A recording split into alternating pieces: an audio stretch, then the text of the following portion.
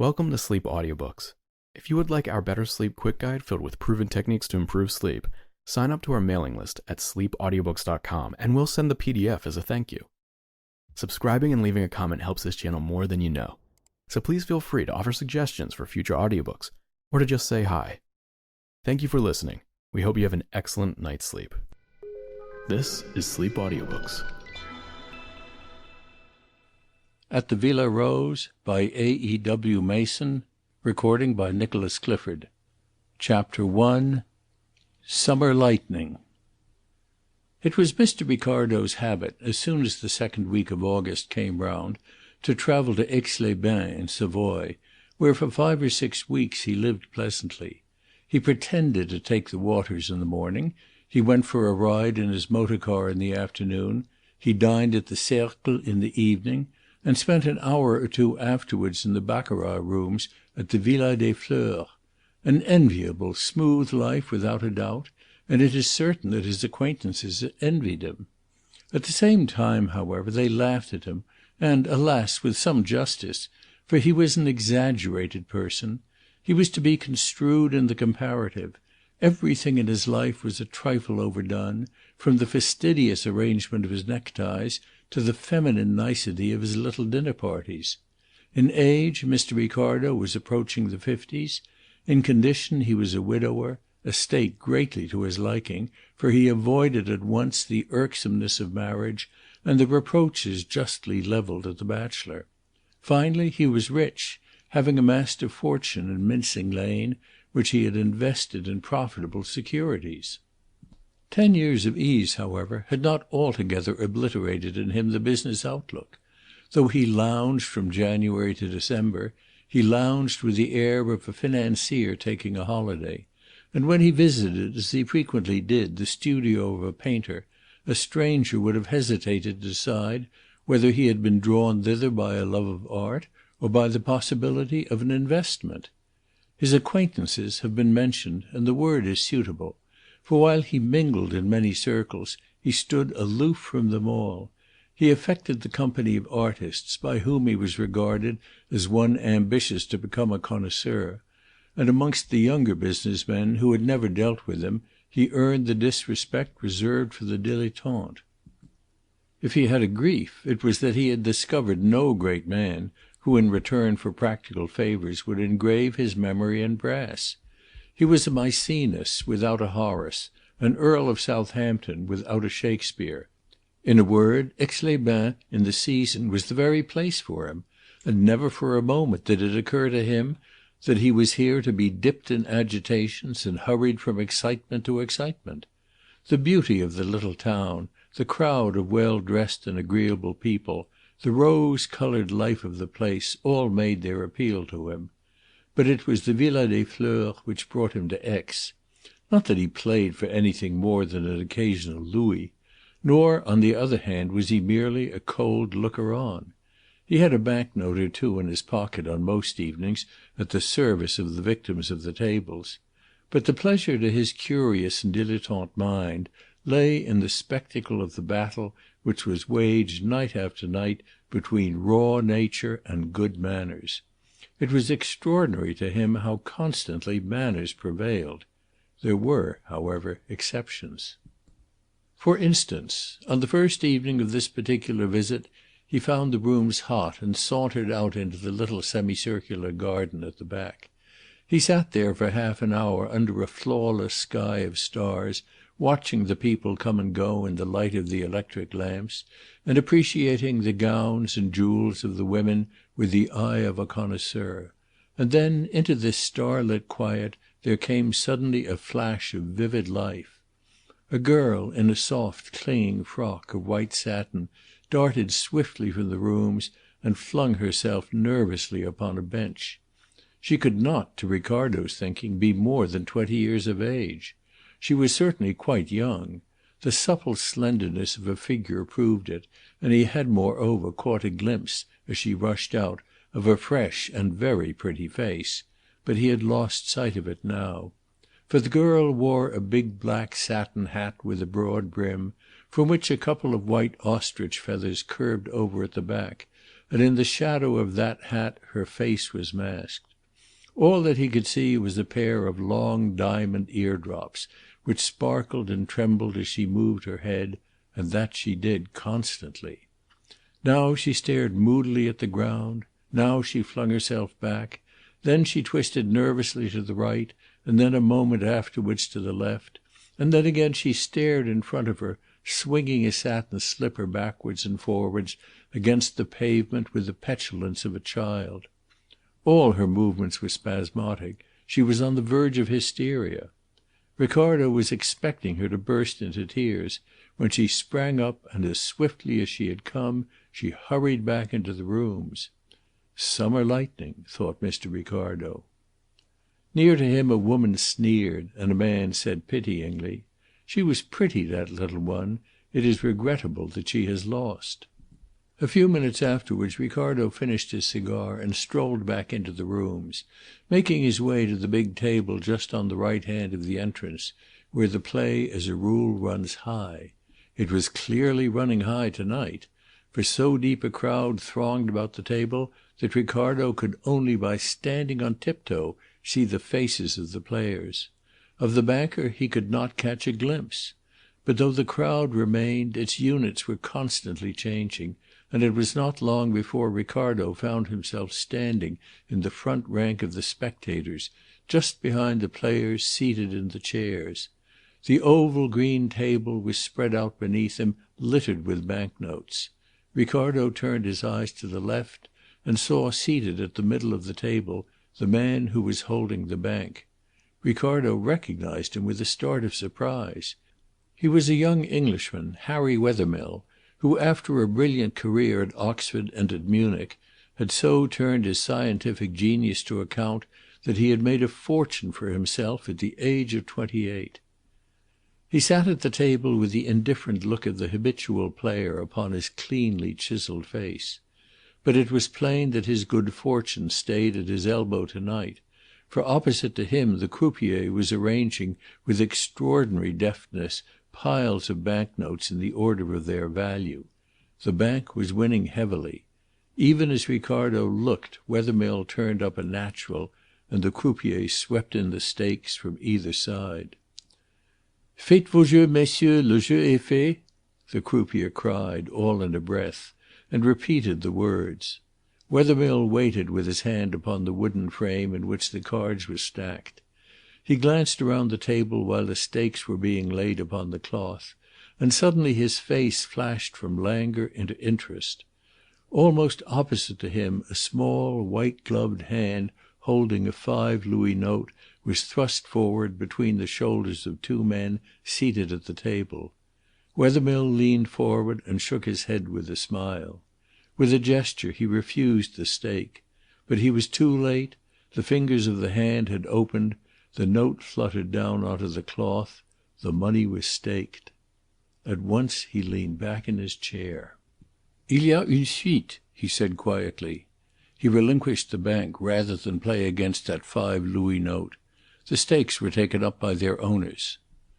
The croupier began to count Wethermill's winnings, and Ricardo, curious to know whose small, delicately gloved hand it was which had brought the game to so abrupt a termination, leaned forward. He recognized the young girl in the white satin dress and the big black hat, whose nerves had got the better of her a few minutes since in the garden. He saw her now clearly, and thought her of an entrancing loveliness. She was moderately tall, fair of skin, with a fresh colouring upon her cheeks which she owed to nothing but her youth. Her hair was of a light brown with a sheen upon it, her forehead broad, her eyes dark and wonderfully clear. But there was something more than her beauty to attract him. He had a strong belief that somewhere, some while ago, he had already seen her. And this belief grew and haunted him. He was still vaguely puzzling his brains to fix the place when the croupier finished the reckoning. "There are 2,000 louis in the bank," he cried. "Who will take on the bank for 2,000 louis?" No one, however, was willing. A fresh bank was put up for sale, and Wethermill, still sitting in the dealer's chair, bought it. He spoke at once to an attendant, and the man slipped round the table and, forcing his way through the crowd, carried a message to the girl in the black hat. She looked towards Wethermill and smiled, and the smile made her face a miracle of tenderness. Then she disappeared, and in a few moments Ricardo saw a way open in the throng behind the banker, and she appeared again only a yard or two away, just behind Wethermill. He turned, and taking her hand into his, shook it chidingly. "I couldn't let you play against me, Celia," he said in English. "My luck's too good to-night. So you shall be my partner instead. I'll put in the capital and we'll share the winnings." The girl's face flushed rosily. Her hand still lay clasped in his. She made no effort to withdraw it. "I couldn't do that," she exclaimed. "Why not?" said he. "See?" And loosening her fingers, he took from them the 5 Louis note and tossed it over to the croupier to be added to his bank. "Now you can't help yourself. We're partners." The girl laughed, and the company at the table smiled, half in sympathy, half with amusement. A chair was brought for her, and she sat down behind Wethermill, her lips parted, her face joyous with excitement. But all at once Wethermill's luck deserted him. He renewed his bank 3 times, and had lost the greater part of his winnings when he had dealt the cards through. He took a 4th bank, and rose from that too a loser. "That's enough, Celia," he said. "Let us go out into the garden. It will be cooler there." "I have taken your good luck away," said the girl remorsefully. Wethermill put his arm through hers. "You'll have to take yourself away before you can do that," he answered, and the couple walked together out of Ricardo's hearing. Ricardo was left to wonder about Celia. She was just one of those problems which made Aix-les-Bains so unfailingly attractive to him. She dwelt in some street of Bohemia, so much was clear. The frankness of her pleasure, of her excitement, and even of her distress proved it. She passed from one to the other while you could deal a pack of cards. She was at no pains to wear a mask. Moreover, she was a young girl of 19 or 20, running about those rooms alone, as unembarrassed as if she had been at home. There was the free use, too, of Christian names. Certainly she dwelt in Bohemia. But it seemed to Ricardo that she could pass in any company, and yet not be overpassed. She would look a little more picturesque than most girls of her age, and she was certainly a good deal more soignée than many, and she had the Frenchwoman's knack of putting on her clothes. But those would be all the differences, leaving out the frankness. Ricardo wondered in what street of Bohemia she dwelt. He wondered still more when he saw her again half an hour afterwards at the entrance to the Villa des Fleurs. She came down the long hall with Harry Wethermill at her side. The couple were walking slowly and talking, as they walked with so complete an absorption in each other that they were unaware of their surroundings. At the bottom of the steps a stout woman of 55, over-jewelled and overdressed and raddled with paint, watched their approach with a smile of good-humoured amusement. When they came near enough to hear, she said in French, "Well, Celie, are you ready to go home?" The girl looked up with a start. "Of course, madame," she said with a certain submissiveness which surprised Ricardo. "I hope I have not kept you waiting?" She ran to the cloak-room and came back again with her cloak. "Good-bye, Harry," she said, dwelling upon his name and looking out upon him with soft and smiling eyes. "I shall see you to-morrow evening," he said, holding her hand. Again she let it stay within his keeping, but she frowned, and a sudden gravity settled like a cloud upon her face. She turned to the elder woman with a sort of appeal. "No, I do not think we shall be here to-morrow, shall we, madame?" she said reluctantly. "Of course not," said madame briskly. "You have not forgotten what we have planned? No, we shall not be here to-morrow, but the night after, yes." Celia turned back again to Wethermill.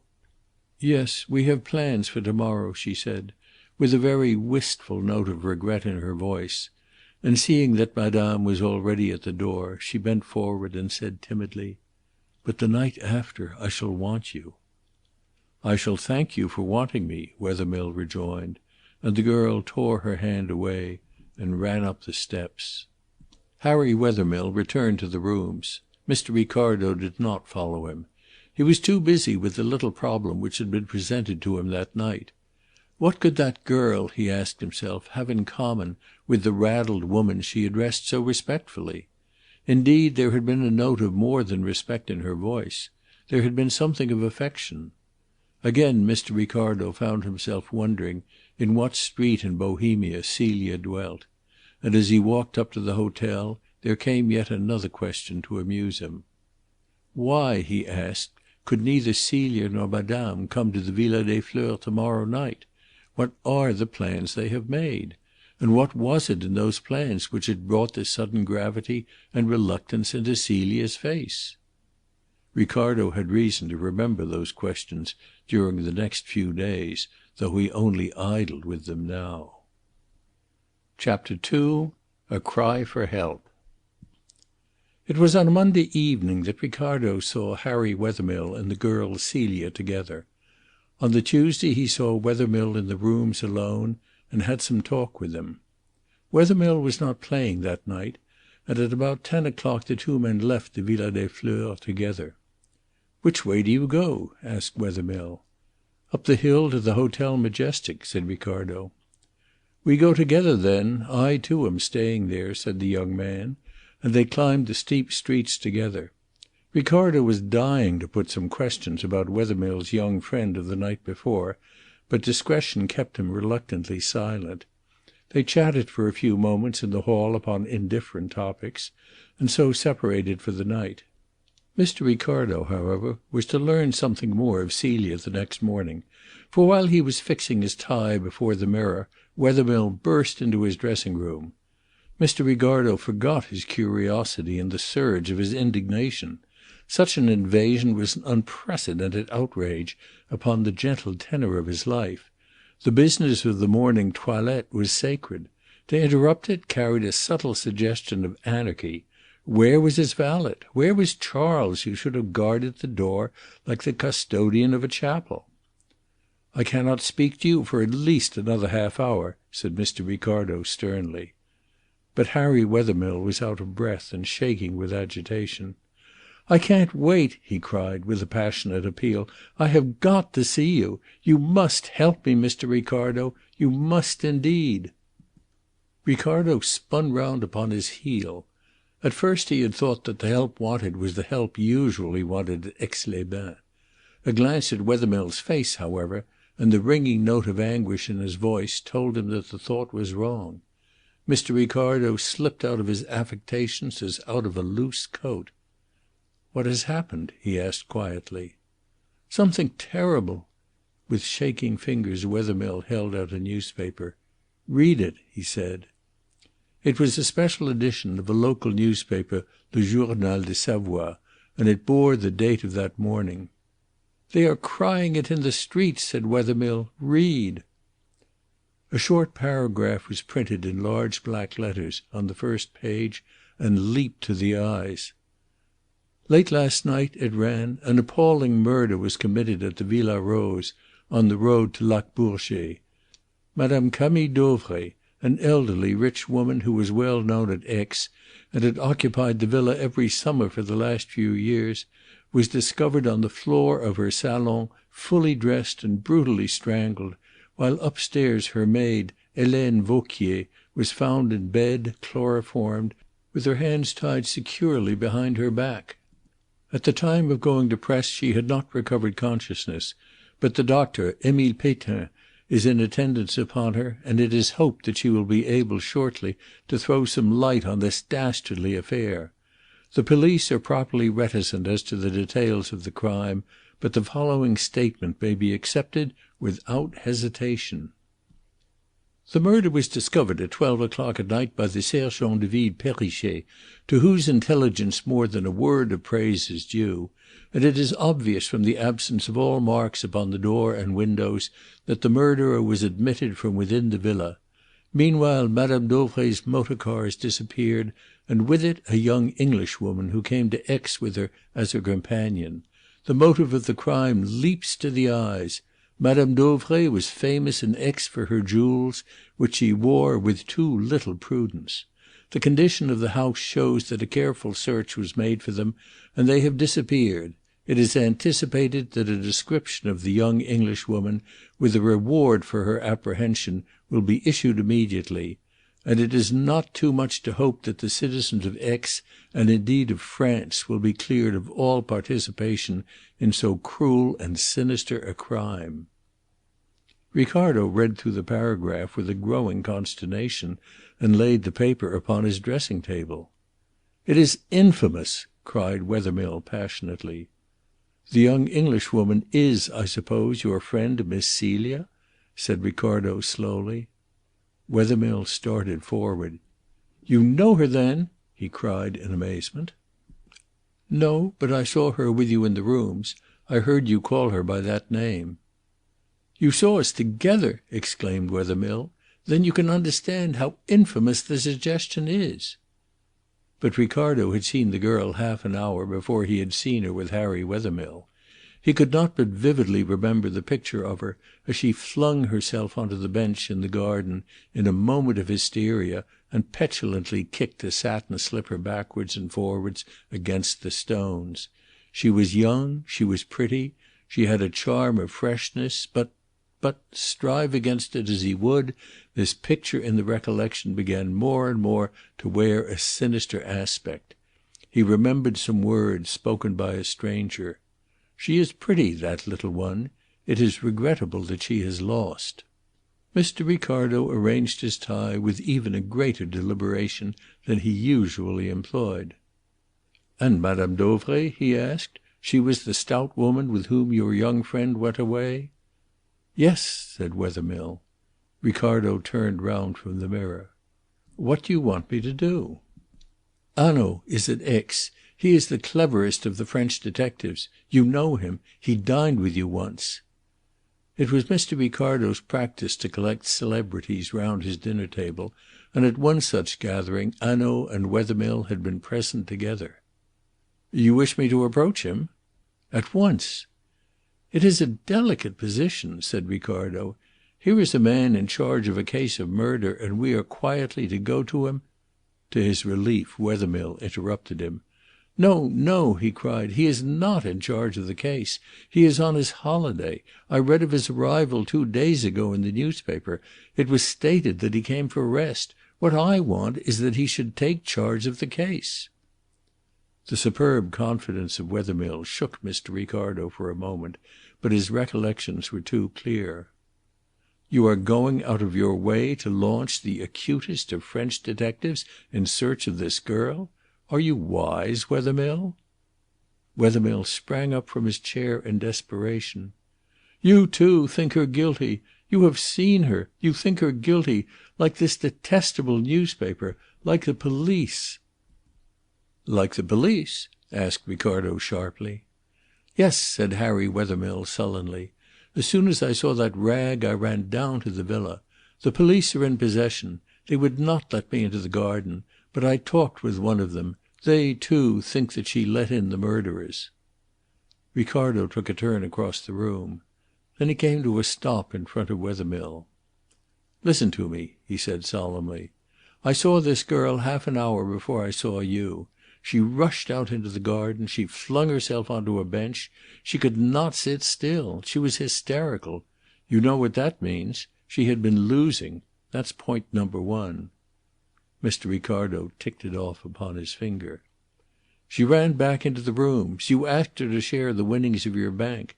She consented eagerly. And you lost. That's point number 2.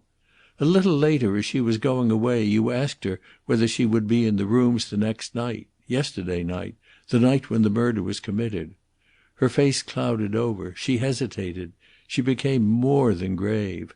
There was a distinct impression as though she shrank from the contemplation of what it was proposed she should do on the next night. And then she answered you, 'No, we have other plans.' That's number 3." And Mr. Ricardo ticked off his 3rd point. "Now," he asked, "do you still ask me to launch Hanaud upon the case?" "Yes, and at once," cried Wethermill. Ricardo called for his hat and his stick. "You know where Hanaud is staying?" he asked. "Yes," replied Wethermill, and he led Ricardo to an unpretentious little hotel in the centre of the town.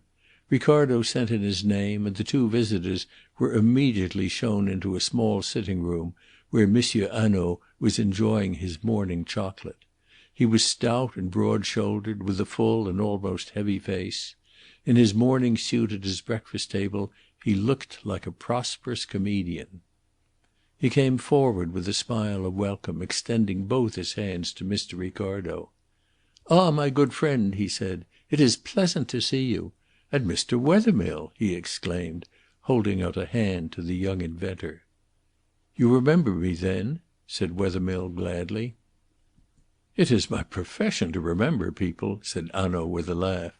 "You were at that amusing dinner party of Mr. Ricardo's in Grosvenor Square." "Monsieur," said Wethermill, "I have come to ask your help." The note of appeal in his voice was loud. Monsieur Hanaud drew up a chair by the window and motioned to Wethermill to take it. He pointed to another with a bow of invitation to Mr. Ricardo. "Let me hear," he said gravely. "It is the murder of Madame Dauvray," said Wethermill. Hanaud started. "And in what way, monsieur," he asked, "are you interested in the murder of Madame Dauvray?" "Her companion," said Wethermill. "The young English girl. She is a great friend of mine." Hanaud's face grew stern. Then came a sparkle of anger in his eyes. "And what do you wish me to do, monsieur?" he asked coldly. "You are upon your holiday, Monsieur Hanaud. I wish you, no, I implore you," Wethermill cried, his voice ringing with passion, "to take up this case, to discover the truth, to find out what has become of Celia." Hanaud leaned back in his chair with his hands upon the arms.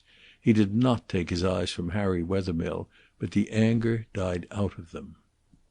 "Monsieur," he said, "I do not know what your procedure is in England, but in France a detective does not take up a case or leave it alone according to his pleasure.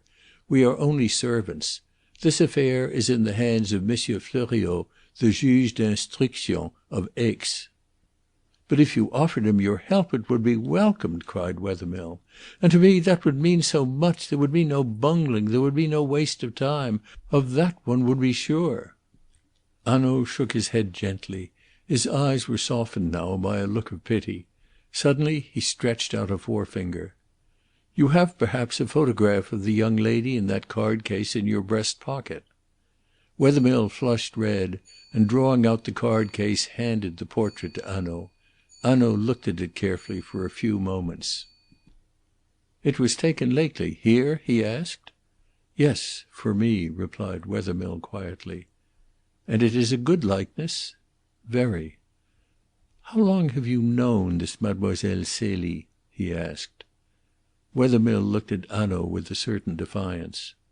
"For a fortnight." Hanaud raised his eyebrows. "You met her here?"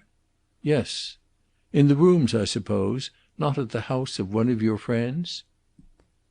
"That is so," said Wethermill quietly. "A friend of mine who had met her in Paris introduced me to her at my request." Hanaud handed back the portrait and drew forward his chair nearer to Wethermill. His face had grown friendly. He spoke with a tone of respect. "Monsieur, I know something of you. Our friend Mr. Ricardo told me your history. I asked him for it when I saw you at his dinner. You are one of those about whom one does ask questions, and I know that you are not a romantic boy. But who shall say that he is safe from the appeal of beauty? I have seen women, monsieur, for whose purity of soul I would myself have stood security, condemned for complicity in brutal crimes on evidence that could not be gainsaid. And I have known them turn foul-mouthed and hideous to look upon the moment after their just sentence has been pronounced." "No doubt, monsieur," said Wethermill with perfect quietude. "But Celia Harland is not one of those women." "I do not now say that she is," said Hanaud. "But the juge d'instruction here has already sent me to ask for my assistance, and I refused. I replied that I was just a good bourgeois enjoying his holiday. Still, it is difficult quite to forget one's profession. It was the commissaire of police who came to me, and naturally I talked with him for a little while. The case is dark, monsieur, I warn you." Wethermill nodded his head sullenly. Ricardo drew his chair up towards the others. But Hanaud was not at that moment interested in Ricardo. "Well, then, let us see who there are in Madame Dauvray's household. The list is not a long one. It was Madame Dauvray's habit to take her luncheon and her dinner at the restaurants, and her maid was all that she required to get ready her petit déjeuner in the morning and her sirop at night. Let us take the members of the household one by one. There is first the chauffeur, Henri Servettaz. He was not at the villa last night. He came back to it early this morning." "Ah!" said Ricardo in a significant exclamation. Wethermill did not stir. He sat still as a stone, with a face as deadly white, and eyes burning on Hanaud's face. "But wait," said Hanaud, holding up a warning hand to Ricardo. "Servettaz was in Chambéry, where his parents live. He travelled to Chambéry by the 2 o'clock train yesterday. He was with them in the afternoon. He went with them to a café in the evening. Moreover, early this morning the maid, Helene Vauquier, was able to speak a few words in answer to a question. She said Servettaz was in Chambéry. She gave his address. A telephone message was sent to the police in that town, and Servettaz was found in bed. I do not say that it is impossible that Servettaz was concerned in the crime, but it is quite clear, I think, that it was not he who opened the house to the murderers, for he was at Chambéry in the evening, and the murder was already discovered here by midnight. Moreover, it is a small point, he lives, not in the house, but over the garage in a corner of the garden. Then besides the chauffeur there was a charwoman, a woman of Aix, who came each morning at 7 and left in the evening at 7 or 8. Sometimes she would stay later if the maid was alone in the house, for the maid is nervous.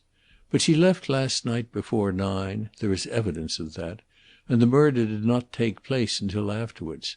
That is also a fact, not a conjecture. We can leave the charwoman, who for the rest has the best of characters, out of our calculations. There remain then the maid, Helene Vauquier, and," he shrugged his shoulders, "Mademoiselle Celie." Hanaud reached out for the matches and lit a cigarette. "Let us take first the maid, Helene Vauquier. 40 years old, a Normandy peasant woman. They are not bad people, the Normandy peasants, monsieur. Avaricious, no doubt, but on the whole honest and most respectable. We know something of Helene Vauquier, monsieur. See," and he took up a sheet of paper from the table.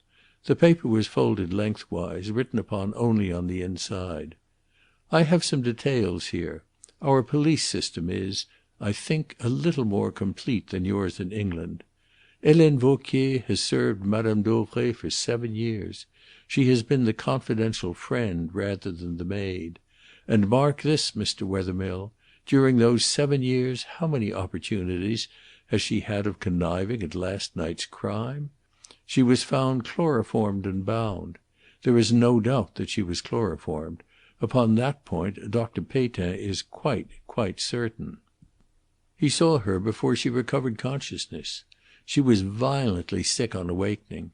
She sank again into unconsciousness. She is only now in a natural sleep. Besides those people there is Mademoiselle Celie.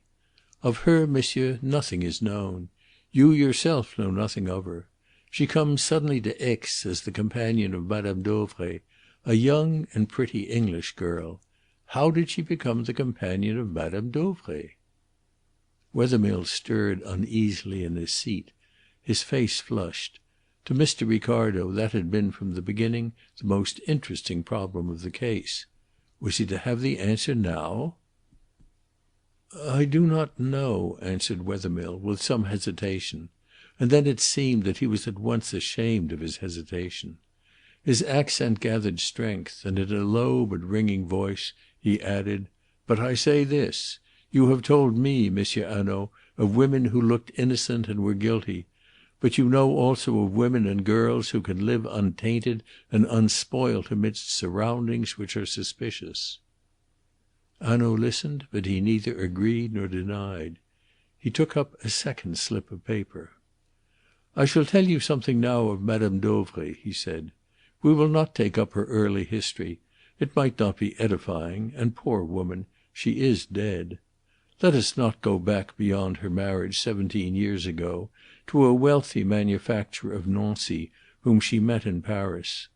7 years ago Monsieur Dauvray died, leaving his widow a very rich woman.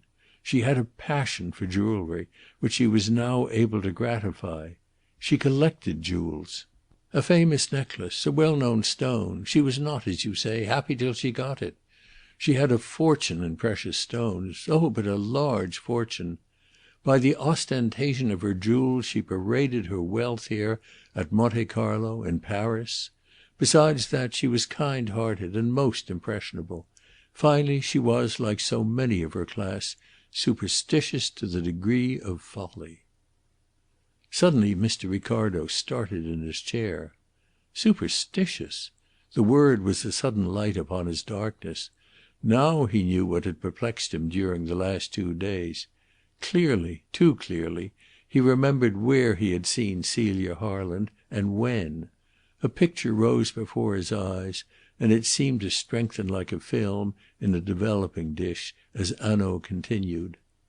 "Very well, take Madame Dauvray as we find her, rich, ostentatious, easily taken by a new face, generous and foolishly superstitious. And you have in her a living provocation to every rogue. By 100 instances she proclaimed herself a dupe. She threw down a challenge to every criminal to come and rob her. For 7 years Helene Vauquier stands at her elbow and protects her from serious trouble. Suddenly there is added to her your young friend, and she is robbed and murdered. And, follow this, Mr. Wethermill, our thieves are, I think, more brutal to their victims than is the case with you." Wethermill shut his eyes in a spasm of pain, and the pallor of his face increased. "Suppose that Celia were one of the victims," he cried in a stifled voice. Hanaud glanced at him with a look of commiseration. "That perhaps we shall see," he said. "But what I meant was this. A stranger like Mademoiselle Celie might be the accomplice in such a crime as the crime of the Villa Rose, meaning only robbery. A stranger might only have discovered too late that murder would be added to the theft." Meanwhile, in strong clear colours, Ricardo's picture stood out before his eyes. He was startled by hearing Wethermill say in a firm voice, "My friend Ricardo has something to add to what you have said." "I?" exclaimed Ricardo. How in the world could Wethermill know of that clear picture in his mind? "Yes, you saw Celia Harland on the evening before the murder." Ricardo stared at his friend. It seemed to him that Harry Wethermill had gone out of his mind. Here he was corroborating the suspicions of the police by facts, damning and incontrovertible facts. "On the night before the murder," continued Wethermill quietly, "Celia Harland lost money at the baccarat table. Ricardo saw her in the garden behind the rooms, and she was hysterical. Later on that same night he saw her again with me, and he heard what she said. I asked her to come to the rooms on the next evening, yesterday, the night of the crime, and her face changed and she said, 'No, we have other plans for to-morrow, but the night after I shall want you.'" Hanaud sprang from his chair. "And you tell me these 2 things?" he cried. "Yes," said Wethermill. "You were kind enough to say to me I was not a romantic boy. I am not. I can face facts." Hanaud stared at his companion for a few moments. Then, with a remarkable air of consideration, he bowed. "You have won, monsieur," he said. "I will take up this case. But," and his face grew stern, and he brought his fist down upon the table with a bang, "I shall follow it to the end now, be the consequences bitter as death to you." "That is what I wish, monsieur," said Wethermill. Hanaud locked up the slips of paper in his letter case. Then he went out of the room and returned in a few minutes. "We will begin at the beginning," he said briskly. "I have telephoned to the depot. Perrichet, the sergent de ville who discovered the crime, will be here at once. We will walk down to the villa with him, and on the way he shall tell us exactly what he discovered and how he discovered it. At the villa we shall find Monsieur Fleuriot, the juge d'instruction, who has already begun his examination, and the commissaire of police. In company with them we will inspect the villa. Except for the removal of Madame Dauvray's body from the salon to her bedroom and the opening of the windows, the house remains exactly as it was." "We may come with you?" cried Harry Wethermill eagerly. "Yes, on one condition, that you ask no questions and answer none unless I put them to you. Listen, watch, examine, but no interruptions." Hanaud's manner had altogether changed. It was now authoritative and alert. He turned to Ricardo. "You will swear to what you saw in the garden and to the words you heard?" he asked. "They are important." "Yes," said Ricardo. But he kept silence about that clear picture in his mind, which seemed to him no less important, no less suggestive. The Assembly Hall at Leamington, a crowded audience chiefly of ladies, a platform at one end on which a black cabinet stood. A man, erect and with something of the soldier in his bearing, led forward a girl, pretty and fair-haired, who wore a black velvet dress with a long sweeping train. She moved like one in a dream. Some half-dozen people from the audience climbed onto the platform, tied the girl's hands with tape behind her back, and sealed the tape. She was led to the cabinet and, in full view of the audience, fastened to a bench. Then the door of the cabinet was closed, the people upon the platform descended into the body of the hall, and the lights were turned very low. The audience sat in suspense, and then abruptly in the silence and the darkness there came the rattle of a tambourine from the empty platform. Rappings and knockings seemed to flicker round the panels of the hall, and in the place where the door of the cabinet should be, there appeared a splash of misty whiteness. The whiteness shaped itself dimly into the figure of a woman. A face, dark and Eastern, became visible, and a deep voice spoke in a chant of the Nile and Antony. Then the vision faded, the tambourines and the cymbals rattled again, the lights were turned up, the door of the cabinet thrown open, and the girl in the black velvet dress was seen fastened upon the bench within. It was a spiritualistic performance at which Julius Ricardo had been present 2 years ago. The young, fair-haired girl in black velvet, the medium, was Celia Harland. That was the picture which was in Ricardo's mind, and Hanaud's description of Madame Dauvray made a terrible commentary upon it. Easily taken in by a new face, generous and foolishly superstitious, a living provocation to every rogue. Those were the words, and here was a beautiful girl of 20, versed in those very tricks of imposture which would make Madame Dauvray her natural prey. Ricardo looked at Wethermill, doubtful whether he should tell what he knew of Celia Harland or not, but before he had decided, a knock came upon the door. "Here is Perrichet," said Hanaud, taking up his hat. "We will go down to the Villa Rose." Chapter 3. Perrichet's Story. Perrichet was a young thick-set man with a red fair face and a moustache and hair so pale in colour that they were almost silver. He came into the room with an air of importance. "Aha!" said Hanaud with a malicious smile. "You went to bed late last night, my friend, yet you were up early enough to read the newspaper. Well, I am to have the honour of being associated with you in this case." Perrichet twirled his cap awkwardly and blushed.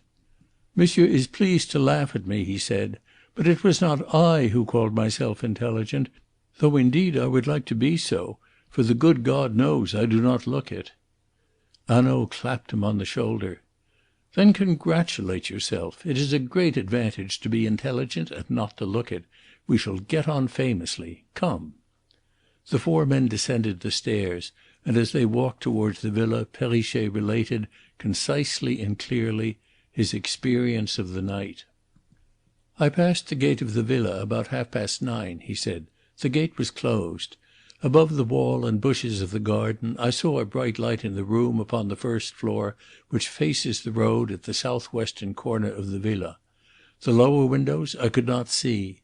More than an hour afterwards I came back, and as I passed the villa again I noticed that there was now no light in the room upon the first floor, but that the gate was open. I thereupon went into the garden and, pulling the gate, let it swing to and latch. But it occurred to me as I did so that there might be visitors at the villa who had not yet left and for whom the gate had been set open. I accordingly followed the drive which winds round to the front door. The front door is not on the side of the villa which faces the road, but at the back. When I came to the open space where the carriages turn, I saw that the house was in complete darkness. There were wooden lattice doors to the long windows on the ground floor, and these were closed. I tried one to make certain, and found the fastening secure. The other windows upon that floor were shuttered. No light gleamed anywhere. I then left the garden, closing the gate behind me. I heard a clock strike the hour a few minutes afterwards, so that I can be sure of the time. It was now 11 o'clock. I came round a third time an hour after, and to my astonishment I found the gate once more open. I had left it closed and the house shut up and dark. Now it stood open. I looked up to the windows, and I saw that in a room on the second floor, close beneath the roof, a light was burning brightly. That room had been dark an hour before. I stood and watched the light for a few minutes, thinking that I should see it go out. But it did not. It burned quite steadily. This light and the gate opened and reopened aroused my suspicions. I went again into the garden, but this time with greater caution. It was a clear night, and although there was no moon, I could see without the aid of my lantern. I stole quietly along the drive. When I came round to the front door, I noticed immediately that the shutters of one of the ground floor windows were swung back, and that the inside glass window which descended to the ground stood open. The sight gave me a shock. Within the house those shutters had been opened. I felt the blood turn to ice in my veins, and a chill crept along my spine. I thought of that solitary light burning steadily under the roof. I was convinced that something terrible had happened. "Yes, yes, quite so," said Hanaud. "Go on, my friend." "The interior of the room gaped black," Perrichet resumed. "I crept up to the window at the side of the wall and dashed my lantern into the room. The window, however, was in a recess which opened into the room through an arch, and at each side of the arch curtains were draped. The curtains were not closed, but between them I could see nothing but a strip of the room. I stepped carefully in, taking heed not to walk on the patch of grass before the window. The light of my lantern showed me a chair overturned upon the floor, and to my right, below the middle one of the three windows in the right-hand side wall, a woman lying huddled on the floor. It was Madame Dauvray. She was dressed. There was a little mud upon her shoes, as though she had walked after the rain had ceased. Monsieur will remember that 2 heavy showers fell last evening, between 6 and 8. "Yes," said Hanaud, nodding his approval. She was quite dead. Her face was terribly swollen and black, and a piece of thin, strong cord was knotted so tightly about her neck and had sunk so deeply into her flesh that at first I did not see it, for Madame Dauvray was stout. "Then what did you do?" asked Hanaud.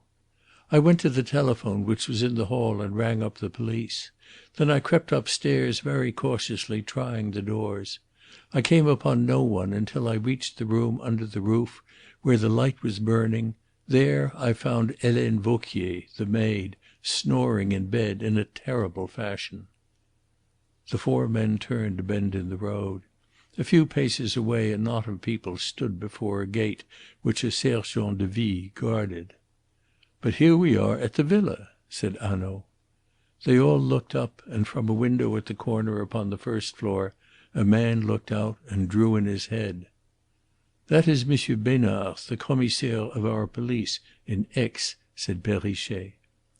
"And the window from which he looked," said Hanaud, "must be the window of that room in which you saw the bright light at 9:30 on your first round?" "Yes, monsieur," said Perrichet. "That is the window." They stopped at the gate. Perrichet spoke to the sergent de ville, who at once held the gate open. The party passed into the garden of the villa. Chapter 4. At the Villa. The drive curved between trees and high bushes towards the back of the house, and as the party advanced along it a small, trim, soldier-like man with a pointed beard came to meet them. It was the man who had looked out from the window, Louis Besnard, the Commissaire of Police. "You are coming then to help us, Monsieur Hanaud," he cried, extending his hands. "You will find no jealousy here, no spirit amongst us of anything but good will, no desire except one to carry out your suggestions. All we wish is that the murderers should be discovered. Mon Dieu, what a crime! And so young a girl to be involved in it. But what will you?" "So you have already made up your mind on that point?" said Hanaud sharply. The Commissaire shrugged his shoulders. "Examine the villa and then judge for yourself whether any other explanation is conceivable," he said, and turning he waved his hand towards the house. Then he cried "Ah!" and drew himself into an attitude of attention. A tall thin man of about 45 years, dressed in a frock coat and a high silk hat, had just come round an angle of the drive and was moving slowly towards them. He wore the soft, curling brown beard of one who has never used a razor on his chin, and had a narrow face with eyes of a very light grey and a round, bulging forehead. "This is the Juge d'instruction?" asked Hanaud. "Yes, Monsieur Fleuriot," replied Louis Besnard in a whisper. Monsieur Fleuriot was occupied with his own thoughts, and it was not until Besnard stepped forward noisily on the gravel that he became aware of the group in the garden. "This is Monsieur Hanaud of the Sûreté in Paris," said Louis Besnard. Monsieur Fleuriot bowed with cordiality. "You are very welcome, Monsieur Hanaud. You will find that nothing at the villa has been disturbed. The moment the message arrived over the telephone that you were willing to assist us, I gave instructions that all should be left as we found it. I trust that you, with your experience, will see a way where our eyes find none." Hanaud bowed in reply. "I shall do my best, Monsieur Fleuriot. I can say no more," he said. "But who are these gentlemen?" asked Fleuriot, waking, it seemed now for the first time, to the presence of Harry Wethermill and Mr. Ricardo. "They are both friends of mine," replied Hanaud. "If you do not object, I think their assistance may be useful. Mr. Wethermill, for instance, was acquainted with Celia Harland." "Ah!" cried the judge, and his face took on suddenly a keen and eager look.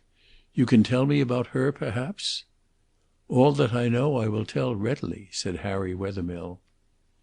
Into the light eyes of Monsieur Fleuriot there came a cold, bright gleam. He took a step forward. His face seemed to narrow to a greater sharpness. In a moment, to Mr. Ricardo's thought, he ceased to be the judge. He dropped from his high office. He dwindled into a fanatic. "She is a Jewess, this Celia Harland," he cried. "No, Monsieur Fleuriot, she is not," replied Wethermill. "I do not speak in disparagement of that race, for I count many friends amongst its members. But Celia Harland is not one of them." "Ah!" said Fleuriot, and there was something of disappointment, something too of incredulity in his voice. "Well, you will come and report to me when you have made your investigation." And he passed on without another question or remark. The group of men watched him go, and it was not until he was out of earshot that Besnard turned with a deprecating gesture to Hanaud. "Yes, he is a good judge, Monsieur Hanaud, quick, discriminating, sympathetic, but he has that bee in his bonnet, like so many others. Everywhere he must see l'affaire Dreyfus. He cannot get it out of his head. No matter how insignificant a woman is murdered, she must have letters in her possession which would convict Dreyfus. But you know, there are thousands like that, good, kindly, just people, in the ordinary ways of life, but behind every crime they see the Jew." Hanaud nodded his head. "I know, and in a juge d'instruction it is very embarrassing. Let us walk on." Halfway between the gate and the villa a second carriage road struck off to the left, and at the entrance to it stood a young, stout man in black leggings. "The chauffeur?" asked Hanaud. "I will speak to him."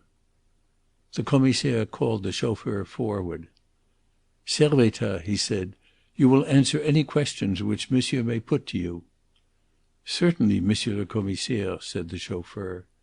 His manner was serious, but he answered readily. There was no sign of fear upon his face. "How long have you been with Madame Dauvray?" Hanaud asked. 4 months, monsieur. I drove her to Aix from Paris." "And since your parents live at Chambéry, you wished to seize the opportunity of spending a day with them while you were so near?" "Yes, monsieur." "When did you ask for permission?" "On Saturday, monsieur." "Did you ask particularly that you should have yesterday, the Tuesday?" "No, monsieur. I asked only for a day, whenever it should be convenient to madame." "Quite so," said Hanaud. "Now, when did Madame Dauvray tell you that you might have Tuesday?" Servettaz hesitated. His face became troubled. When he spoke reluctantly. "It was not Madame Dauvray, monsieur, who told me that I might go on Tuesday," he said. "Not Madame Dauvray? Who was it, then?" Hanaud asked sharply. Servettaz glanced from one to another of the grave faces which confronted him. "It was Mademoiselle Celie," he said, "who told me." "Oh!" said Hanaud slowly. "It was Mademoiselle Celie. When did she tell you?" "On Monday morning, monsieur. I was cleaning the car. She came to the garage with some flowers in her hand which she had been cutting in the garden, and she said, 'I was right, Alphonse. Madame has a kind heart. You can go to morrow by the train which leaves Aix at 1:52 and arrives at Chambéry at 9 minutes after 2.'" Hanaud started. "I was right, Alphonse. Were those her words? And 'Madame has a kind heart'? Come, come, what is all this?" He lifted a warning finger and said gravely, "Be very careful, Servettaz." "Those were her words, monsieur." "I was right, Alphonse. Madame has a kind heart?" "Yes, monsieur." "Then Mademoiselle Celie had spoken to you before about this visit of yours to Chambéry?" said Hanaud, with his eyes fixed steadily upon the chauffeur's face. The distress upon Servettaz's face increased. Suddenly Hanaud's voice rang sharply. "You hesitate. Begin at the beginning. Speak the truth, Servettaz." "Monsieur, I am speaking the truth," said the chauffeur. "It is true I hesitate. I have heard this morning what people are saying. I do not know what to think. Mademoiselle Celie was always kind and thoughtful for me. But it is true," and with a kind of desperation he went on, "yes, it is true that it was Mademoiselle Celie who first suggested to me that I should ask for a day to go to Chambéry." "When did she suggest it?" "On the Saturday." To Mr. Ricardo the words were startling. He glanced with pity towards Wethermill. Wethermill, however, had made up his mind for good and all. He stood with a dogged look upon his face, his chin thrust forward, his eyes upon the chauffeur. Besnard, the Commissaire, had made up his mind too. He merely shrugged his shoulders. Hanaud stepped forward and laid his hand gently on the chauffeur's arm. "Come, my friend," he said, "let us hear exactly how this happened."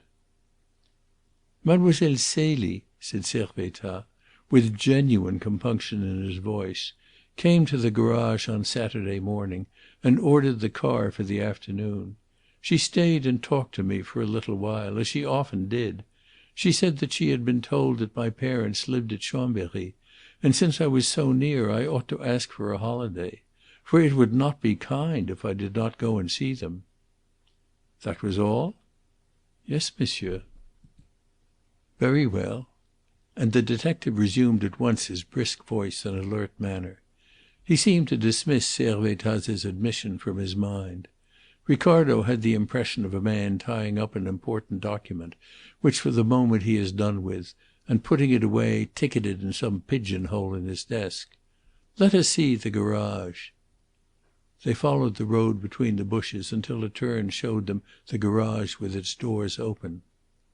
"The doors were found unlocked?" "Just as you see them." Hanaud nodded. He spoke again to Servettaz. "What did you do with the key on Tuesday?" "I gave it to Helene Vauquier, monsieur, after I had locked up the garage, and she hung it on a nail in the kitchen." "I see," said Hanaud. "So any one could easily have found it last night." "Yes, monsieur, if one knew where to look for it." At the back of the garage a row of petrol tins stood against the brick wall. "Was any petrol taken?" asked Hanaud. "Yes, monsieur. There was very little petrol in the car when I went away. More was taken, but it was taken from the middle tins these." And he touched the tins. "I see," said Hanaud, and he raised his eyebrows thoughtfully. The Commissaire moved with impatience.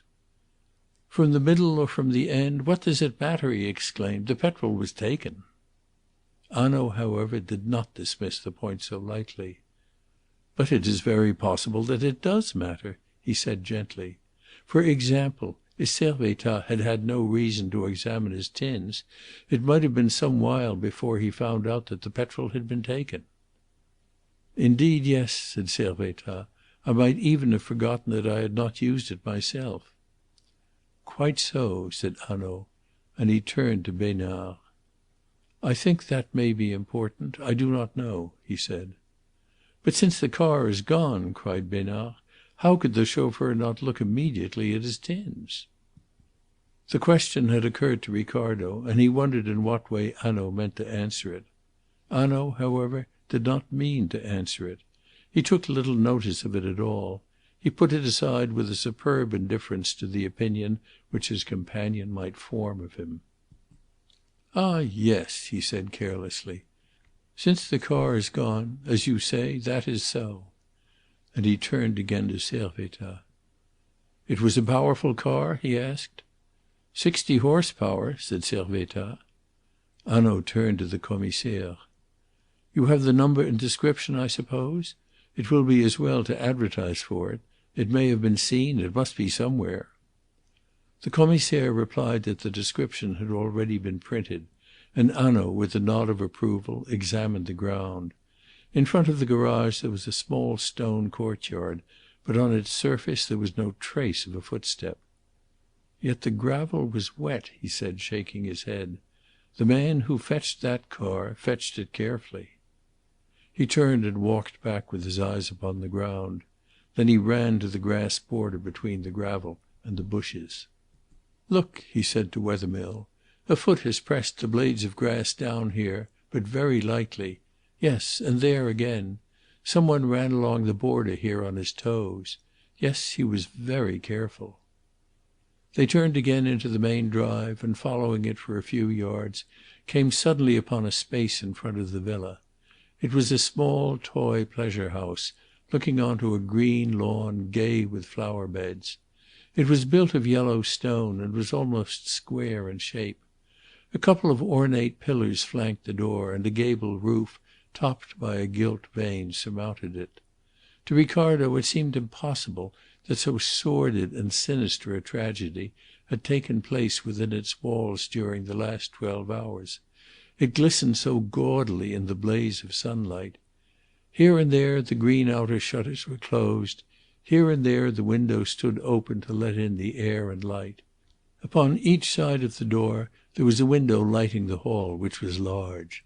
Beyond those windows again on each side there were glass doors opening to the ground and protected by the ordinary green latticed shutters of wood, which now stood hooked back against the wall. These glass doors opened into rooms oblong in shape, which ran through towards the back of the house, and were lighted in addition by side windows. The room upon the extreme left as the party faced the villa was the dining room, with the kitchen at the back. The room on the right was the salon, in which the murder had been committed. In front of the glass door to this room a strip of what had once been grass stretched to the gravel drive. But the grass had been worn away by constant use, and the black mould showed through. This strip was about 3 yards wide, and as they approached they saw, even at a distance, that since the rain of last night it had been trampled down. "We will go round the house first," said Hanaud, and he turned along the side of the villa and walked in the direction of the road. There were 4 windows just above his head, of which 3 lighted the salon, and the 4th a small writing room behind it. Under these windows there was no disturbance of the ground, and a careful investigation showed conclusively that the only entrance used had been the glass doors of the salon facing the drive. To that spot, then, they returned. There were 3 sets of footmarks upon the soil. One set ran in a distinct curve from the drive to the side of the door, and did not cross the others. "Those," said Hanaud, "are the footsteps of my intelligent friend Perrichet, who was careful not to disturb the ground." Perrichet beamed all over his rosy face, and Besnard nodded at him with condescending approval. "But I wish, Monsieur le Commissaire," and Hanaud pointed to a blur of marks, "that your other officers had been as intelligent. Look! These run from the glass door to the drive, and for all the use they are to us, a harrow might have been dragged across them." Besnard drew himself up. "Not one of my officers has entered the room by way of this door. The strictest orders were given and obeyed. The ground as you see it is the ground as it was at 12 o'clock last night." Hanaud's face grew thoughtful.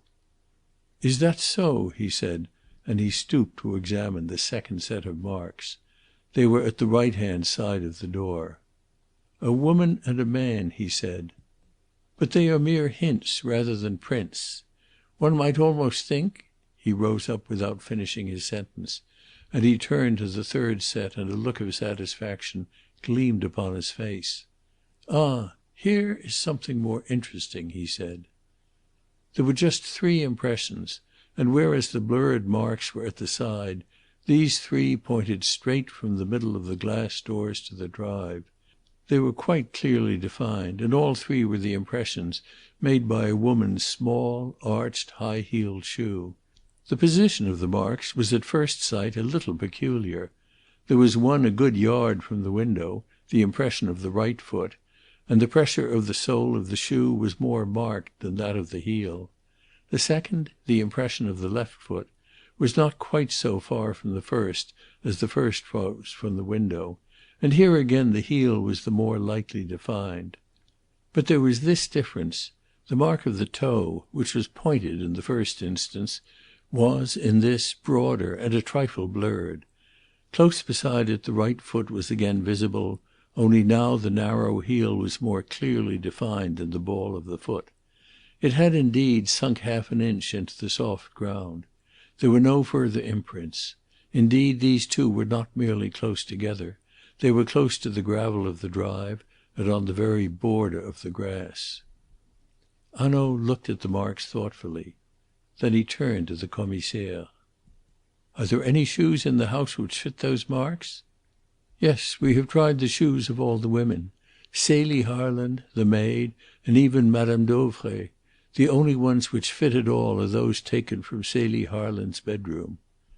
He called to an officer standing in the drive, and a pair of grey suede shoes were brought to him from the hall. "See, Monsieur Hanaud, it is a pretty little foot which made these clear impressions," he said, with a smile. "A foot arched and slender. Madame Dauvray's foot is short and square, the maid's broad and flat. Neither Madame Dauvray nor Helene Vauquier could have worn these shoes. They were lying, one here, one there, upon the floor of Celie Harland's room, as though she had kicked them off in a hurry. They are almost new, you see. They have been worn once, perhaps, no more, and they fit with absolute precision into these footmarks, except just at the toe of that second one." Hanaud took the shoes and, kneeling down, placed them one after the other over the impressions. To Ricardo it was extraordinary how exactly they covered up the marks and filled the indentations. "I should say," said the Commissaire, "that Celie Harland went away wearing a new pair of shoes made on the very same last as those." As those she had left carelessly lying on the floor of her room for the first person to notice, thought Ricardo. It seemed as if the girl had gone out of her way to make the weight of evidence against her as heavy as possible. Yet, after all, it was just through inattention to the small details, so insignificant at the red moment of crime, so terribly instructive the next day that guilt was generally brought home. Hanaud rose to his feet and handed the shoes back to the officer. "Yes," he said, "so it seems. The shoemaker can help us here. I see the shoes were made in Aix." Besnard looked at the name stamped in gold letters upon the lining of the shoes. "I will have inquiries made," he said. Hanaud nodded, took a measure from his pocket, and measured the ground between the window and the first footstep, and between the first footstep and the other two. "How tall is Mademoiselle Celie?" he asked, and he addressed the question to Wethermill. It struck Ricardo as one of the strangest details in all this strange affair that the detective should ask with confidence for information which might help to bring Celia Harland to the guillotine from the man who had staked his happiness upon her innocence. "About 5 feet 7", he answered. Hanaud replaced his measure in his pocket. He turned with a grave face to Wethermill. "I warned you fairly, didn't I?" he said. Wethermill's white face twitched. "Yes," he said, "I am not afraid." But there was more of anxiety in his voice than there had been before. Hanaud pointed solemnly to the ground. "Read the story those footprints write in the mould there. A young and active girl of about Mademoiselle Celie's height, and wearing a new pair of Mademoiselle Celie's shoes, springs from that room where the murder was committed, where the body of the murdered woman lies. She is running. She is wearing a long gown. At the second step the hem of the gown catches beneath the point of her shoe. She stumbles. To save herself from falling, she brings up the other foot sharply and stamps the heel down into the ground. She recovers her balance. She steps onto the drive. It is true the gravel here is hard and takes no mark, but you will see that some of the mould which has clung to her shoes has dropped off. She mounts into the motor car with the man and the other woman and drives off sometime between 11 and 12. "Between 11 and 12? Is that sure?" asked Besnard. "Certainly," replied Hanaud. "The gate is open at 11 and Perrichet closes it. It is open again at 12. Therefore the murderers had not gone before 11. No, the gate was open for them to go, but they had not gone. Else why should the gate again be open at midnight?" Besnard nodded in assent, and suddenly Perrichet started forward, with his eyes full of horror. "Then, when I first closed the gate," he cried, "and came into the garden and up to the house, they were there, in that room. Oh, my God!" He stared at the window with his mouth open. "I am afraid, my friend, that it is so," said Hanaud gravely. "But I knocked upon the wooden door. I tried the bolts, and they were within, in the darkness within, holding their breath not 3 yards from me." He stood transfixed. "That we shall see," said Hanaud. He stepped in Perrichet's footsteps to the sill of the room. He examined the green wooden doors which opened outwards, and the glass doors which opened inwards, taking a magnifying glass from his pocket. He called Besnard to his side. "See," he said, pointing to the woodwork. "Finger marks?" asked Besnard eagerly. "Yes, of hands in gloves," returned Hanaud. "We shall learn nothing from these marks except that the assassins knew their trade." Then he stooped down to the sill where some traces of steps were visible. He rose with a gesture of resignation. "Rubber shoes," he said, and so stepped into the room, followed by Wethermill and the others. They found themselves in a small recess which was panelled with wood painted white, and here and there delicately carved into festoons of flowers. The recess ended in an arch supported by 2 slender pillars, and on the inner side of the arch thick curtains of pink silk were hung. These were drawn back carelessly, and through the opening between them the party looked down the length of the room beyond. They passed within. Chapter 5. In the Salon. Julius Ricardo pushed aside the curtains with a thrill of excitement. He found himself standing within a small oblong room which was prettily, even daintily furnished. On his left, close by the recess, was a small fireplace with the ashes of a burnt out fire in the grate. Beyond the grate a long settee covered in pink damask, with a crumpled cushion at each end, stood a foot or two away from the wall, and beyond the settee the door of the room opened into the hall. At the end a long mirror was let into the panelling, and a writing table stood by the mirror. On the right were the three windows, and between the two nearest to Mr. Ricardo was the switch of the electric light. A chandelier hung from the ceiling, an electric lamp stood upon the writing table, a couple of electric candles on the mantel shelf. A round satin-wood table stood under the windows, with three chairs about it, of which one was overturned, one was placed with its back to the electric switch, and the third on the opposite side facing it. Ricardo could hardly believe that he stood actually upon the spot where, within 12 hours, a cruel and sinister tragedy had taken place. There was so little disorder. The three windows on his right showed him the blue sunlit sky and a glimpse of flowers and trees.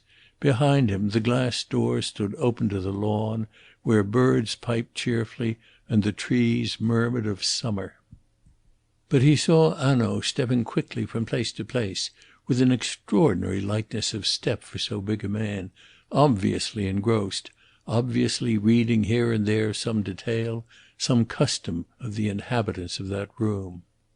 Ricardo leaned with careful artistry against the wall. "Now, what has this room to say to me?" he asked importantly. Nobody paid the slightest attention to his question, and it was just as well, for the room had very little information to give him. He ran his eye over the white Louis XVI furniture, the white panels of the wall, the polished floor, the pink curtains. Even the delicate tracery of the ceiling did not escape his scrutiny.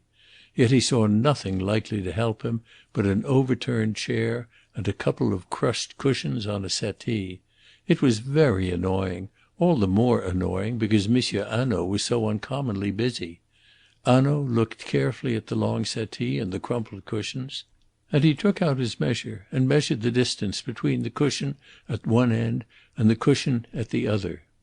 He examined the table, he measured the distance between the chairs, he came to the fireplace and raked in the ashes of the burnt-out fire. But Ricardo noticed a singular thing. In the midst of his search Hanaud's eyes were always straying back to the settee, and always with a look of extreme perplexity, as if he read there something, definitely something, but something which he could not explain. Finally he went back to it. He drew it farther away from the wall, and suddenly with a little cry he stooped and went down on his knees. When he rose he was holding some torn fragments of paper in his hand.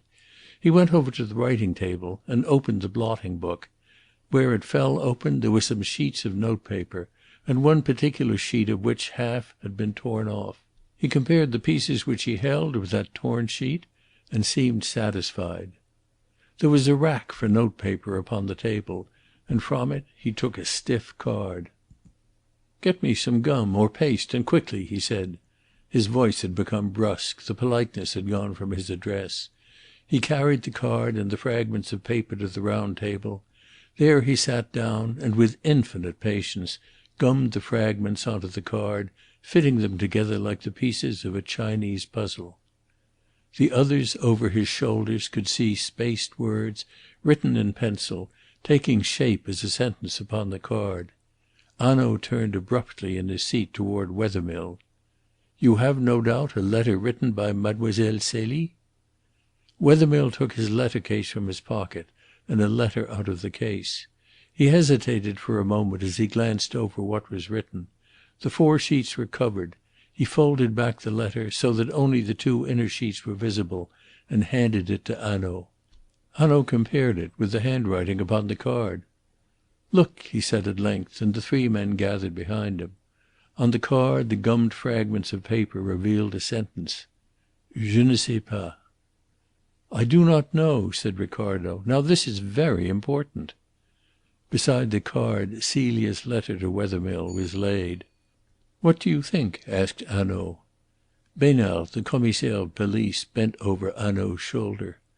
"There are strong resemblances," he said guardedly. Ricardo was on the lookout for deep mysteries. Resemblances were not enough for him. They were inadequate to the artistic needs of the situation. "Both were written by the same hand," he said definitely, "only in the sentence written upon the card the handwriting is carefully disguised." "Ah," said the Commissaire, bending forward again, "here is an idea. Yes, yes, there are strong differences." Ricardo looked triumphant. "Yes, there are differences," said Hanaud.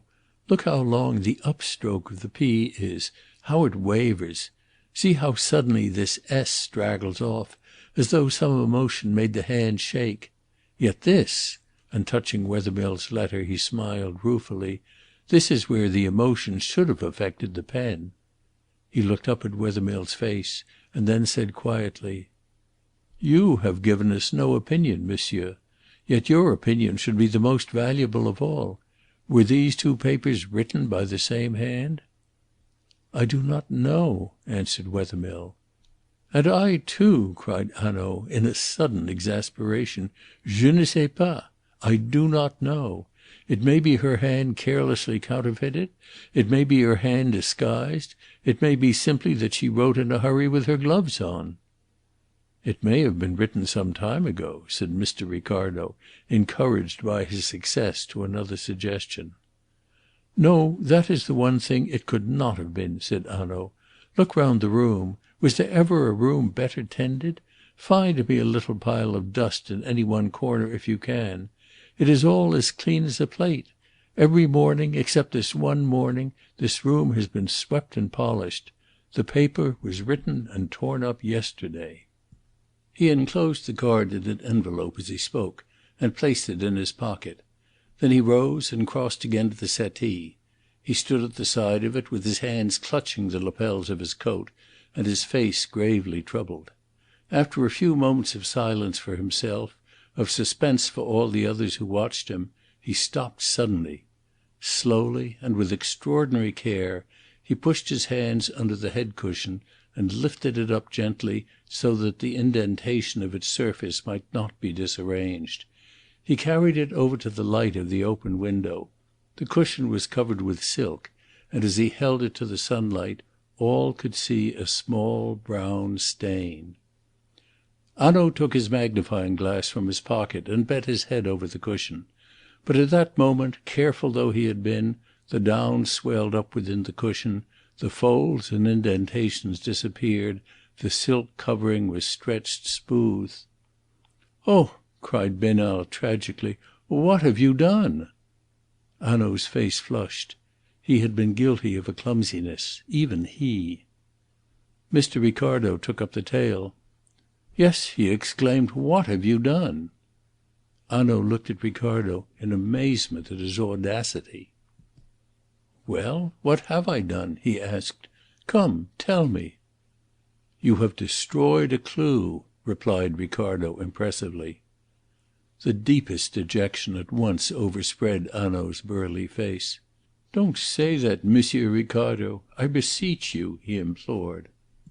"A clue! And I have destroyed it! But what kind of a clue?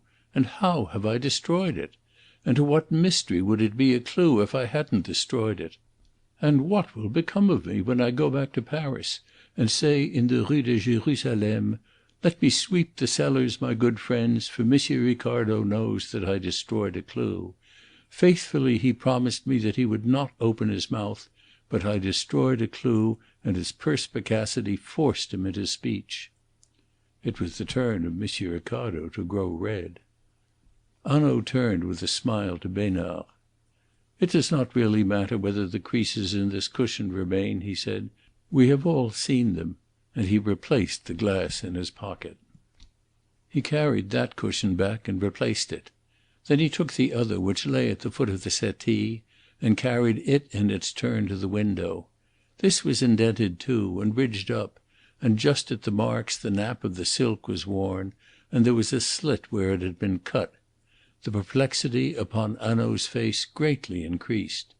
He stood with the cushion in his hands, no longer looking at it, but looking out through the doors at the footsteps so clearly defined, the footsteps of a girl who had run from this room and sprung into a motor car and driven away. He shook his head, and carrying back the cushion, laid it carefully down.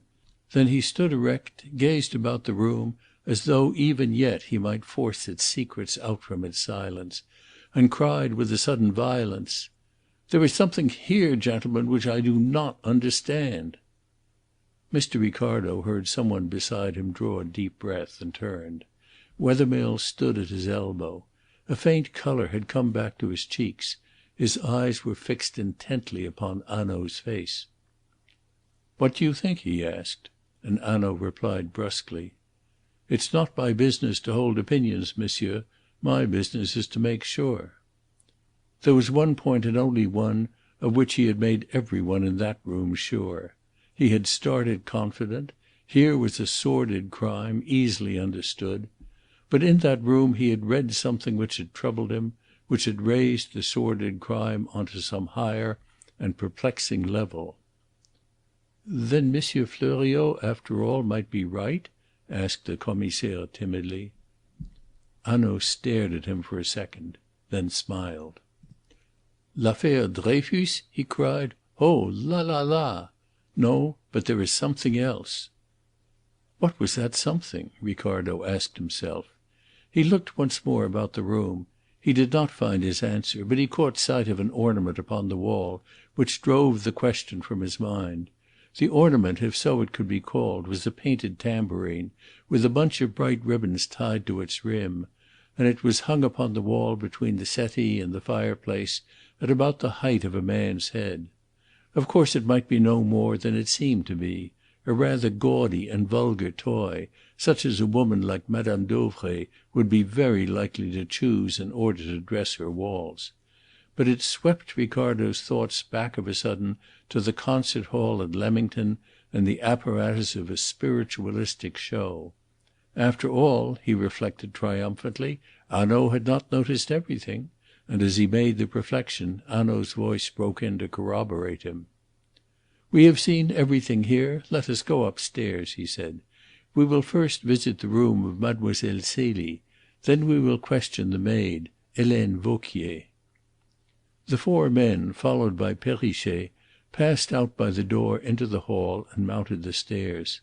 Celia's room was in the southwest angle of the villa, a bright and airy room, of which one window overlooked the road, and two others, between which stood the dressing table, the garden. Behind the room a door led into a little white tiled bathroom. Some towels were tumbled upon the floor beside the bath. In the bedroom a dark grey frock of tussore and a petticoat were flung carelessly on the bed. A big grey hat of Ottoman silk was lying upon a chest of drawers in the recess of a window, and upon a chair a little pile of fine linen and a pair of grey silk stockings, which matched in shade the grey suede shoes, were tossed in a heap. "It was here that you saw the light at 9:30?" Hanaud said, turning to Perrichet. "Yes, monsieur," replied Perrichet. "We may assume, then, that Mademoiselle Celie was changing her dress at that time?" Besnard was looking about him, opening a drawer here, a wardrobe there. "Mademoiselle Celie," he said with a laugh, "was a particular young lady, and fond of her fine clothes, if one may judge from the room and the order of the cupboards. She must have changed her dress last night in an unusual hurry." There was about the whole room a certain daintiness, almost, it seemed to Mr. Ricardo, a fragrance, as though the girl had impressed something of her own delicate self upon it. Wethermill stood upon the threshold watching with a sullen face the violation of this chamber by the officers of the police. No such feelings, however, troubled Hanaud. He went over to the dressing room and opened a few small leather cases which held Celia's ornaments. In one or two of them a trinket was visible. Others were empty. One of these latter Hanaud held open in his hand, and for so long that Besnard moved impatiently. "You see it is empty, monsieur," he said, and suddenly Wethermill moved forward into the room. "Yes, I see that," said Hanaud dryly. It was a case made to hold a couple of long eardrops, those diamond eardrops, doubtless, which Mr. Ricardo had seen twinkling in the garden. "Will monsieur let me see?" asked Wethermill, and he took the case in his hands. "Yes," he said, "Mademoiselle Celie's eardrops," and he handed the case back with a thoughtful air. It was the first time he had taken a definite part in the investigation. To Ricardo the reason was clear. Harry Wethermill had himself given those eardrops to Celia. Hanaud replaced the case and turned round. "There is nothing more for us to see here," he said. "I suppose that no one has been allowed to enter the room?" And he opened the door. "No one except Helene Vauquier," replied the Commissaire. Ricardo felt indignant at so obvious a piece of carelessness. Even Wethermill looked surprised. Hanaud merely shut the door again. "Oh ho, the maid!" he said. "Then she has recovered." "She is still weak," said the Commissaire. "But I thought it was necessary that we should obtain at once a description of what Celie Harland wore when she left the house.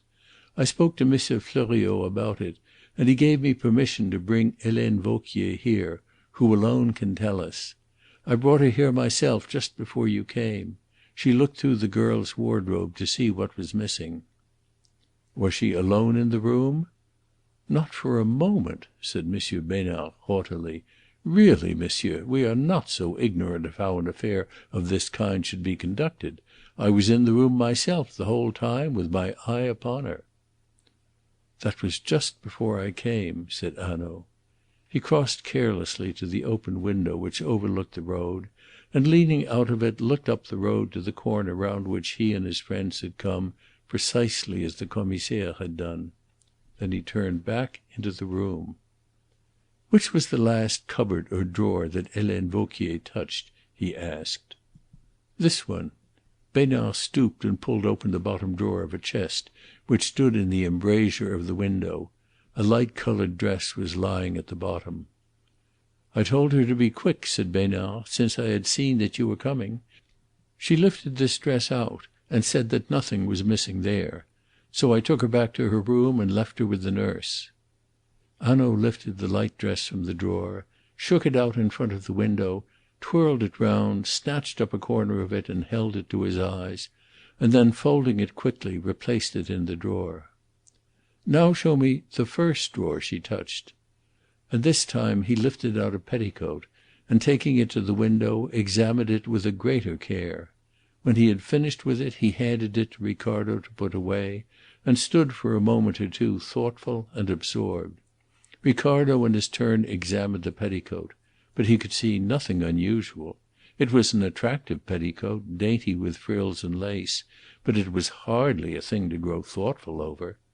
He looked up in perplexity and saw that Hanaud was watching his investigations with a smile of amusement. "When Monsieur Ricardo has put that away," he said, "we will hear what Helene Vauquier has to tell us." He passed out of the door at last, and locking it, placed the key in his pocket. "Helene Vauquier's room is, I think, upstairs," he said, and he moved towards the staircase. But as he did so a man in plain clothes who had been waiting upon the landing stepped forward. He carried in his hand a piece of thin, strong whipcord. "Ah, Durette!" cried Besnard. "Monsieur Hanaud, I sent Durette this morning round the shops of Aix with the cord which was found knotted round Madame Dauvray's neck." Hanaud advanced quickly to the man. "Well, did you discover anything?" "Yes, monsieur," said Durette. "At the shop of Monsieur Corval in the Rue du Casino, a young lady in a dark grey frock and hat bought some cord of this kind at a few minutes after 9 last night. It was just as the shop was being closed. I showed Corval the photograph of Celie Harland, which Monsieur le Commissaire gave me out of Madame Dauvray's room, and he identified it as the portrait of the girl who had bought the cord." Complete silence followed upon Durette's words. The whole party stood like men stupefied.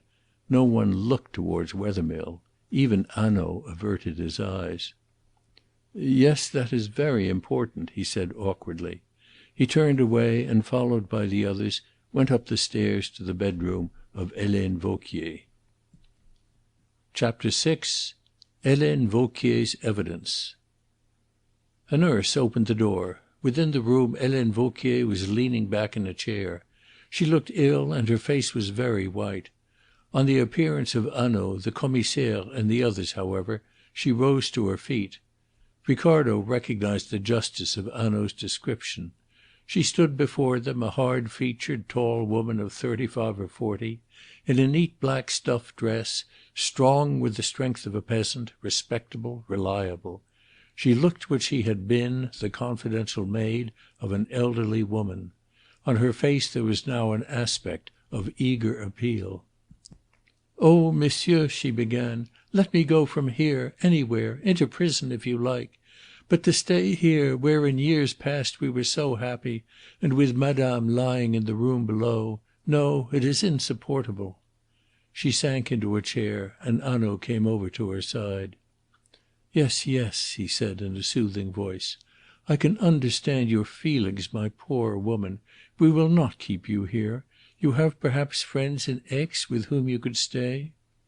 "Oh yes, monsieur," Helene cried gratefully. "Oh, but I thank you. That I should have to sleep here to night! Oh, how the fear of that has frightened me!" "You need have had no such fear. After all, we are not the visitors of last night," said Hanaud, drawing a chair close to her and patting her hand sympathetically. "Now, I want you to tell these gentlemen and myself all that you know of this dreadful business. Take your time, mademoiselle. We are human." "But, monsieur, I know nothing," she cried. "I was told that I might go to bed as soon as I had dressed Mademoiselle Celie for the séance." "Séance!" cried Ricardo, startled into speech. The picture of the Assembly Hall at Leamington was again before his mind. But Hanaud turned towards him, and though Hanaud's face retained its benevolent expression, there was a glitter in his eyes which sent the blood into Ricardo's face. "Did you speak again, Monsieur Ricardo?" the detective asked. "No, I thought it was not possible." He turned back to Helene Vauquier. "So Mademoiselle Celie practised séances. That is very strange. We will hear about them. Who knows what thread may lead us to the truth?" Helene Vauquier shook her head. "Monsieur, it is not right that you should seek the truth from me. For, consider this, I cannot speak with justice of Mademoiselle Celie. No, I cannot. I did not like her. I was jealous, yes, jealous. Monsieur, you want the truth. I hated her." And the woman's face flushed, and she clenched her hand upon the arm of her chair. "Yes, I hated her. How could I help it?" she asked. "Why?" asked Hanaud gently. "Why could you not help it?" Helene Vauquier leaned back again, her strength exhausted, and smiled languidly. "I will tell you. But remember it is a woman speaking to you, and things which you will count silly and trivial mean very much to her. There was one night last June, only last June. To think of it! So little while ago there was no Mademoiselle Celie." And as Hanaud raised his hand, she said hurriedly, "Yes, yes, I will control myself. But to think of Madame Dauvray now!" And thereupon she blurted out her story, and explained to Mr. Ricardo the question which had so perplexed him: how a girl of so much distinction as Celia Harland came to be living with a woman of so common a type as Madame Dauvray. "Well, one night in June," said Helene Vauquier, "Madame went with a party to supper at the Abbaye Restaurant in Montmartre, and she brought home for the first time Mademoiselle Celie. But you should have seen her. She had on a little plaid skirt and a coat which was falling to pieces, and she was starving, yes, starving. Madame told me the story that night as I undressed her. Mademoiselle Celie was there dancing amidst the tables for a supper with any one who would be kind enough to dance with her." The scorn of her voice rang through the room. She was the rigid, respectable peasant woman speaking out her contempt. And Wethermill must needs listen to it. Ricardo dared not glance at him. "But hardly any one would dance with her in her rags, and no one would give her supper except Madame. Madame did. Madame listened to her story of hunger and distress. Madame believed it and brought her home. Madame was so kind, so careless in her kindness. And now she lies murdered for a reward." A hysterical sob checked the woman's utterances. Her face began to work, her hands to twitch. "Come, come," said Hanaud gently. Calm yourself, mademoiselle." Helene Vauquier paused for a moment or two to recover her composure. "I beg your pardon, monsieur, but I have been so long with madame. Oh, the poor woman!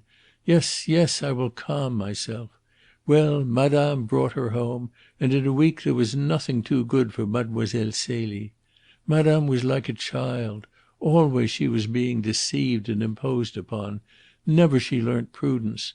But no one so quickly made her way to madame's heart as Mademoiselle Celie.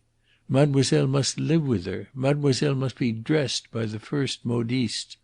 Mademoiselle must have lace petticoats and the softest linen, long white gloves and pretty ribbons for her hair, and hats from Caroline Reboux at 1,200 francs. And madame's maid must attend upon her and deck her out in all these dainty things. Bah!" Vauquier was sitting erect in her chair, violent, almost rancorous with anger. She looked around upon the company and shrugged her shoulders. "I told you not to come to me," she said. "I cannot speak impartially or even gently of mademoiselle. Consider, for years I had been more than madame's maid. Her friend, yes, so she was kind enough to call me. She talked to me about everything, consulted me about everything, took me with her everywhere. Then she brings home at 2 o'clock in the morning a young girl with a fresh pretty face from a Montmartre restaurant, and in a week I am nothing at all. Oh, but nothing, and mademoiselle is queen." "Yes, it is quite natural," said Hanaud sympathetically. "You would not have been human, mademoiselle, if you had not felt some anger. But tell us frankly about these séances. How did they begin?" "Oh, monsieur," Vauquier answered, "it was not difficult to begin them. Madame Dauvray had a passion for fortune-tellers and rogues of that kind. Any one with a pack of cards and some nonsense about a dangerous woman with black hair, or a man with a limp, monsieur knows the stories they string together in dimly lighted rooms to deceive the credulous. Any one could make a harvest out of madame's superstitions. But monsieur knows the type." "Indeed I do," said Hanaud with a laugh. "Well, after mademoiselle had been with us 3 weeks, she said to me one morning when I was dressing her hair that it was a pity madame was always running round the fortune-tellers, that she herself could do something much more striking and impressive, and that if only I would help her we could rescue madame from their clutches. Sir, I did not think what power I was putting into Mademoiselle Celie's hands, or assuredly I would have refused.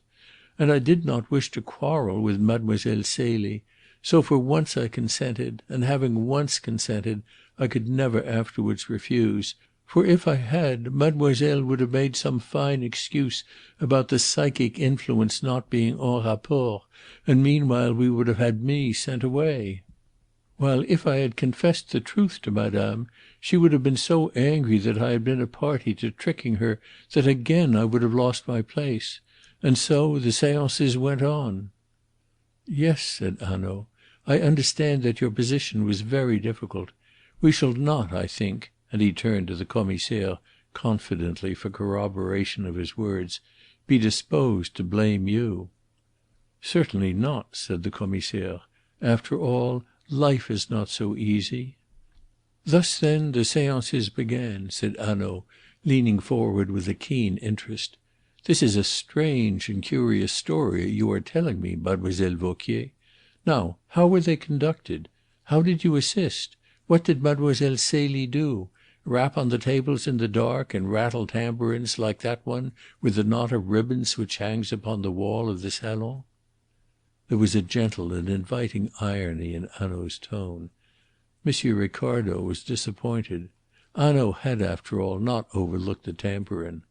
Without Ricardo's reason to notice it, he had none the less observed it and borne it in his memory.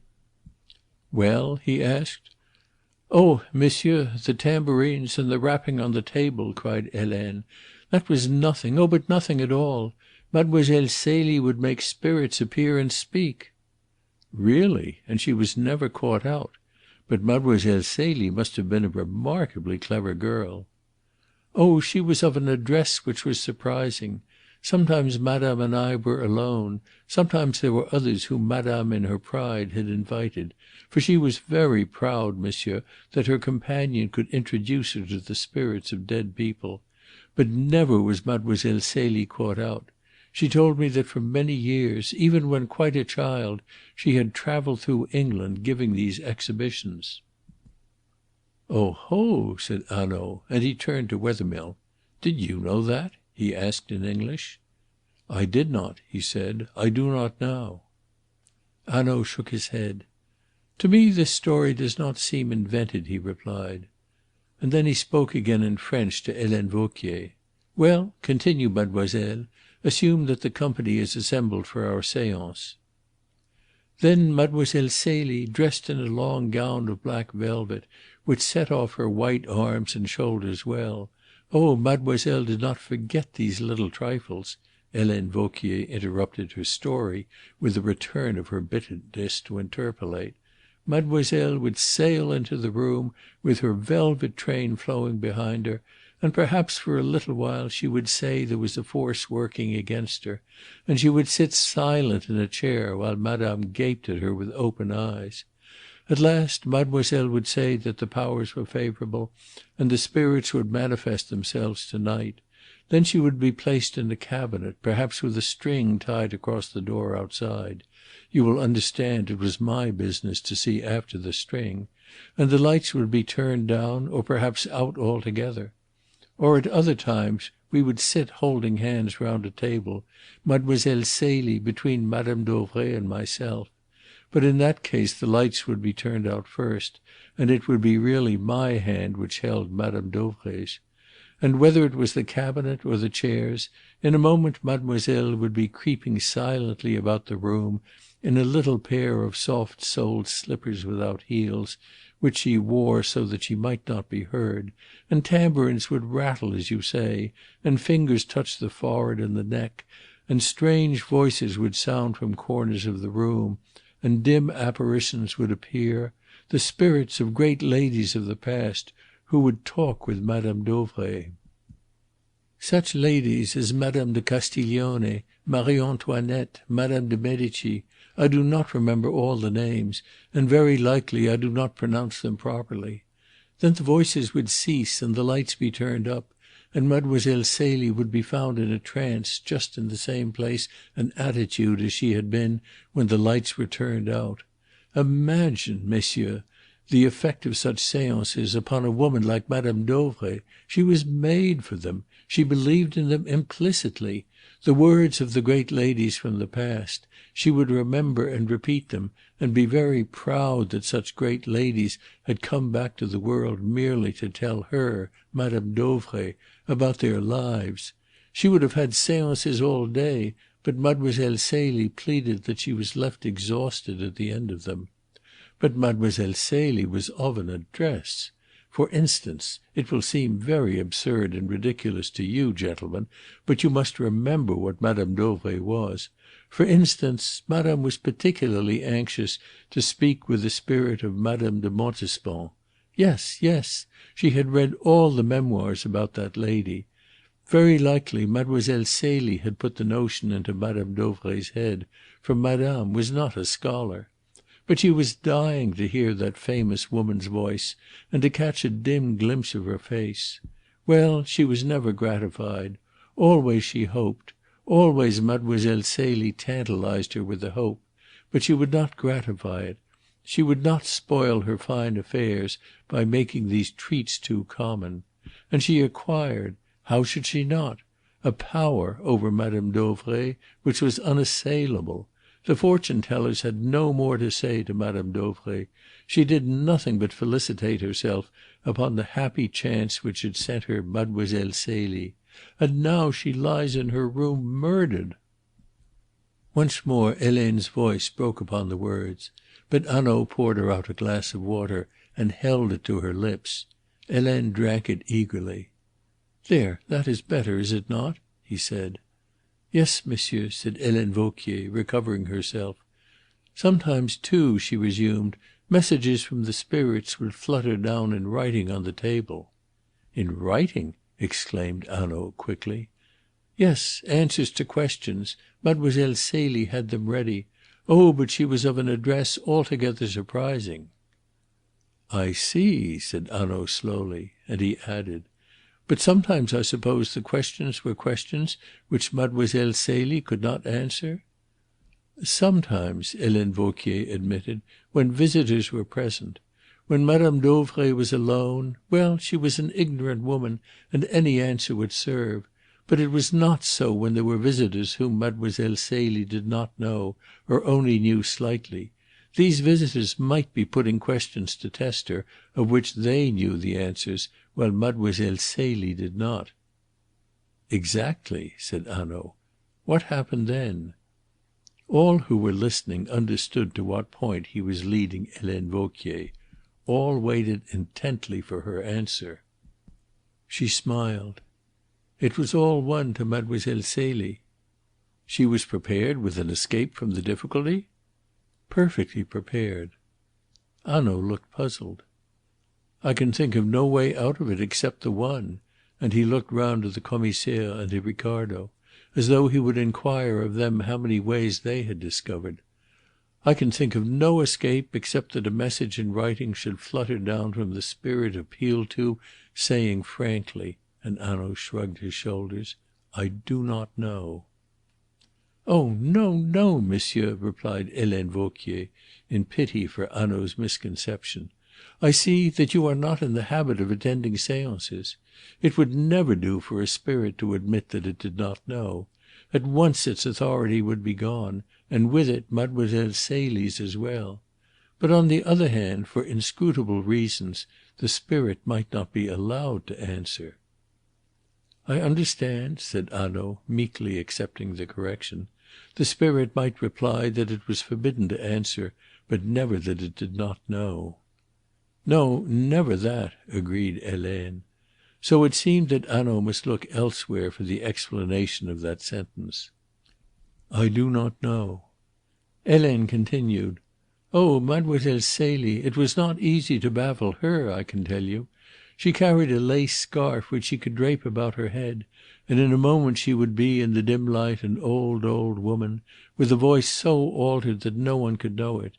Indeed, you said rightly, monsieur, she was clever." To all who listened, Helene Vauquier's story carried its conviction.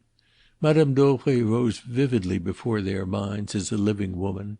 Celie's trickeries were so glibly described that they could hardly have been invented, and certainly not by this poor peasant woman whose lips so bravely struggled with Medici and Montespan and the names of the other great ladies. How indeed should she know of them at all? She could never have had the inspiration to concoct the most convincing item of her story, the queer craze of Madame Dauvray for an interview with Madame de Montespan. These details were assuredly the truth. Ricardo, indeed, knew them to be true. Had he not himself seen the girl in her black velvet dress, shut up in a cabinet, and a great lady of the past dimly appearing in the darkness? Moreover, Helene Vauquier's jealousy was so natural and inevitable a thing. Her confession of it corroborated all her story. "Well, then," said Hanaud, "we come to last night. There was a séance held in the salon last night." "No, monsieur," said Vauquier, shaking her head. "There was no séance last night." "But already you have said," interrupted the Commissaire, and Hanaud held up his hand. "Let her speak, my friend." "Yes, monsieur shall hear," said Vauquier. It appeared that at 5 o'clock in the afternoon Madame Dauvray and Mademoiselle Celie prepared to leave the house on foot. It was their custom to walk down at this hour to the Villa des Fleurs, pass an hour or so there, dine in a restaurant, and return to the rooms to spend the evening. On this occasion, however, Madame Dauvray informed Helene that they should be back early and bring with them a friend who was interested in, but entirely sceptical of, spiritualistic manifestations. "But we shall convince her to night, Celie," she said confidently, and the two women then went out. Shortly before 8 Helene closed the shutters both of the upstair and the downstair windows, and of the glass doors in the garden, and returned to the kitchen, which was at the back of the house, that is, on the side facing the road.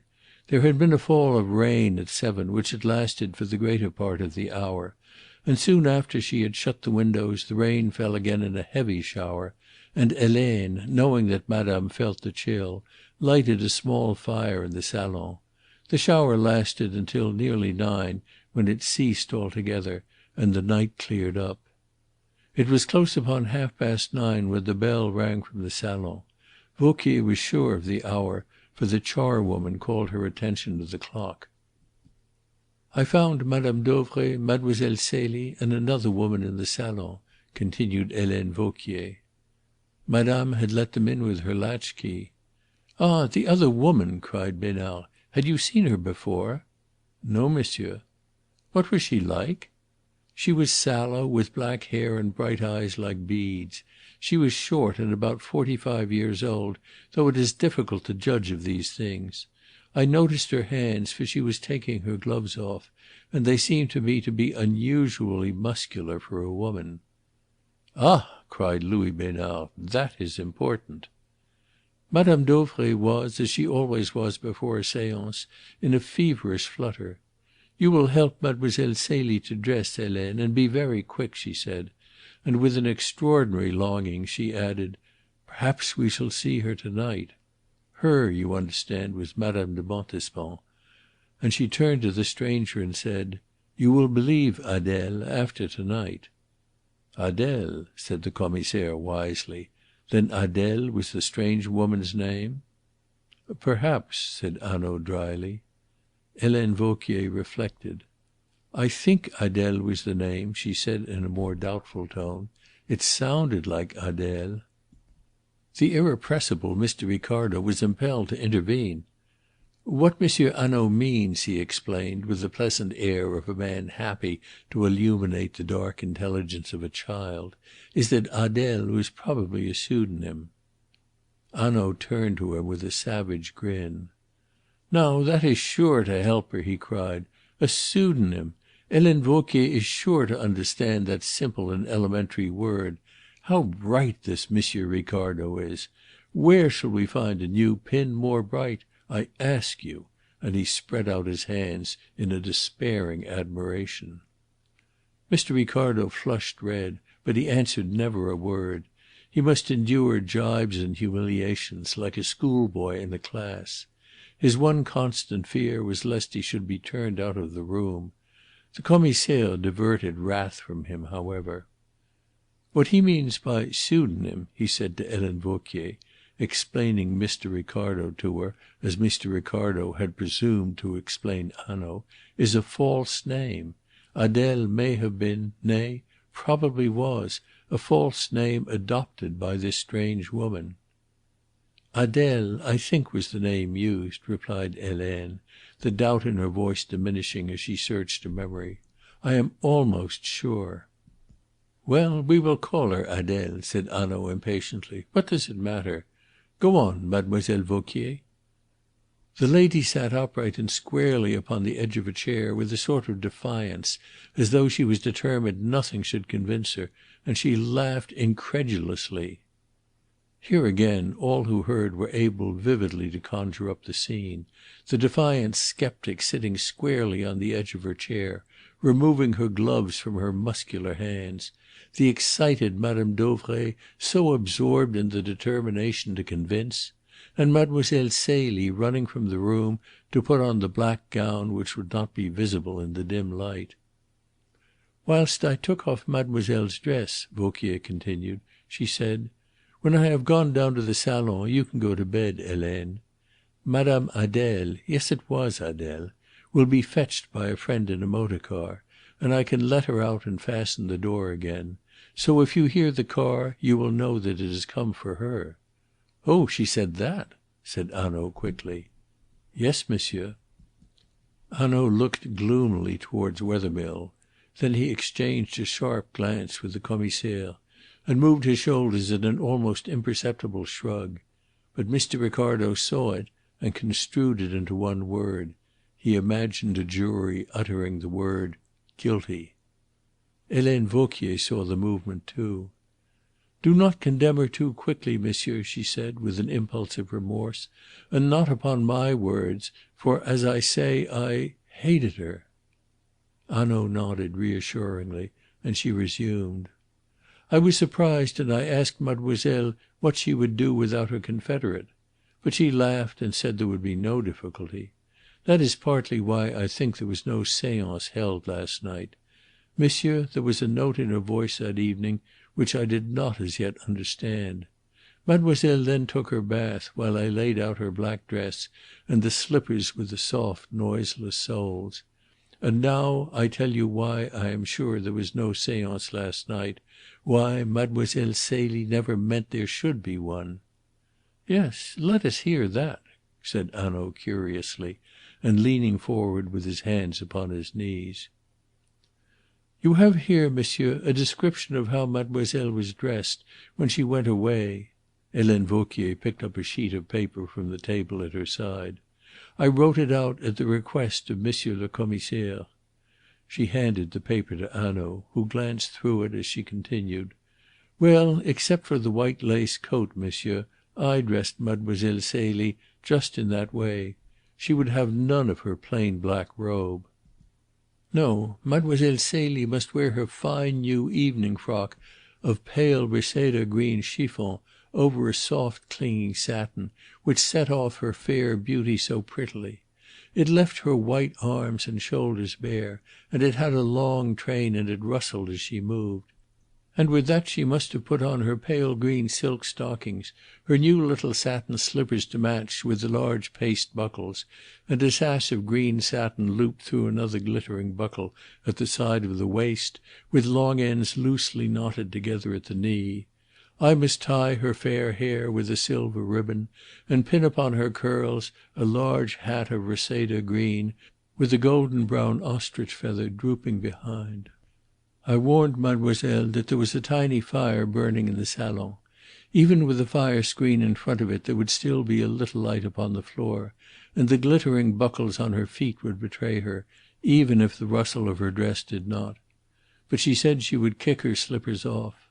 Ah, gentlemen, it is, after all, not so that one dresses for a seance," she cried, shaking her head, "but it is just so, is it not? That one dresses to go to meet a lover." The suggestion startled every one who heard it. It fairly took Mr. Ricardo's breath away. Wethermill stepped forward with a cry of revolt. The Commissaire exclaimed admiringly, "But here is an idea!" Even Hanaud sat back in his chair, though his expression lost nothing of its impassivity, and his eyes never moved from Helene Vauquier's face. "Listen," she continued, "I will tell you what I think. It was my habit to put out some sirop and lemonade and some little cakes in the dining room, which, as you know, is at the other side of the house, across the hall. I think it possible, messieurs, that while Mademoiselle Celie was changing her dress, Madame Dauvray and the stranger Adele went into the dining room. I know that Mademoiselle Celie, as soon as she was dressed, ran downstairs to the salon. Well then, suppose Mademoiselle Celie had a lover waiting with whom she meant to run away. She hurries through the empty salon, opens the glass doors, and is gone, leaving the doors open. And the thief, an accomplice of Adele, finds the doors open and hides himself in the salon until Madame Dauvray returns from the dining room. You see, that leaves Mademoiselle Celie innocent." Vauquier leaned forward eagerly, her white face flushing. There was a moment's silence, and then Hanaud said: "That is all very well, Mademoiselle Vauquier. But it does not account for the lace coat in which the girl went away. She must have returned to her room to fetch that after you had gone to bed." Helene Vauquier leaned back with an air of disappointment. "That is true. I had forgotten the coat. I did not like Mademoiselle Celie, but I am not wicked." "Nor for the fact that the sirop and the lemonade had not been touched in the dining room," said the Commissaire, interrupting her. Again the disappointment overspread Vauquier's face. "Is that so?" she asked. "I did not know. I have been kept a prisoner here." The Commissaire cut her short with a cry of satisfaction. "Listen, listen!" he exclaimed excitedly. Here is a theory which accounts for all, which combines Vauquier's idea with ours, and Vauquier's idea is, I think, very just up to a point. Suppose, Monsieur Hanaud, that the girl was going to meet her lover, but the lover is the murderer. Then all becomes clear.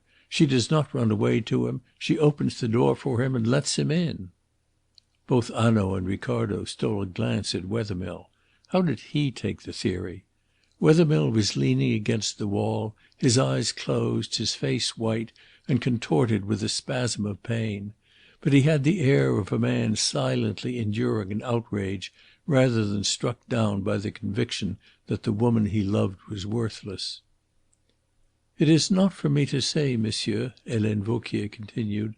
"I only tell you what I know. I am a woman, and it would be very difficult for a girl who was eagerly expecting her lover so to act that another woman would not know it. However uncultivated and ignorant the other woman was, that at all events she would know. The knowledge would spread to her of itself, without a word. Consider, gentlemen." And suddenly Helene Vauquier smiled. "A young girl, tingling with excitement from head to foot, eager that her beauty just at this moment should be more fresh, more sweet than ever it was, careful that her dress should set it exquisitely off. Imagine it! Her lips ready for the kiss! Oh, how should another woman not know? I saw Mademoiselle Celie, her cheeks rosy, her eyes bright. Never had she looked so lovely. The pale green hat upon her fair head, heavy with its curls. From head to foot she looked herself over, and then she sighed.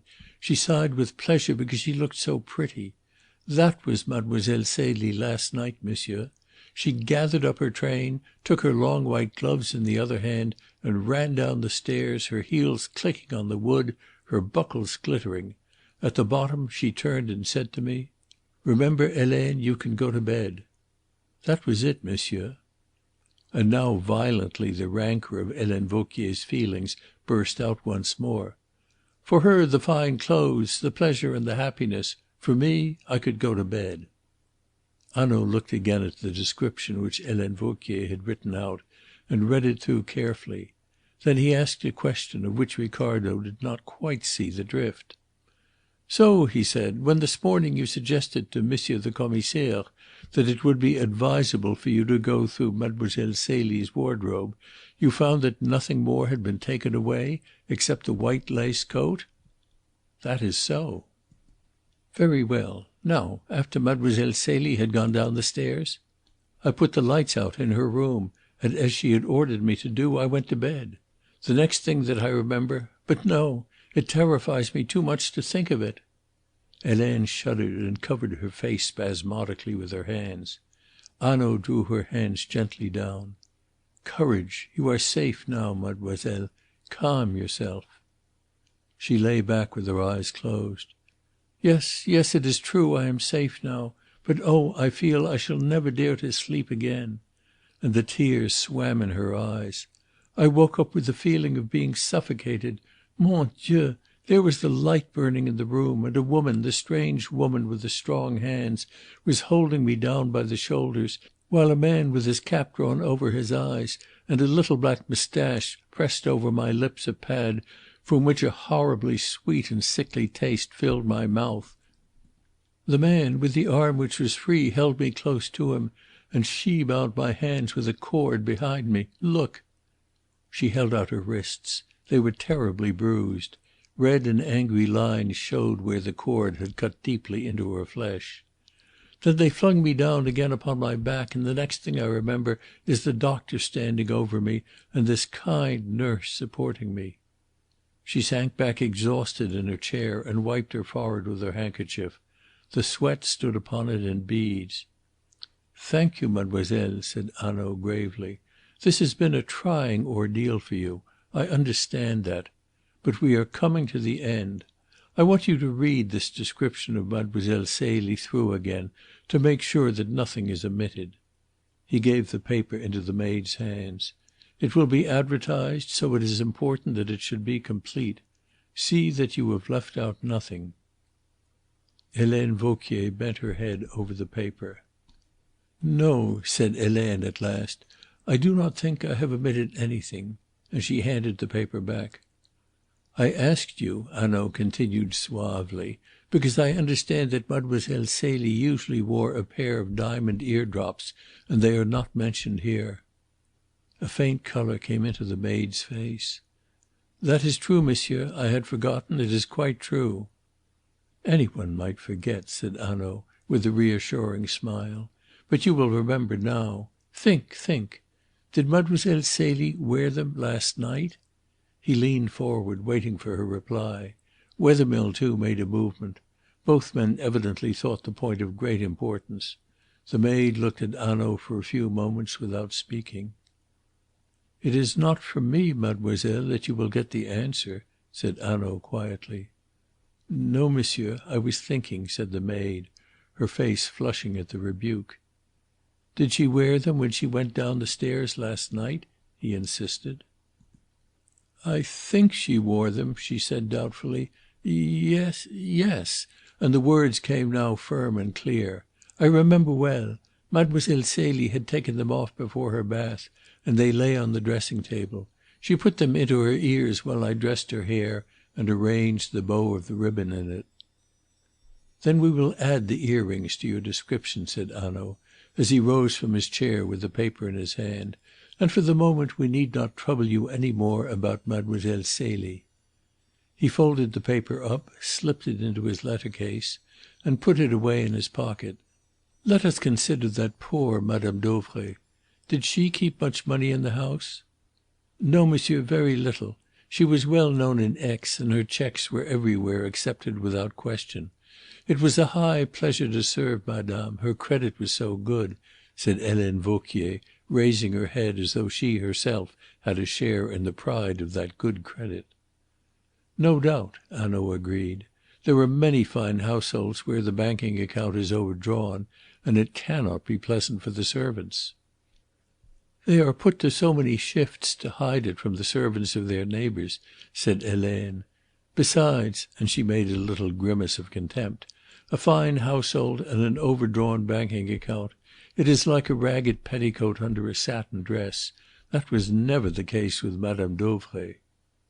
"So that she was under no necessity to have ready money always in her pocket," said Hanaud. "I understand that. But at times perhaps she won at the Villa des Fleurs?" Helene Vauquier shook her head. "She loved the Villa des Fleurs, but she never played for high sums, and often never played at all. If she won a few louis, she was as delighted with her gains, and as afraid to lose them again at the tables, as if she were of the poorest, and she stopped at once. No, monsieur, 20 or 30 louis, there was never more than that in the house." "Then it was certainly for her famous collection of jewellery that Madame Dauvray was murdered?" "Certainly, monsieur." "Now, where did she keep her jewellery?" "In a safe in her bedroom, monsieur. Every night she took off what she had been wearing and locked it up with the rest. She was never too tired for that." "And what did she do with the keys?" "That I cannot tell you. Certainly she locked her rings and necklaces away whilst I undressed her, and she laid the keys upon the dressing table or the mantel shelf, anywhere. But in the morning the keys were no longer where she had left them. She had put them secretly away." Hanaud turned to another point. "I suppose that Mademoiselle Celie knew of the safe, and that the jewels were kept there?" "Oh yes.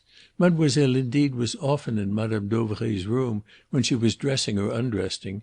She must often have seen madame take them out and lock them up again. But then, monsieur, so did I." Hanaud nodded to her with a friendly smile. "Thank you once more, mademoiselle," he said. "The torture is over. But of course Monsieur Fleuriot will require your presence."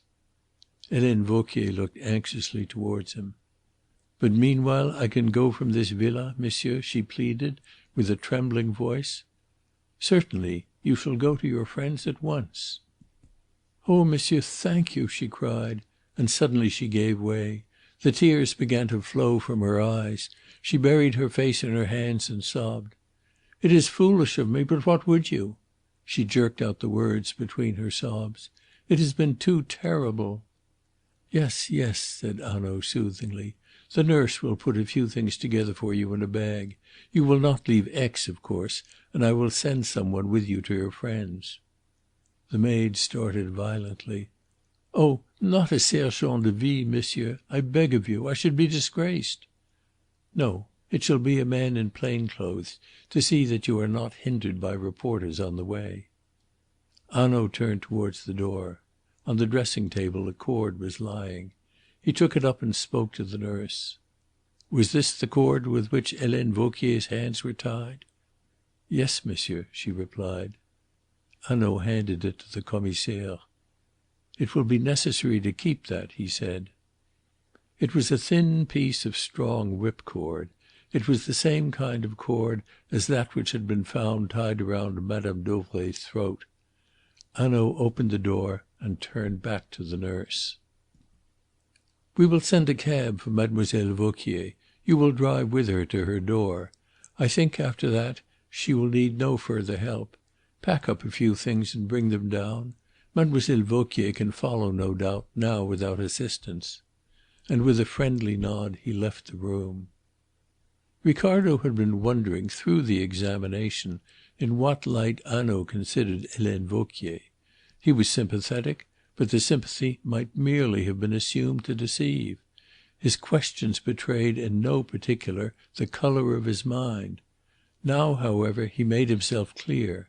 He informed the nurse in the plainest possible way that she was no longer to act as jailer. She was to bring Vauquier's things down, but Vauquier could follow by herself. Evidently Helene Vauquier was cleared.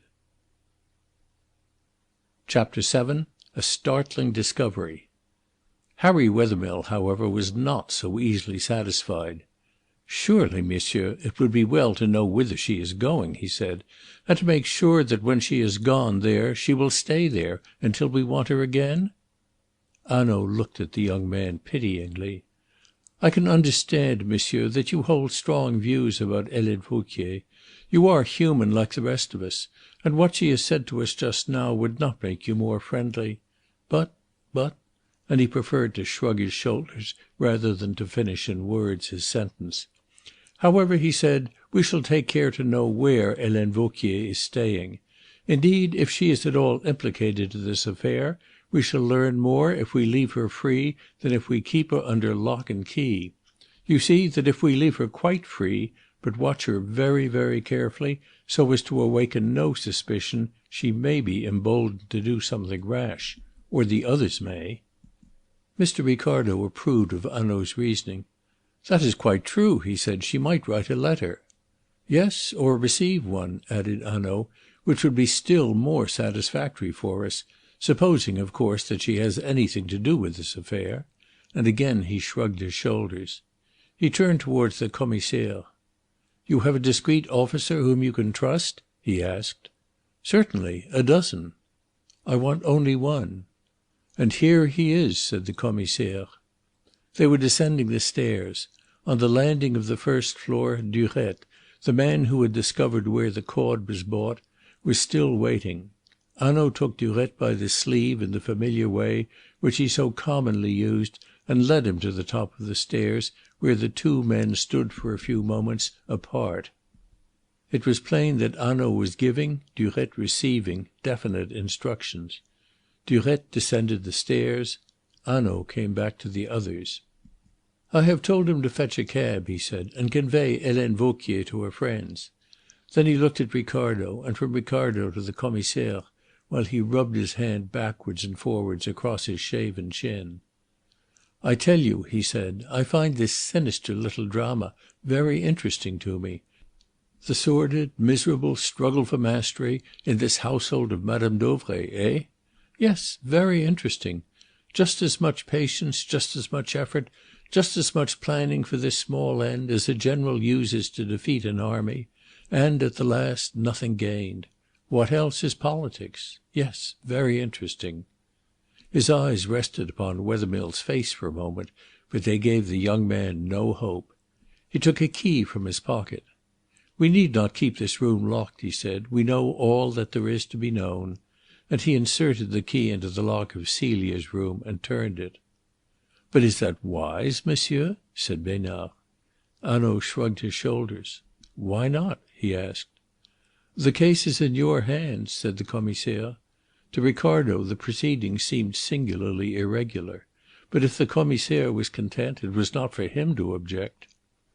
"And where is my excellent friend Perrichet?" asked Hanaud, and leaning over the balustrade he called him up from the hall. "We will now," said Hanaud, "have a glance into this poor murdered woman's room." The room was opposite to Celia's. Besnard produced the key and unlocked the door. Hanaud took off his hat upon the threshold, and then passed into the room with his companions. Upon the bed, outlined under a sheet, lay the rigid form of Madame Dauvray. Hanaud stepped gently to the bedside and reverently uncovered the face. For a moment all could see it, livid, swollen, unhuman. "A brutal business," he said in a low voice, and when he turned again to his companions his face was white and sickly. He replaced the sheet and gazed about the room. It was decorated and furnished in the same style as the salon downstairs, yet the contrast between the two rooms was remarkable. Downstairs in the salon only a chair had been overturned. Here there was every sign of violence and disorder. An empty safe stood open in one corner. The rugs upon the polished floor had been tossed aside. Every drawer had been torn open, every wardrobe burst. The very bed had been moved from its position. "It was in this safe that Madame Dauvray hid her jewels each night," said the Commissaire as Hanaud gazed about the room. "Oh, was it so?" Hanaud asked slowly. It seemed to Ricardo that he read something in the aspect of this room too, which troubled his mind and increased his perplexity. "Yes," said Besnard confidently. "Every night Madame Dauvray locked her jewels away in this safe. Vauquier told us so this morning. Every night she was never too tired for that. Besides, here," and putting his hand into the safe he drew out a paper, "here is the list of Madame Dauvray's jewellery." Plainly, however, Hanaud was not satisfied. He took the list and glanced through the items, but his thoughts were not concerned with it. "If that is so," he said slowly, "Madame Dauvray kept her jewels in this safe. Why has every drawer been ransacked? Why was the bed moved? Perrichet, lock the door quietly from the inside. That is right. Now lean your back against it." Hanaud waited until he saw Perrichet's broad back against the door. Then he went down upon his knees, and tossing the rugs here and there, examined with minutest care the inlaid floor. By the side of the bed a Persian mat of blue silk was spread. This in its turn he moved quickly aside. He bent his eyes to the ground, lay prone, moved this way and that to catch the light upon the floor. Then with a spring he rose to his knees. He lifted his finger to his lips. In a dead silence he drew a penknife quickly from his pocket and opened it. He bent down again and inserted the blade between the cracks of the blocks. The three men in the room watched him with an intense excitement. A block of wood rose from the floor. He pulled it out, laid it noiselessly down, and inserted his hand into the opening. Wethermill, at Ricardo's elbow, uttered a stifled cry. "Hush!" whispered Hanaud angrily. He drew out his hand again. It was holding a green leather jewel case. He opened it, and a diamond necklace flashed its thousand colours in their faces. He thrust in his hand again and again and again, and each time that he withdrew it, it held a jewel case. Before the astonished eyes of his companions he opened them. Ropes of pearls, collars of diamonds, necklaces of emeralds, rings of pigeon blood rubies, bracelets of gold studded with opals. Madame Dauvray's various jewellery was disclosed. "But that is astounding," said Besnard in an awestruck voice. "Then she was never robbed at all!" cried Ricardo. Hanaud rose to his feet. "What a piece of irony!" he whispered. "The poor woman is murdered for her jewels, the rooms turned upside down, and nothing is found. For all the while they lay safe in this cache. Nothing is taken except what she wore. Let us see what she wore." "Only a few rings," Helene Vauquier thought, said Besnard, but she was not sure. "Ah," said Hanaud. "Well, let us make sure." And taking the list from the safe he compared it with the jewellery and the cases on the floor. ticking off the items one by one.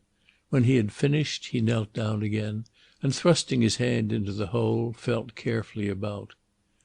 "There is a pearl necklace missing," he said, "a valuable necklace from the description in the list and some rings. She must have been wearing them." And he sat back upon his heels. "We will send the intelligent Perrichet for a bag," he said, "and we will counsel the intelligent Perrichet not to breathe a word to any living soul of what he has seen in the room. Then we will seal up in the bag the jewels, and we will hand it over to Monsieur le Commissaire, who will convey it with the greatest secrecy out of this villa. For the list, I will keep it." And he placed it carefully in his pocket book. He unlocked the door and went out himself onto the landing. He looked down the stairs and up the stairs, and then he beckoned Perrichet to him. "Go," he whispered. "Be quick, and when you come back hide the bag carefully under your coat." Perrichet went down the stairs with pride written upon his face. Was he not assisting the great Monsieur Hanaud from the Sûreté in Paris? Hanaud returned to Mme. Dauvray's room and closed the door. He looked into the eyes of his companions. "Can't you see the scene?" he asked, with a queer smile of excitement. He had forgotten Wethermill. He had forgotten even the dead woman shrouded beneath the sheet. He was absorbed. His eyes were bright, his whole face vivid with life. Ricardo saw the real man at this moment, and feared for the happiness of Harry Wethermill. For nothing would Hanaud now turn aside until he had reached the truth and set his hands upon the quarry. Of that Ricardo felt sure. He was trying now to make his companions visualize just what he saw and understood. "Can't you see it? The old woman locking up her jewels in this safe every night before the eyes of her maid or her companion, and then, as soon as she was alone, taking them stealthily out of the safe and hiding them in this secret place? But I tell you, this is human. Yes, it is interesting just because it is so human. Then picture to yourselves last night the murderers opening this safe and finding nothing, oh, but nothing, and ransacking the room in deadly haste, kicking up the rugs, forcing open the drawers, and always finding nothing, nothing, nothing. Think of their rage, their stupefaction, and finally their fear. They must go, and with one pearl necklace, when they had hoped to reap a great fortune. Oh, but this is interesting. Yes, I tell you, I who have seen many strange things, this is interesting." Perrichet returned with the canvas bag into which Hanaud placed the jewel cases. He sealed the bag in the presence of the four men and handed it to Besnard. He replaced the block of wood in the floor, covered it over again with the rug, and rose to his feet. "Listen," he said in a low voice, and with a gravity which impressed them all. "There is something in this house which I do not understand. I have told you so.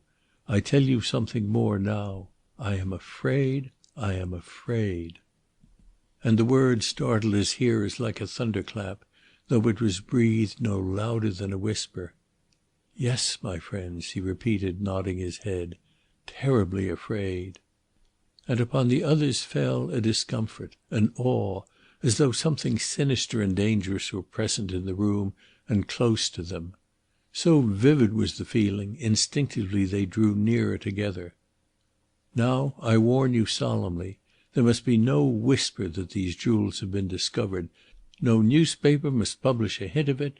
No one must suspect that here in this room we have found them. Is that understood?" "Certainly," said the Commissaire.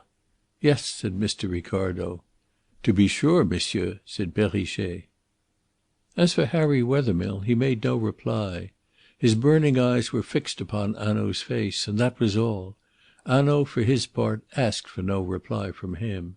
Indeed, he did not look towards Harry Wethermill's face at all. Ricardo understood. Hanaud did not mean to be deterred by the suffering written there. He went down again into the little gay salon lit with flowers and August sunlight, and stood beside the couch gazing at it with troubled eyes. And as he gazed he closed his eyes and shivered. He shivered like a man who has taken a sudden chill.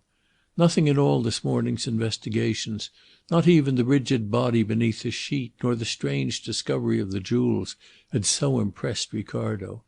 For there he had been confronted with facts, definite and complete. Here was the suggestion of unknown horrors, a hint, not a fact, compelling the imagination to dark conjecture. Hanaud shivered. That he had no idea why Hanaud shivered made the action still more significant, still more alarming. And it was not Ricardo alone who was moved by it. A voice of despair rang through the room. The voice was Harry Wethermill's, and his face was ashy white. "Monsieur," he cried, "I do not know what makes you shudder, but I am remembering a few words you used this morning." Hanaud turned upon his heel. His face was drawn and grey, and his eyes blazed. "My friend, I also am remembering those words," he said. Thus the two men stood confronting one another, eye to eye, with awe and fear in both their faces. Ricardo was wondering to what words they both referred, when the sound of wheels broke in upon the silence. The effect upon Hanaud was magical. He thrust his hands into his pockets. "Helene Vauquier's cab," he said lightly. He drew out his cigarette case and lighted a cigarette. "Let us see that poor woman safely off. It is a closed cab, I hope." It was a closed landau. It drove past the open door of the salon to the front door of the house. In Hanaud's wake they all went into the hall. The nurse came down alone, carrying Helene Vauquier's bag. She placed it in the cab and waited in the doorway.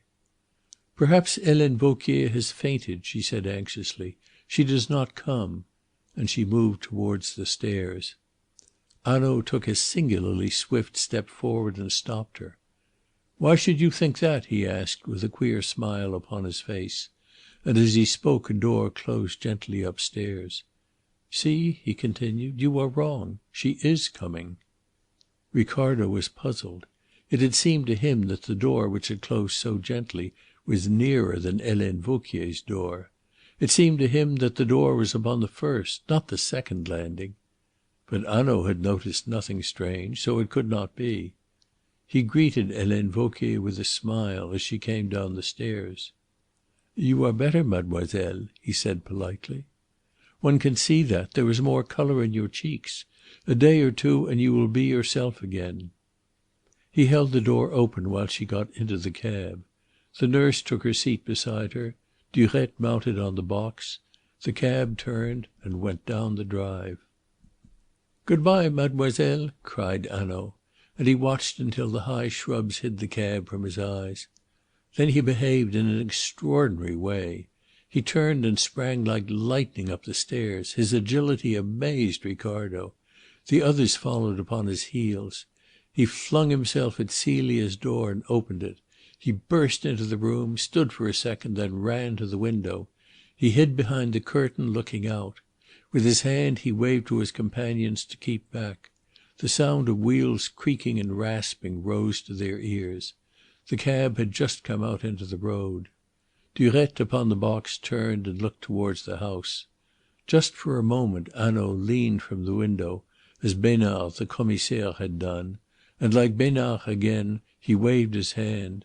Then he came back into the room and saw, standing in front of him, with his mouth open and his eyes starting out of his head, Perrichet, the intelligent Perrichet. "Monsieur," cried Perrichet, "something has been taken from this room." Hanaud looked round the room and shook his head. "No," he said. "But yes, monsieur," Perrichet insisted. "Oh, but yes. See, upon this dressing table there was a small pot of cold cream. It stood here, where my finger is, when we were in this room an hour ago. Now it is gone." Hanaud burst into a laugh. "My friend Perrichet," he said ironically, "I will tell you the newspaper did not do you justice. You are more intelligent. The truth, my excellent friend, lies at the bottom of a well, but you would find it at the bottom of a pot of cold cream. Now let us go, for in this house, gentlemen, we have nothing more to do." He passed out of the room. Perrichet stood aside, his face crimson, his attitude one of shame. He had been rebuked by the great Monsieur Hanaud, and justly rebuked. He knew it now. He had wished to display his intelligence. Yes, at all costs he must show how intelligent he was. And he had shown himself a fool. He should have kept silence about that pot of cream. Chapter 8. The Captain of the Ship. Hanaud walked away from the Villa Rose in the company of Wethermill and Ricardo. "We will go in and lunch," he said. "Yes, come to my hotel," said Harry Wethermill. But Hanaud shook his head. "No, come with me to the Villa des Fleurs," he replied. "We may learn something there, and in a case like this every minute is of importance. We have to be quick." "I may come too?" cried Mr. Ricardo eagerly. "By all means," replied Hanaud with a smile of extreme courtesy. Nothing could be more delicious than Monsieur's suggestions. And with that remark he walked on silently. Mr. Ricardo was in a little doubt as to the exact significance of the words, but he was too excited to dwell long upon them. Distressed though he sought to be at his friend's grief, he could not but assume an air of importance. All the artist in him rose joyfully to the occasion. He looked upon himself from the outside. He fancied, without the slightest justification, that people were pointing him out. "That man has been present at the investigation at the Villa Rose," he seemed to hear people say. "What strange things he could tell us if he would." And suddenly Mr. Ricardo began to reflect. What, after all, could he have told them? And that question he turned over in his mind while he ate his luncheon. Hanaud wrote a letter between the courses. They were sitting at a corner table, and Hanaud was in the corner with his back to the wall. He moved his plate, too, over the letter as he wrote it. It would have been impossible for either of his guests to see what he had written, even if they had wished. Ricardo indeed did wish. He rather resented the secrecy with which the detective, under a show of openness, shrouded his thoughts and acts. Hanaud sent the waiter out to fetch an officer in plain clothes who was in attendance at the door, and he handed the letter to this man. Then he turned with an apology to his guests. "It is necessary that we should find out," he explained, "as soon as possible, the whole record of Mademoiselle Celie." He lighted a cigar, and over the coffee he put a question to Ricardo. "Now tell me what you make of the case. What Monsieur Wethermill thinks, that is clear, is it not? Helene Vauquier is the guilty one. But you, Monsieur Ricardo, what is your opinion?" Ricardo took from his pocket book a sheet of paper, and from his pocket a pencil. He was intensely flattered by the request of Hanaud, and he proposed to do himself justice. "I will make a note here of what I think the salient features of the mystery," and he proceeded to tabulate the points in the following way. 1. Celia Harland made her entrance into Madame Dauvray's household under very doubtful circumstances. 2. By methods still more doubtful, she acquired an extraordinary ascendancy over Madame Dauvray's mind. 3. If proof were needed how complete that ascendancy was, a glance at Celia Harland's wardrobe would suffice, for she wore the most expensive clothes. 4. It was Celia Harland who arranged that Servettaz, the chauffeur, should be absent at Chambéry on the Tuesday night, the night of the murder. 5. It was Celia Harland who bought the cord with which Madame Dauvray was strangled and Helene Vauquier bound. 6. The footsteps outside the salon showed that Celia Harland ran from the salon to the motor car. 7. Celia Harland pretended that there should be a séance on the Tuesday, but she dressed as though she had in view an appointment with a lover instead of a spiritualistic stance. 8. Celia Harland has disappeared. These 8 points are strongly suggestive of Celia Harland's complicity in the murder, but I have no clue which will enable me to answer the following questions. A. Who was the man who took part in the crime? B. Who was the woman who came to the villa on the evening of the murder with Madame Dauvray and Celia Harland? C. What actually happened in the salon? How was the murder committed? D. Is Helene Vauquier's story true? E. What did the torn-up scrap of writing mean? Probably spirit writing in Celia Harland's hand. F.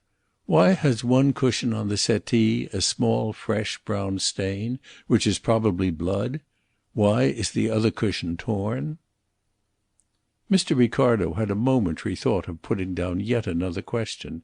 He was inclined to ask whether or no a pot of cold cream had disappeared from Celia Harland's bedroom, but he remembered that Hanaud had set no store upon that incident, and he refrained.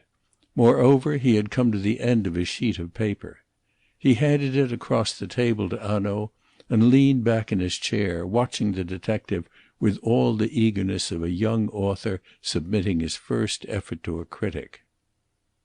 Hanaud read it through slowly. At the end he nodded his head in approval. "Now we will see what Mr. Wethermill has to say," he said, and he stretched out the paper towards Harry Wethermill, who throughout the luncheon had not said a word.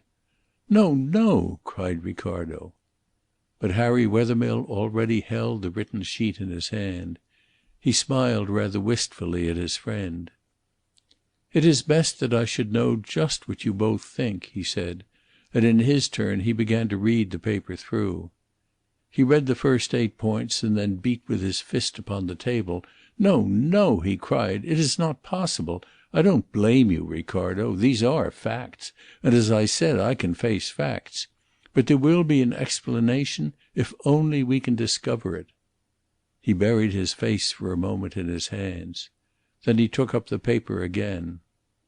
"As for the rest, Helene Vauquier lied," he cried violently, and he tossed the paper to Hanaud. "What do you make of it?" Hanaud smiled and shook his head. "Did you ever go for a voyage on a ship?" he asked. "Yes. Why?" "Because every day at noon 3 officers take an observation to determine the ship's position. The captain, the first officer, and the second officer. Each writes his observation down, and the captain takes the 3 observations and compares them. If the first or second officer is out on his reckoning, the captain tells him so, but he does not show his own. For at times, no doubt, he is wrong too. So, gentlemen, I criticize your observations, but I do not show you mine." He took up Ricardo's paper and read it through again. "Yes," he said pleasantly, "but the 2 questions which are most important, which alone can lead us to the truth, how do they come to be omitted from your list, Mr. Ricardo?" Hanaud put the question with his most serious air, but Ricardo was none the less sensible of the raillery behind the solemn manner. He flushed and made no answer. "Still," continued Hanaud, "here are undoubtedly some questions. Let us consider them. Who was the man who took a part in the crime? Ah, if we only knew that, what a lot of trouble we should save ourselves. Who was the woman? What a good thing it would be to know that too. How clearly, after all, Mr. Ricardo puts his finger on the important points. What did actually happen in the salon?" And as he quoted that question the raillery died out of his voice. He leaned his elbows on the table and bent forward. "What did actually happen in that little pretty room just 12 hours ago?" he repeated. "When no sunlight blazed upon the lawn, and all the birds were still, and all the windows shuttered, and the world dark? What happened? What dreadful things happened? We have not much to go upon. Let us formulate what we know. We start with this. The murder was not the work of a moment. It was planned with great care and cunning, and carried out to the letter of the plan. There must be no noise, no violence. On each side of the Villa Rose there are other villas. A few yards away the road runs past. A scream, a cry, the noise of a struggle, these sounds, or any one of them, might be fatal to success. Thus the crime was planned, and there was no scream, there was no struggle. Not a chair was broken, and only a chair upset. Yes, there were brains behind that murder, we know that. But what do we know of the plan? How far can we build it up? Let us see. First, there was an accomplice in the house, perhaps 2. "No!" cried Harry Wethermill. Hanaud took no notice of the interruption. Secondly, the woman came to the house with Madame Dauvray and Mademoiselle Celie between 9 and 9:30. Thirdly, the man came afterwards, but before 11, set open the gate and was admitted into the salon unperceived by Madame Dauvray. That also we can safely assume. But what happened in the salon? Ah, there is the question." Then he shrugged his shoulders and said with a note of raillery once more in his voice, "But why should we trouble our heads to puzzle out this mystery, since Monsieur Ricardo knows?" "I?" cried Ricardo in amazement. "To be sure," replied Hanaud calmly. "For I look at another of your questions. What did the torn up scrap of writing mean? And you add, probably spirit writing. Then there was a séance held last night in the little salon. Is that so?" Harry Wethermill started. Mr. Ricardo was at a loss. "I had not followed my suggestion to its conclusion," he admitted humbly. "No," said Hanaud. "But I ask myself in sober earnest, was there a séance held in the salon last night? Did the tambourine rattle in the darkness on the wall?" "But if Helene Vauquier's story is all untrue!" cried Wethermill, again in exasperation. "Patience, my friend. Her story was not all untrue. I say there were brains behind this crime.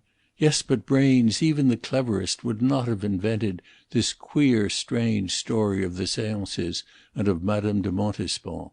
That is truth. But yet, if there were a séance held, if the scrap of paper were spirit writing in answer to some awkward question, why, and here I come to my first question, which Monsieur Ricardo has omitted, why did Mademoiselle Celie dress herself with so much elegance last night? What Vauquier said is true. Her dress was not suited to a séance.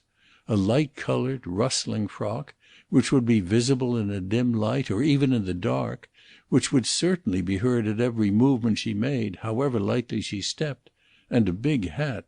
No, no. I tell you, gentlemen, we shall not get to the bottom of this mystery until we know why Mademoiselle Celie dressed herself as she did last night." "Yes," Ricardo admitted. "I overlooked that point. Did she—" Hanaud broke off and bowed to Wethermill with a grace and a respect which condoned his words. "You must bear with me, my young friend, while I consider all these points. Did she expect to join that night a lover, a man with the brains to devise this crime? But if so, and here I come to the second question omitted from Monsieur Ricardo's list, why, on the patch of grass outside the door of the salon, were the footsteps of the man and woman so carefully erased, and the footsteps of Mademoiselle Celie, those little footsteps so easily identified, left for all the world to see and recognize?" Ricardo felt like a child in the presence of his schoolmaster. He was convicted of presumption. He had set down his questions with the belief that they covered the ground. And here were two of the utmost importance, not forgotten, but never even thought of. Did she go, before the murder, to join a lover, or after it? At some time, you will remember, according to Vauquier's story, she must have run upstairs to fetch her coat. Was the murder committed during the interval when she was upstairs? Was the salon dark when she came down again? Did she run through it quickly, eagerly, noticing nothing amiss? And indeed, how should she notice anything if the salon were dark, and Madame Dauvray's body lay under the windows at the side? Ricardo leaned forward eagerly. "That must be the truth!" he cried, and Wethermill's voice broke hastily in. "It is not the truth, and I will tell you why. Celia Harland was to have married me this week." There was so much pain and misery in his voice that Ricardo was moved as he had seldom been. Wethermill buried his face in his hands. Hanaud shook his head and gazed across the table at Ricardo with an expression which the latter was at no loss to understand. Lovers were impracticable people. But he, Hanaud, he knew the world. Women had fooled men before to-day. Wethermill snatched his hands away from before his face. "We talk theories," he cried desperately, "of what may have happened at the villa. But we are not by 1 inch nearer to the man and woman who committed the crime. It is for them we have to search." "Yes, but except by asking ourselves questions, how shall we find them, Monsieur Wethermill?" said Hanaud. "Take the man. We know nothing of him. He has left no trace. Look at this town of Aix, where people come and go like a crowd about the baccarat table.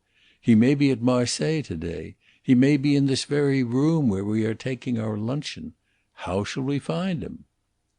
Wethermill nodded his head in a despairing assent. "I know, but it is so hard to sit still and do nothing," he cried. "Yes, but we are not sitting still," said Hanaud; and Wethermill looked up with a sudden interest. "All the time that we have been lunching here the intelligent Perrichet has been making inquiries. Madame Dauvray and Mademoiselle Celie left the Villa Rose at 5, and returned on foot soon after 9 with the strange woman. And there I see Perrichet himself waiting to be summoned." Hanaud beckoned towards the sergent de ville. "Perrichet will make an excellent detective," he said, "for he looks more bovine and foolish in plain clothes than he does in uniform." Perrichet advanced in his mufti to the table. "Speak, my friend," said Hanaud. "I went to the shop of Monsieur Corval. Mademoiselle Celie was quite alone when she bought the cord. But a few minutes later, in the Rue du Casino, she and Madame Dauvray were seen together, walking slowly in the direction of the villa. No other woman was with them." "That is a pity," said Hanaud quietly, and with a gesture he dismissed Perrichet. "You see, we shall find out nothing nothing," said Wethermill with a groan. "We must not yet lose heart, for we know a little more about the woman than we do about the man," said Hanaud consolingly. "True," exclaimed Ricardo. "We have Helene Vauquier's description of her. We must advertise it." Hanaud smiled. "But that is a fine suggestion," he cried. "We must think over that," and he clapped his hand to his forehead with a gesture of self-reproach. "Why did not such a fine idea occur to me, fool that I am? However, we will call the head waiter." The head waiter was sent for and appeared before them. "You knew Madame Dauvray?" Hanaud asked. "Yes, monsieur. Oh, the poor woman!" And he flung up his hands. "And you knew her young companion?" "Oh yes, monsieur. They generally had their meals here. See, at that little table over there. I kept it for them. But monsieur knows well," and the waiter looked towards Harry Wethermill, "for monsieur was often with them." "Yes," said Hanaud. "Did Madame Dauvray dine at that little table last night?" "No, monsieur. She was not here last night." "Nor Mademoiselle Celie?" "No, monsieur. I do not think they were in the Villa des Fleurs at all." "We know they were not!" exclaimed Ricardo. "Wethermill and I were in the rooms and we did not see them." "But perhaps you left early," objected Hanaud. "No," said Ricardo. "It was just 10 o'clock when we reached the Majestic." "You reached your hotel at 10," Hanaud repeated. "Did you walk straight from here?" "Yes." "Then you left here about 9:15. And we know that Madame Dauvray was back at the villa soon after 9. Yes, they could not have been here last night," Hanaud agreed, and sat for a moment silent. Then he turned to the head waiter. "Have you noticed any woman with Madame Dauvray and her companion lately?" "No, monsieur, I do not think so." "Think. A woman, for instance, with red hair." Harry Wethermill started forward. Mr. Ricardo stared at Hanaud in amazement. The waiter reflected. "No, monsieur, I have seen no woman with red hair." "Thank you," said Hanaud, and the waiter moved away. "A woman with red hair!" cried Wethermill. "But Helene Vauquier described her. She was sallow, her eyes, her hair were dark." Hanaud turned with a smile to Harry Wethermill. "Did Helene Vauquier, then, speak the truth?" he asked. "No, the woman who was in the salon last night, who returned home with Madame Dauvray and Mademoiselle Celie, was not a woman with black hair and bright black eyes. Look!" And fetching his pocket book from his pocket, He unfolded a sheet of paper and showed them, lying upon its white surface, a long red hair. I picked that up on the table, the round satinwood table in the salon. It was not easy to see it, but I did see it.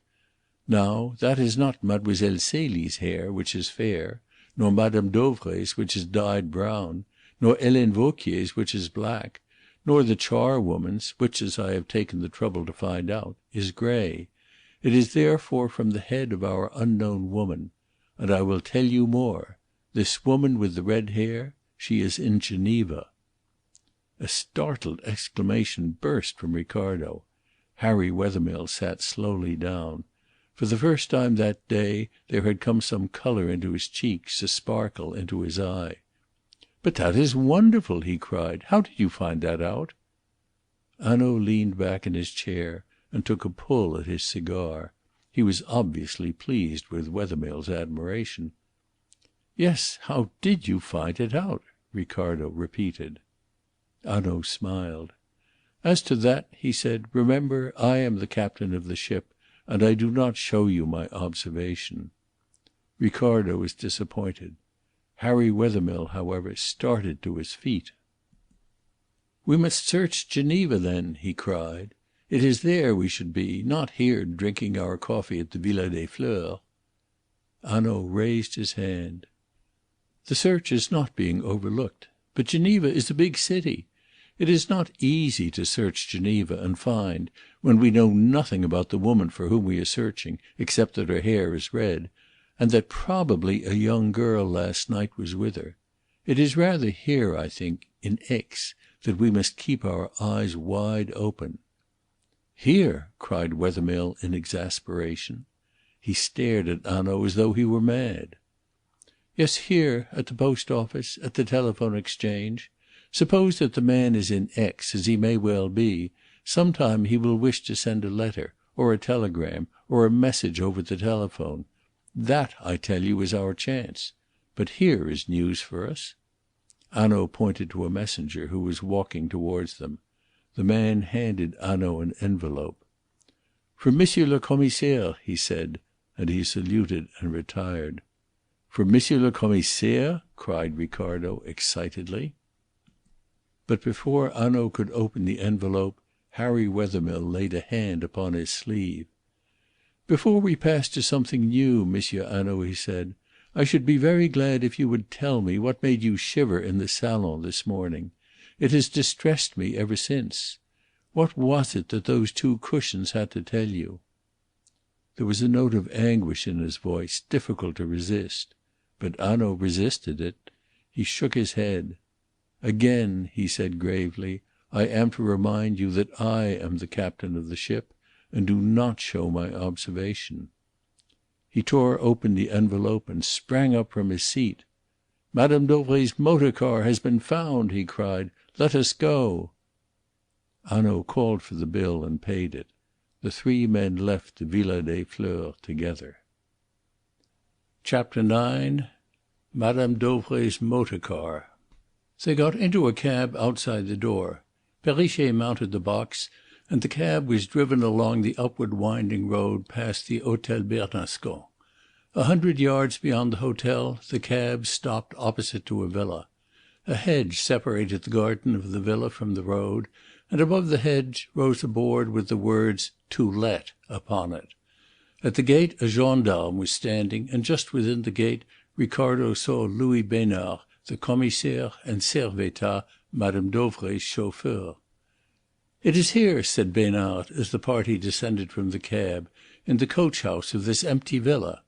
"Here?" cried Ricardo in amazement. The discovery upset all his theories. He had expected to hear that it had been found 50 leagues away. But here, within a couple of miles of the Villa Rose itself, the idea seemed absurd. Why take it away at all, unless it was taken away as a blind? That supposition found its way into Ricardo's mind and gathered strength as he thought upon it. For Hanaud had seemed to lean to the belief that one of the murderers might still be in Aix. Indeed, a glance at him showed that he was not discomposed by their discovery. "When was it found?" Hanaud asked.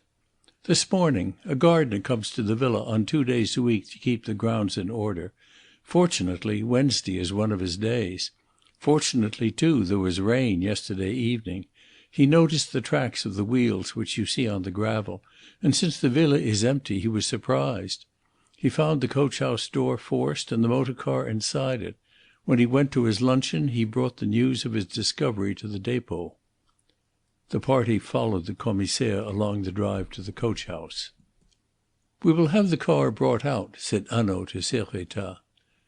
It was a big and powerful machine, with a limousine body, luxuriously fitted and cushioned in the shade of light grey. The outside panels of the car were painted a dark grey. The car had hardly been brought out into the sunlight before a cry of stupefaction burst from the lips of Perrichet. "Oh!" he cried, in utter abasement, "I shall never forgive myself, never, never!" "Why?" Hanaud asked, turning sharply as he spoke. Perrichet was standing with his round eyes staring and his mouth agape. "Because, monsieur, I saw that car, at 4 o'clock this morning, at the corner of the road, not 50 yards from the Villa Rose." "What!" cried Ricardo. "You saw it!" exclaimed Wethermill. Upon their faces was reflected now the stupefaction of Perrichet. "But you must have made a mistake," said the Commissaire. "No, no, monsieur," Perrichet insisted. "It was that car. It was that number. It was just after daylight. I was standing outside the gate of the villa on duty where Monsieur le Commissaire had placed me. The car appeared at the corner and slackened speed. It seemed to me that it was going to turn into the road and come down past me. But instead the driver, as if he were now sure of his way, put the car at its top speed and went into X." "Was any one inside the car?" asked Hanaud. "No, monsieur, it was empty." "But you saw the driver!" exclaimed Wethermill. "Yes, what was he like?" cried the Commissaire. Perrichet shook his head mournfully. "He wore a talc mask over the upper part of his face, and had a little black moustache, and was dressed in a heavy great coat of blue with a white collar." "That is my coat, monsieur," said Servettaz, and as he spoke he lifted it up from the chauffeur's seat. "It is Madame Dauvray's livery." Harry Wethermill groaned aloud. "We have lost him. He was within our grasp, he the murderer, and he was allowed to go." Perrichet's grief was pitiable. "Monsieur," he pleaded, "a car slackens its speed and goes on again. It is not so unusual a thing. I do not know the number of Madame Dauvray's car. I did not even know that it had disappeared." And suddenly tears of mortification filled his eyes. "But why do I make these excuses?" he cried. "It is better, Monsieur Hanaud, that I go back to my uniform and stand at the street corner. I am as foolish as I look." "Nonsense, my friend," said Hanaud, clapping the disconsolate man upon the shoulder. "You remembered the car and its number. That is something, and perhaps a great deal," he added gravely. "As for the talc mask and the black moustache, that is not much to help us, it is true." He looked at Ricardo's crestfallen face and smiled. "We might arrest our good friend Monsieur Ricardo upon that evidence, but no one else that I know." Hanaud laughed immoderately at his joke. He alone seemed to feel no disappointment at Perrichet's oversight. Ricardo was a little touchy on the subject of his personal appearance, and bridled visibly. Hanaud turned towards Servettaz. "Now," he said, "you know how much petrol was taken from the garage?" "Yes, monsieur." "Can you tell me, by the amount which has been used, how far that car was driven last night?" Hanaud asked. Servettaz examined the tank. "A long way, monsieur. From 130 to 150 kilometres, I should say." "Yes, just about that distance, I should say," cried Hanaud. His eyes brightened, and a smile, a rather fierce smile, came to his lips. He opened the door and examined with a minute scrutiny the floor of the carriage, and as he looked the smile faded from his face. Perplexity returned to it. He took the cushions, looked them over and shook them out. "I see no sign," he began, and then he uttered a little shrill cry of satisfaction. From the crack of the door by the hinge he picked off a tiny piece of pale green stuff which he spread out upon the back of his hand. "Tell me, what is this?" he said to Ricardo. "It is a green fabric," said Ricardo very wisely. "It is green chiffon," said Hanaud, "and the frock in which Mademoiselle Celie went away was of green chiffon over satin. Yes, Mademoiselle Celie travelled in this car." He hurried to the driver's seat. Upon the floor there was some dark mould. Hanaud cleaned it off with his knife and held some of it in the palm of his hand. He turned to Servettaz. "You drove the car on Tuesday morning before you went to Chambery?" "Yes, monsieur." "Where did you take up Mme. Dauvray and Mademoiselle Celie?" "At the front door of the Villa Rose." "Did you get down from the seat at all?" "No, monsieur, not after I left the garage." Hanaud returned to his companions. "See," and he opened his hand. "This is black soil, moist from last night's rain. Soil like the soil in front of Mme. Dauvray's salon. Look, here is even a blade or two of the grass." And he turned the mould over in the palm of his hand. Then he took an empty envelope from his pocket and poured the soil into it and gummed the flap down. He stood and frowned at the motor car. "Listen," he said, "how I am puzzled. There was a man last night at the Villa Rose. There were a man's blurred footmarks in the mould before the glass door. That man drove Madame's car for 150 kilometres, and he leaves the mould which clung to his boots upon the floor of his seat. Mademoiselle Celie and another woman drove away inside the car. Mademoiselle Celie leaves a fragment of the chiffon tunic of her frock which caught in the hinge. But Mademoiselle Celie made much clearer impressions in the mould than the man. Yet on the floor of the carriage there is no trace of her shoes. Again, I say there is something here which I do not understand." And he spread out his hands with an impulsive gesture of despair. "It looks as if they had been careful and he careless," said Mr. Ricardo, with the air of a man solving a very difficult problem. "What a mind!" cried Hanaud, now clasping his hands together in admiration. "How quick and how profound!" There was at times something elephantinely elfish in Monsieur Hanaud's demeanour, which left Mr. Ricardo at a loss. But he had come to notice that these undignified manifestations usually took place when Hanaud had reached a definite opinion upon some point which had perplexed him. "Yet there is perhaps another explanation," Hanaud continued. "For, observe, Monsieur Ricardo, we have other evidence to show that the careless one was Mademoiselle Celie. It was she who left her footsteps so plainly visible upon the grass, not the man. However, we will go back to Monsieur Wethermill's room at the Hotel Majestic and talk this matter over. We know something now. Yes, we know. What do we know, monsieur?" he asked, suddenly turning with a smile to Ricardo. And as Ricardo paused, "Think it over while we walk down to Monsieur Wethermill's apartment in the Hotel Majestic." "We know that the murderer has escaped," replied Ricardo hotly. "The murderer is not now the most important object of our search. He is very likely at Marseilles by now. We shall lay our hands on him, never fear," replied Hanaud, with a superb gesture of disdain. "But it was thoughtful of you to remind me of him. I might so easily have clean forgotten him, and then indeed my reputation would have suffered an eclipse." He made a low ironical bow to Ricardo and walked quickly down the road.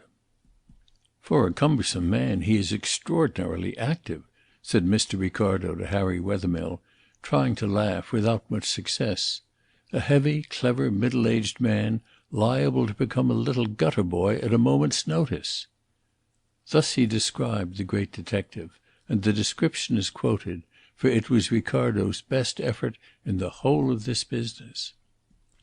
The three men went straight to Harry Wethermill's apartment, which consisted of a sitting room and a bedroom on the first floor. A balcony ran along outside. Hanaud stepped out on to it, looked around him and returned. "It is as well to know that we cannot be overheard," he said. Harry Wethermill meanwhile had thrown himself into a chair. The mask he had worn had slipped from its fastenings for a moment. There was a look of infinite suffering upon his face. It was the face of a man tortured by misery to the snapping point. Hanaud, on the other hand, was particularly alert. The discovery of the motor car had raised his spirits. He sat at the table. "I will tell you what we have learnt," he said, "and it is of importance. The three of them, the man, the woman with the red hair, and Mademoiselle Celie, all drove yesterday night to Geneva. That is only one thing we have learnt." "Then you still cling to Geneva?" said Ricardo. "More than ever," said Hanaud. He turned in his chair towards Wethermill. "Ah, my poor friend," he said, when he saw the young man's distress. Harry Wethermill sprang up with a gesture as though to sweep the need of sympathy away. "What can I do for you?" he asked. "You have a road map, perhaps?" said Hanaud. "Yes," said Wethermill, "mine is here. There it is." And crossing the room he brought it from a side table and placed it in front of Hanaud. Hanaud took a pencil from his pocket. 150 kilometres was about the distance which the car had travelled. Measure the distances here, and you will see that Geneva is the likely place. It is a good city to hide in. Moreover, the car appears at the corner at daylight. How does it appear there? What road is it which comes out at that corner? The road from Geneva. I am not sorry that it is Geneva, for the chef de la sûreté is a friend of mine." "And what else do we know?" asked Ricardo. "This," said Hanaud. He paused impressively. "Bring up your chair to the table, Monsieur Wethermill, and consider whether I am right or wrong." And he waited until Harry Wethermill had obeyed. Then he laughed in a friendly way at himself. "I cannot help it," he said. "I have an eye for dramatic effects. I must prepare for them when I know they are coming, and one, I tell you, is coming now."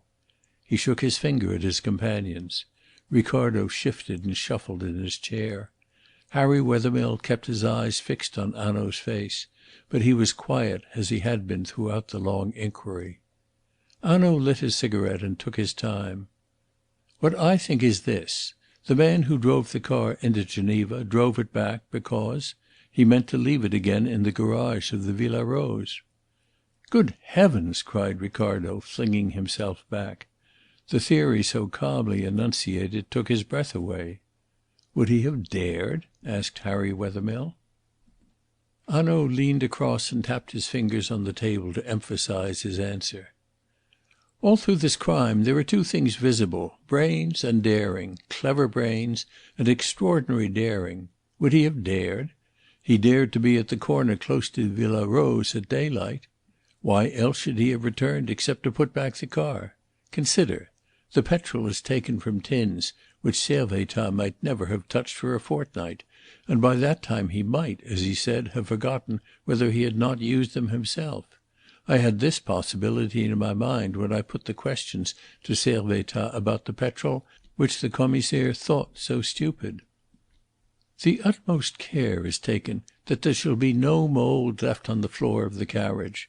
The scrap of chiffon was torn off, no doubt, when the women finally left the car, and therefore not noticed, or that too would have been removed.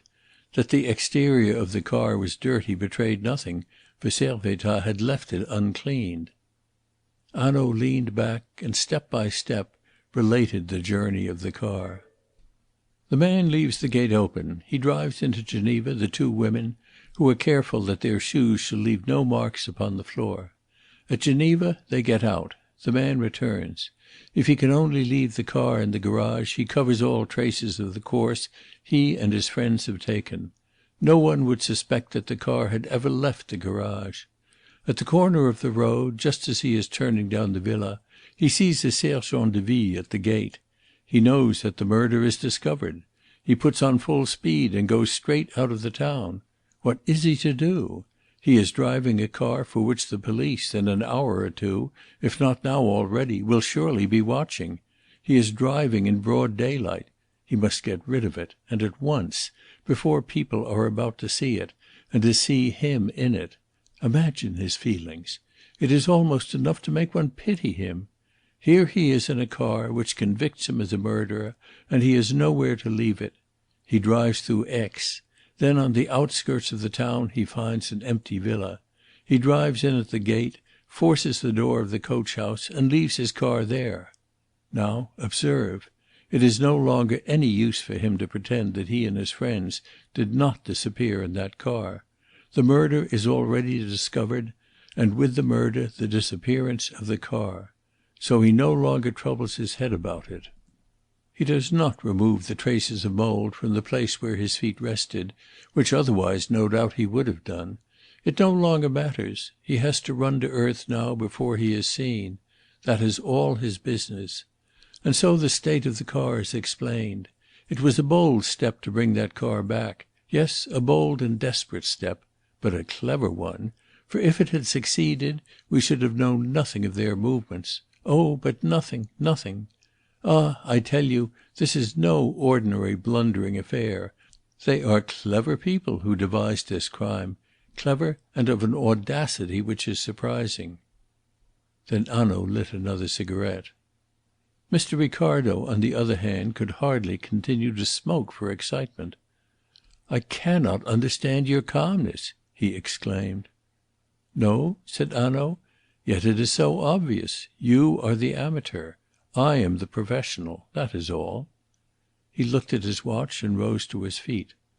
"I must go," he said, and as he turned towards the door a cry sprang from Mr. Ricardo's lips. "It is true. I am the amateur. Yet I have knowledge, Monsieur Hanaud, which the professional would do well to obtain." Hanaud turned a guarded face towards Ricardo. There was no longer any raillery in his manner.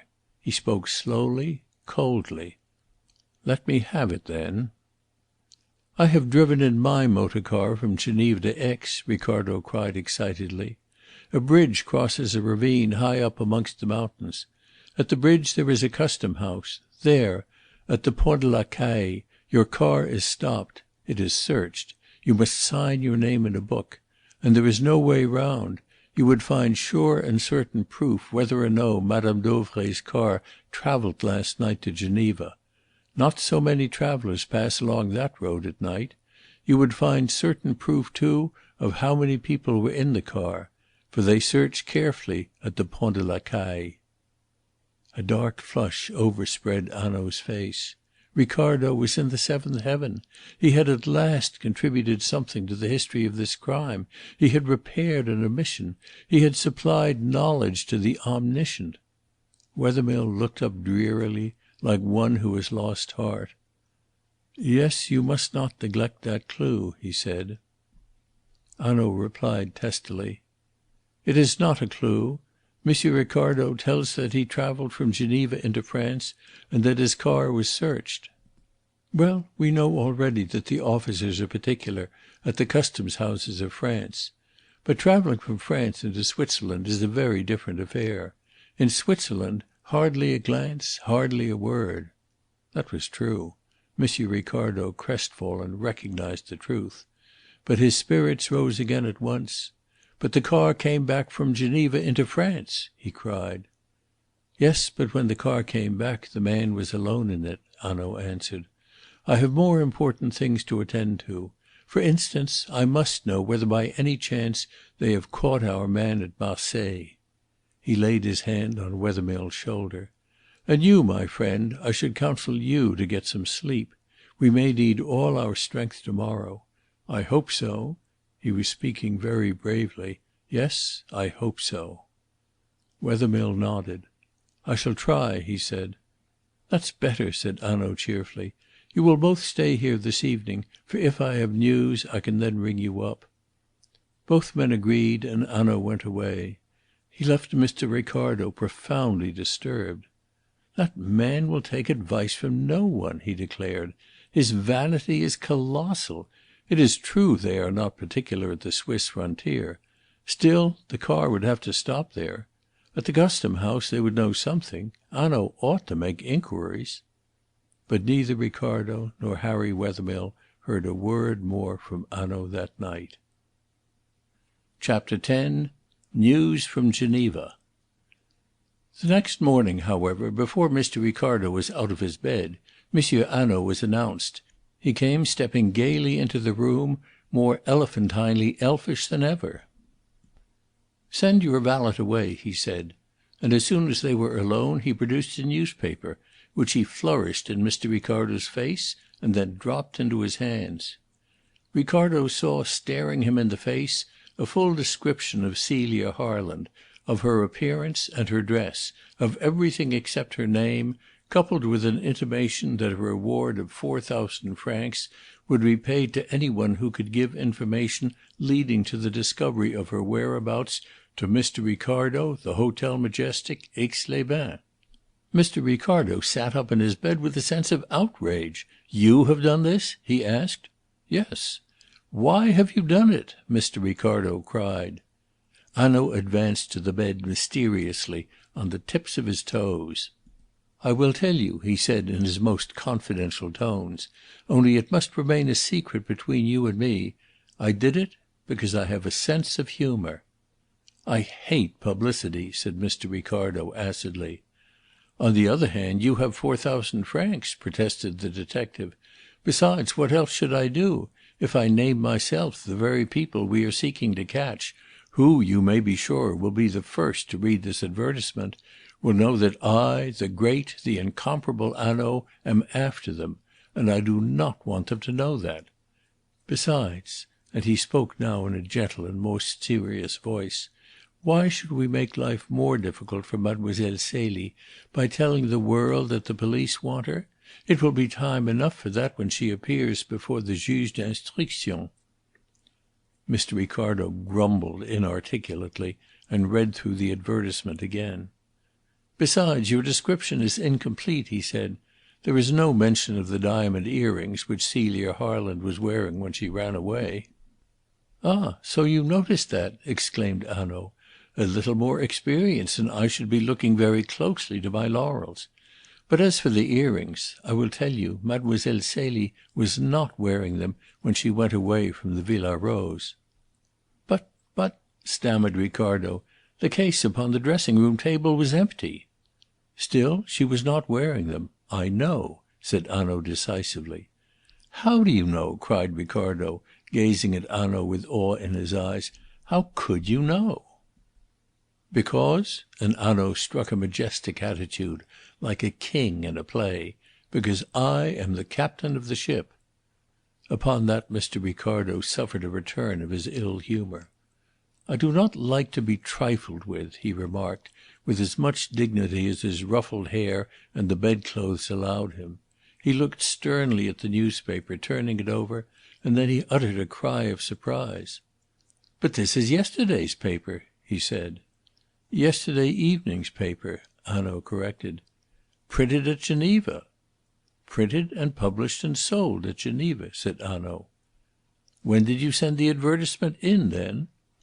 "I wrote a letter while we were taking our luncheon," Hanaud explained. "The letter was to Besnard, asking him to telegraph the advertisement at once." "But you never said a word about it to us," Ricardo grumbled. "No. And was I not wise?" said Hanaud with complacency. "For you would have forbidden me to use your name." "Oh, I don't go so far as that," said Ricardo reluctantly. His indignation was rapidly evaporating, for there was growing up in his mind a pleasant perception that the advertisement placed him in the limelight. He rose from his bed. "You will make yourself comfortable in the sitting-room while I have my bath." "I will indeed," replied Hanaud cheerily. "I have already ordered my morning chocolate. I have hopes that you may have a telegram very soon. This paper was cried last night through the streets of Geneva." Ricardo dressed for once in a way with some approach to ordinary celerity, and joined Hanaud. "Has nothing come?" he asked. "No. This chocolate is very good. It is better than that which I get in my hotel." "Good heavens!" cried Ricardo, who was fairly twittering with excitement. "You sit there talking about chocolate while my cup shakes in my fingers." "Again I must remind you that you are the amateur, I the professional, my friend." As the morning drew on, however, Hanaud's professional quietude deserted him. He began to start at the sound of footsteps in the corridor, to glance every other moment from the window, to eat his cigarettes rather than to smoke them. At 11 o'clock Ricardo's valet brought a telegram into the room. Ricardo seized it. "Calmly, my friend," said Hanaud. With trembling fingers Ricardo tore it open. He jumped in his chair. Speechless, he handed the telegram to Hanaud. It had been sent from Geneva, and it ran thus: "Expect me soon after 3. Marthe Gobin." Hanaud nodded his head. "I told you I had hopes." All his levity had gone in an instant from his manner. He spoke very quietly. "I had better send for Wethermill?" asked Ricardo. Hanaud shrugged his shoulders. "As you like. But why raise hopes in that poor man's breast which an hour or two may dash for ever to the ground? Consider! Marthe Gobin has something to tell us. Think over those 8 points of evidence which you drew up yesterday in the Villa des Fleurs, and say whether what she has to tell us is more likely to prove Mademoiselle Celie's innocence than her guilt. Think well, for I will be guided by you, Monsieur Ricardo," said Hanaud solemnly. "If you think it better that your friend should live in torture until Marthe Gobin comes, and then perhaps suffer worse torture from the news she brings, be it so. You shall decide. If, on the other hand, you decide it will be best to leave Monsieur Wethermill in peace until we know her story, be it so. You shall decide." Ricardo moved uneasily. The solemnity of Hanaud's manner impressed him. He had no wish to take the responsibility of the decision upon himself. But Hanaud sat with his eyes strangely fixed upon Ricardo, waiting for his answer. "Well," said Ricardo at length, "good news will be none the worse for waiting a few hours. Bad news will be a little the better." "Yes," said Hanaud, "so I thought you would decide." He took up a Continental Bradshaw from a bookshelf in the room. "From Geneva she will come through Culoz. Let us see." He turned over the pages. "There is a train from Culoz which reaches Aix at 7 minutes past 3. It is by that train she will come. You have a motor car?" "Yes." "Very well. Will you pick me up in it at 3 at my hotel? We will drive down to the station and see the arrivals by that train. It may help us to get some idea of the person with whom we have to deal. That is always an advantage. Now I will leave you, for I have much to do, but I will look in upon Monsieur Wethermill as I go down and tell him that there is as yet no news." He took up his hat and stick and stood for a moment staring out the window. Then he roused himself from his reverie with a start. "You look out upon Mont Revard, I see. I think Monsieur Wethermill's view over the garden and the town is the better one," he said, and went out of his room. At 3 o'clock Ricardo called in his car, which was an open car of high power, at Hanaud's hotel, and the two men went to the station. They waited outside the exit while the passengers gave up their tickets. Amongst them a middle-aged, short woman of a plethoric tendency attracted their notice. She was neatly but shabbily dressed in black, her gloves were darned, and she was obviously in a hurry. As she came out she asked a commissionaire, "How far is it to the Hotel Majestic?" The man told her the hotel was at the very top of the town, and the way was steep. "But madame can go up in the omnibus of the hotel," he suggested. Madame, however, was in too much of a hurry. The omnibus would have to wait for luggage. She hailed a closed cab and drove off inside it. "Now, if we go back in the car we shall be all ready for her when she arrives," said Hanaud. They passed the cab indeed a few yards up the steep hill which leads from the station. The cab was moving at a walk. "She looks honest," said Hanaud with a sigh of relief.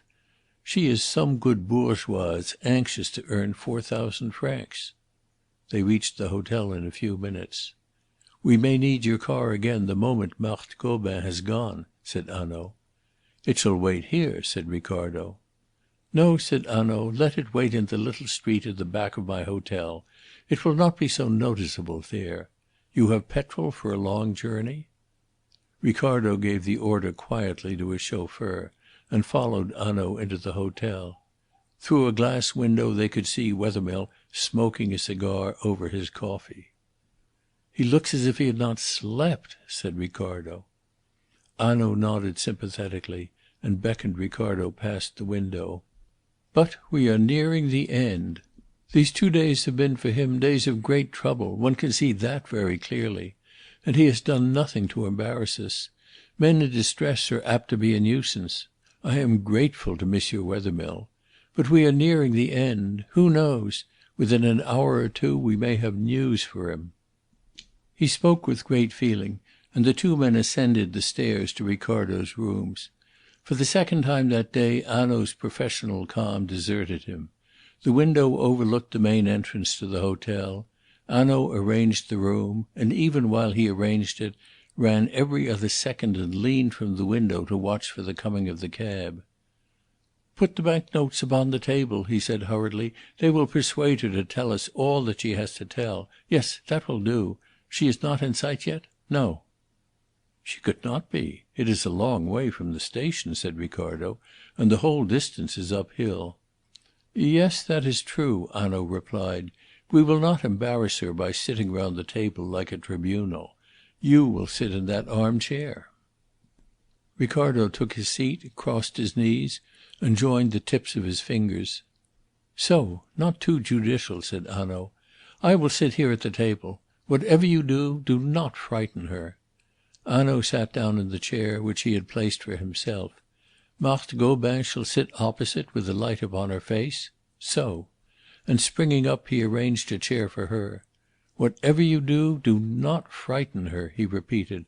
"I am nervous. So much depends upon this interview." And in a second he was back at the window. Ricardo did not move. He arranged in his mind the interrogatory which was to take place. He was to conduct it. He was the master of the situation. All the limelight was to be his. Startling facts would come to light elicited by his deft questions. Hanaud need not fear. He would not frighten her. He would be gentle, he would be cunning. Softly and delicately he would turn this good woman inside out like a glove. Every artistic fibre in his body vibrated to the dramatic situation. Suddenly Hanaud leaned out of the window. "It comes, it comes," he said in a quick feverish whisper. "I can see the cab between the shrubs of the drive." "Let it come," said Mr. Ricardo superbly. Even as he sat he could hear the grating of the wheels upon the drive. He saw Hanaud lean farther from the window and stamp impatiently upon the floor. "There it is at the door," he cried, and for a few seconds he spoke no more. He stood looking downwards, craning his head, with his back towards Ricardo. Then, with a wild and startled cry, he staggered back into the room. His face was white as wax, his eyes full of horror, his mouth open. "What is the matter?" exclaimed Ricardo, springing to his feet.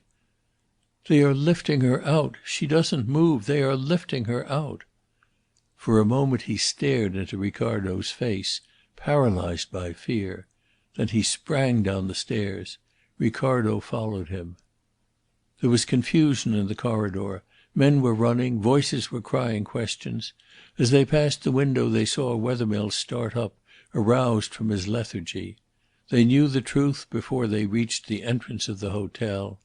A cab had driven up to the door from the station. In the cab was an unknown woman stabbed to the heart. "She should have come by the omnibus," Hanaud repeated, and repeated stupidly. For the moment he was off his balance. Chapter 11. The Unopened Letter.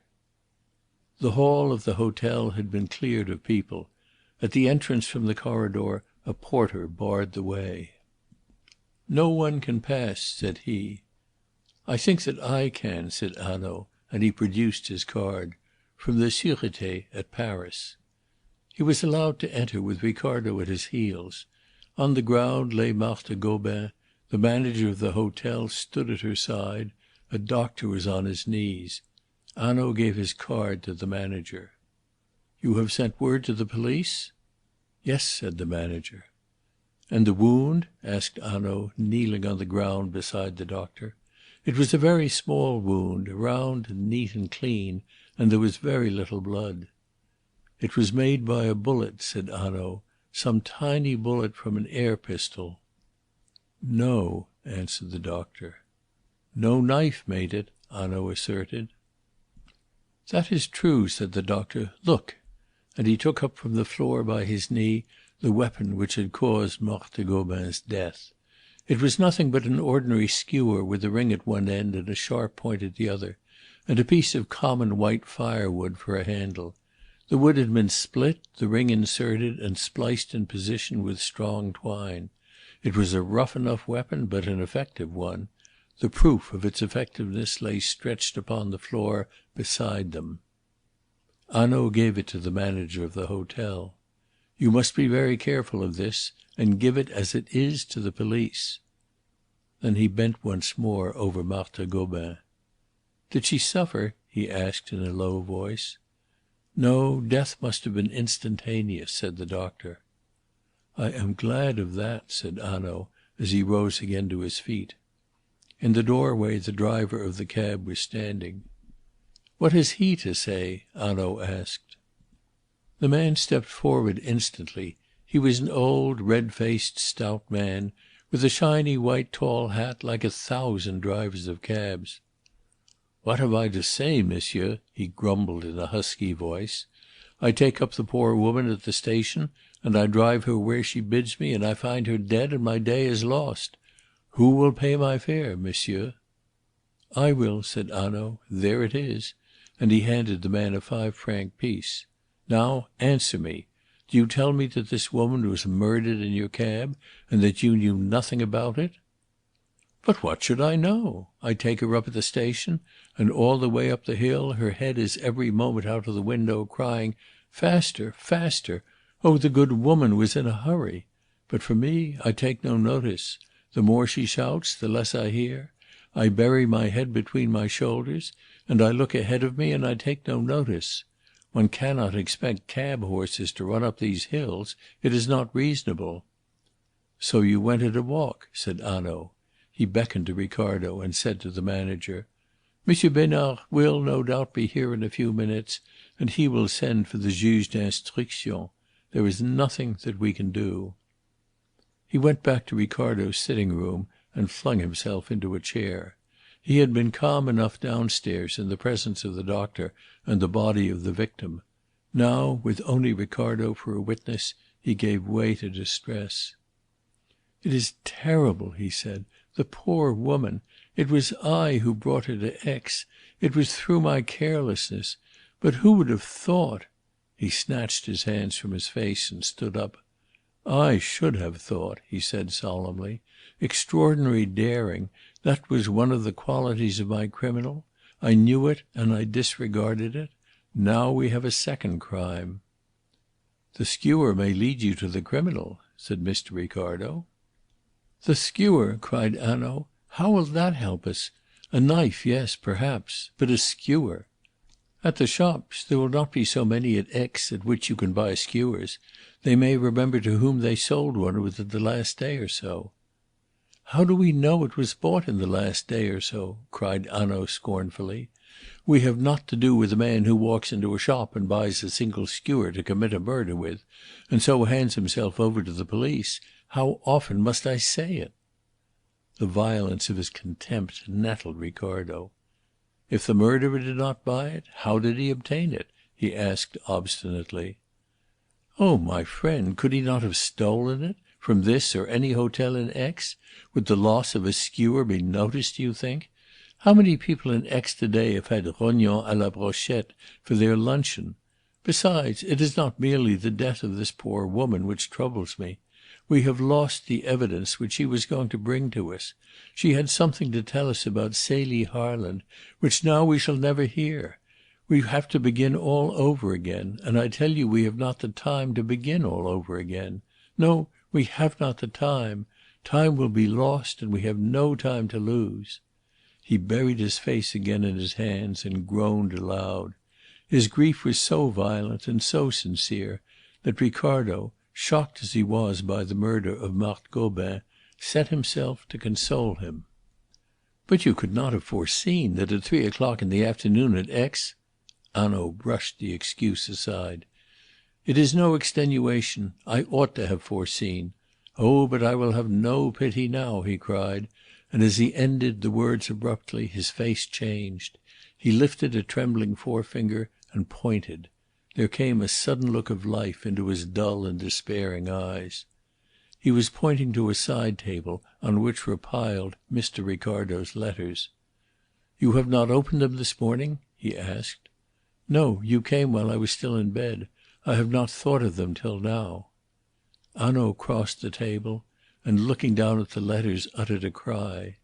"There's one, the big envelope," he said, his voice shaking like his hand. "It has a Swiss stamp." He swallowed to moisten his throat. Ricardo sprang across the room and tore open the envelope. There was a long letter enclosed in a handwriting unknown to him. He read aloud the first lines of the letter. "I write what I saw and post it tonight, so that no one may be before me with the news. I will come over tomorrow for the money." A low exclamation from Hanaud interrupted the words. "The signature! Quick!" Ricardo turned to the end of the letter. "Marthe Gobin."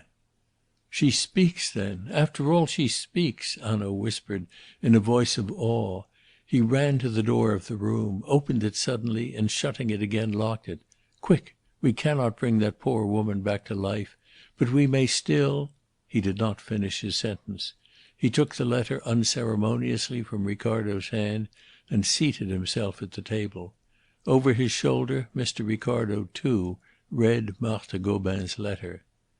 It was just the sort of letter which, in Ricardo's view, Marthe Gobin would have written, a long straggling letter which never kept to the point, which exasperated them one moment by its folly and fired them to excitement the next.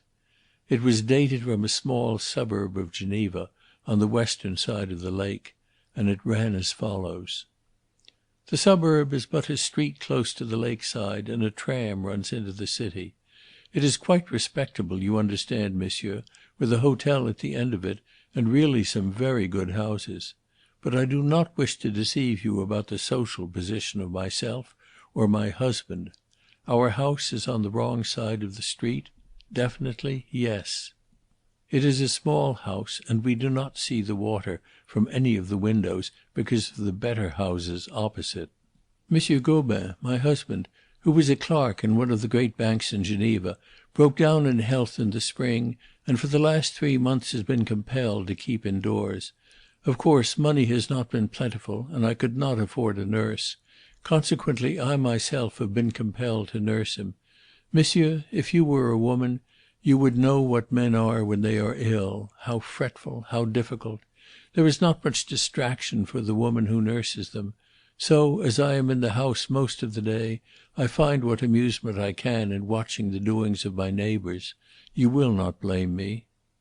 A month ago the house almost directly opposite to us was taken furnished for the summer by a Madame Rossignol. She is a widow, but during the last fortnight a young gentleman has come several times in the afternoon to see her, and it is said in the street that he is going to marry her. But I cannot believe it myself. Monsieur is a young man of perhaps 30, with smooth black hair. He wears a moustache, a little black moustache, and is altogether captivating. Madame Rossignol is 5 or 6 years older, I should think, a tall woman with red hair and a bold sort of coarse beauty. I was not attracted by her. She seemed not quite of the same world as that charming monsieur who was said to be going to marry her. No, I was not attracted by Adele Rossignol." And when he had come to that point, Hanaud looked up with a start. "So the name was Adele," he whispered. "Yes," said Ricardo. "Helene Vauquier spoke the truth." Hanaud nodded with a queer smile upon his lips. "Yes, there she spoke the truth. I thought she did." "But she said Adele's hair was black," interposed Mr. Ricardo. "Yes, there she didn't," said Hanaud dryly, and his eyes dropped again to the paper. "I knew her name was Adele, for often I have heard her servant calling her so, and without any madame in front of the name. That is strange, is it not, to hear an elderly servant woman calling after her mistress Adele, just simple Adele? It was that which made me think monsieur and madame were not of the same world. But I do not believe that they are going to be married. I have an instinct about it. Of course one never knows with what extraordinary women the nicest men will fall in love. So that after all these two may get married. But if they do, I do not think they will be happy." Besides the old woman, there was another servant, a man, Hippolyte, who served in the house and drove the carriage when it was wanted, a respectable man. He always touched his hat when Madame Rossignol came out of the house. He slept in the house at night, although the stable was at the end of the street. I thought he was probably the son of Jeanne, the servant woman. He was young, and his hair was plastered down upon his forehead, and he was altogether satisfied with himself and a great favourite amongst the servants of the street. The carriage and the horse were hired from Geneva. That is the household of Madame Rossignol." So far Mr. Ricardo read in silence. Then he broke out again. "But we have them. The red-haired woman called Adèle, the man with the little black moustache. It was he who drove the motor car." Hanaud held up his hand to check the flow of words, and both read on again. "At 3 o'clock on Tuesday afternoon Madame was driven away in the carriage, and I did not see it return all that evening. Of course it may have returned to the stables by another road. But it was not unusual for the carriage to take her into Geneva and wait a long time. I went to bed at 11, but in the night Monsieur Gobin was restless, and I rose to get him some medicine. We slept in the front of the house, monsieur, and while I was searching for the matches upon the table in the middle of the room, I heard the sound of carriage wheels in the silent street. I went to the window, and raising a corner of the curtains, looked out. Monsieur Gobin called to me fretfully from the bed to know why I did not light the candle and get him what he wanted. I have already told you how fretful sick men can be, always complaining if just for a minute one distracts oneself by looking out of the window. But there, one could do nothing to please them. Yet how right I was to raise the blind and look out of the window, for if I had obeyed my husband I might have lost 4,000 francs. And 4,000 francs are not to be sneezed at by a poor woman whose husband lies in bed. I saw the carriage stop at Madame Rossignol's house. Almost at once the house door was opened by the old servant, although the hall of the house and all the windows in the front were dark.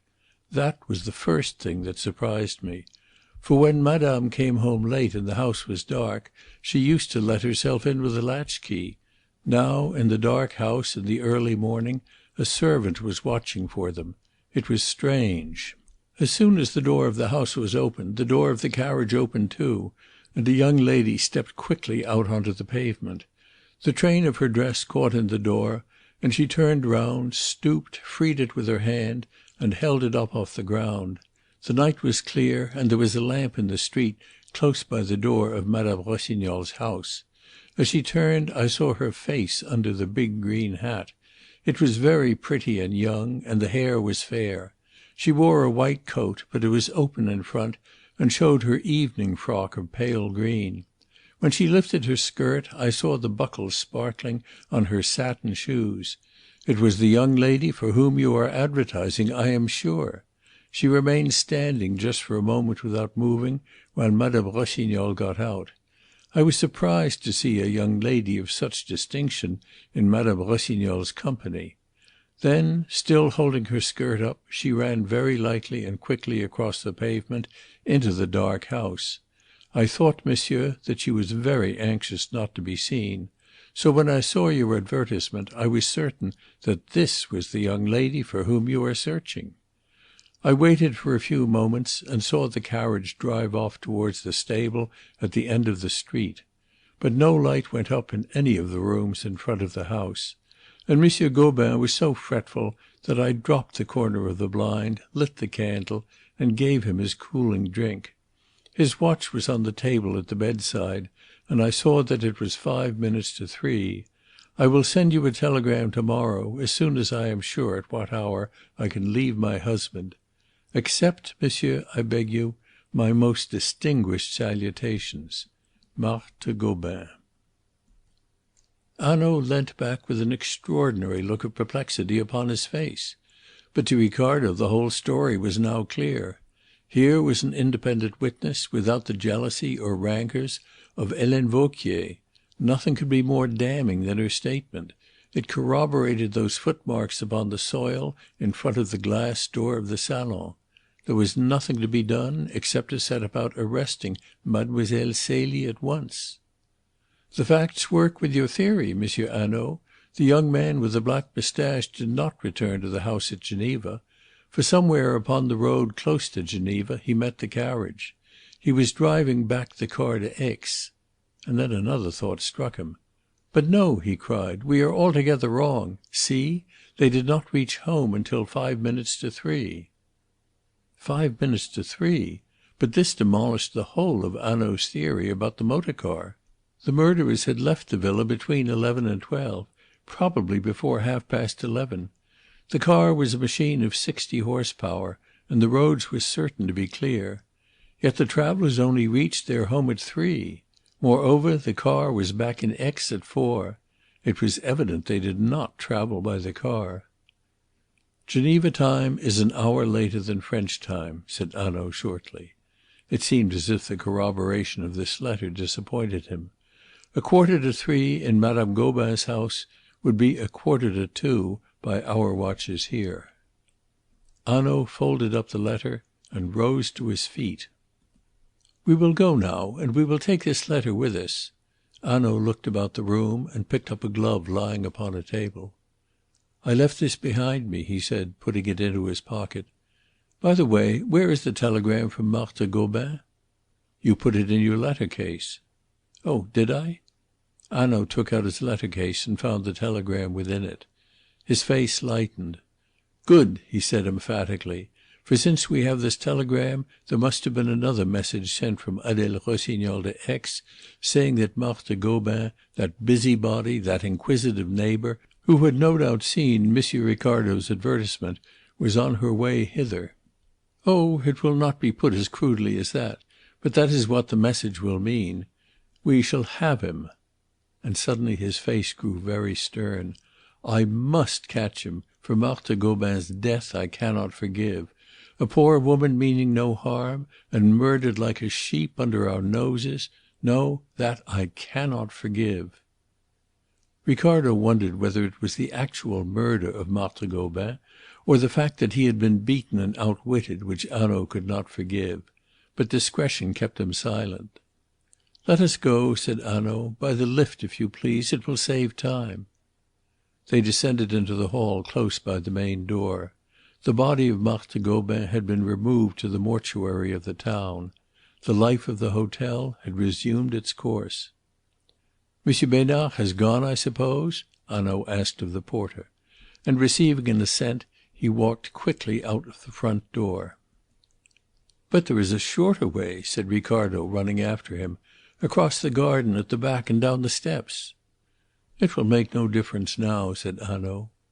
They hurried along the drive and down the road which circled round the hotel and dipped to the town. Behind Hanaud's hotel Ricardo's car was waiting. "We must go first to Besnard's office. The poor man will be at his wits' end to know who was Madame Gobin and what brought her to Aix. Besides, I wish to send a message over the telephone." Hanaud descended and spent a quarter of an hour with the Commissaire. As he came out he looked at his watch. "We shall be in time, I think," he said. He climbed into the car. "The murder of Marthe Gobin on her way from the station will put our friends at their ease. It will be published, no doubt, in the evening papers, and those good people over there in Geneva will read it with amusement. They do not know that Marthe Gobin wrote a letter yesterday night. Come, let us go." "Where to?" asked Ricardo. "Where to?" exclaimed Hanaud. "Why, of course to Geneva." Chapter 12. The Aluminium Flask. "I have telephoned to Le Maire, the chef de la Sûreté at Geneva," said Hanaud, as the car sped out of Aix along the road to Annecy. "He will have the house watched. We shall be in time. They will do nothing until dark." But though he spoke confidently, there was a note of anxiety in his voice, and he sat forward in the car as though he were already straining his eyes to see Geneva. Ricardo was a trifle disappointed. They were on the great journey to Geneva. They were going to arrest Mademoiselle Celie and her accomplices. And Hanaud had not come disguised. Hanaud, in Ricardo's eyes, was hardly living up to the dramatic expedition on which they had set out. It seemed to him that there was something incorrect in the great detective coming out on the chase without a false beard. "But, my dear friend, why shouldn't I?" pleaded Hanaud. "We are going to dine together at the Restaurant du Nord over the lake until it grows dark. It is not pleasant to eat one's soup in a false beard. Have you tried it? Besides, everybody stares so, seeing perfectly well that it is false. Now, I do not want tonight that people should know me for a detective, so I do not go disguised." "Humorist!" said Mr. Ricardo. "There, you have found me out," cried Hanaud in mock alarm. "Besides, I told you this morning that that is precisely what I am." Beyond Annecy they came to the bridge over the ravine. At the far end of it the car stopped. A question, a hurried glance into the body of the car, and the officers of the customs stood aside. "You see how perfunctory it is," said Hanaud, and with a jerk the car moved on. The jerk threw Hanaud against Mr. Ricardo. Something hard in the detective's pocket knocked against his companion. "You have got them?" he whispered. "What?" "The handcuffs." Another disappointment awaited Ricardo. A detective without a false beard was bad enough, but that was nothing to a detective without handcuffs. The paraphernalia of justice were sadly lacking. However, Hanaud consoled Mr. Ricardo by showing him the hard thing. It was almost as thrilling as the handcuffs, for it was a loaded revolver. "There will be danger, then," said Ricardo with a tremor of excitement. "I should have brought mine." "There would have been danger, my friend," Hanaud objected gravely, "if you had brought yours." They reached Geneva as the dusk was falling, and drove straight to the restaurant by the side of the lake and mounted to the balcony on the first floor. A small stout man sat at a table alone in a corner of the balcony.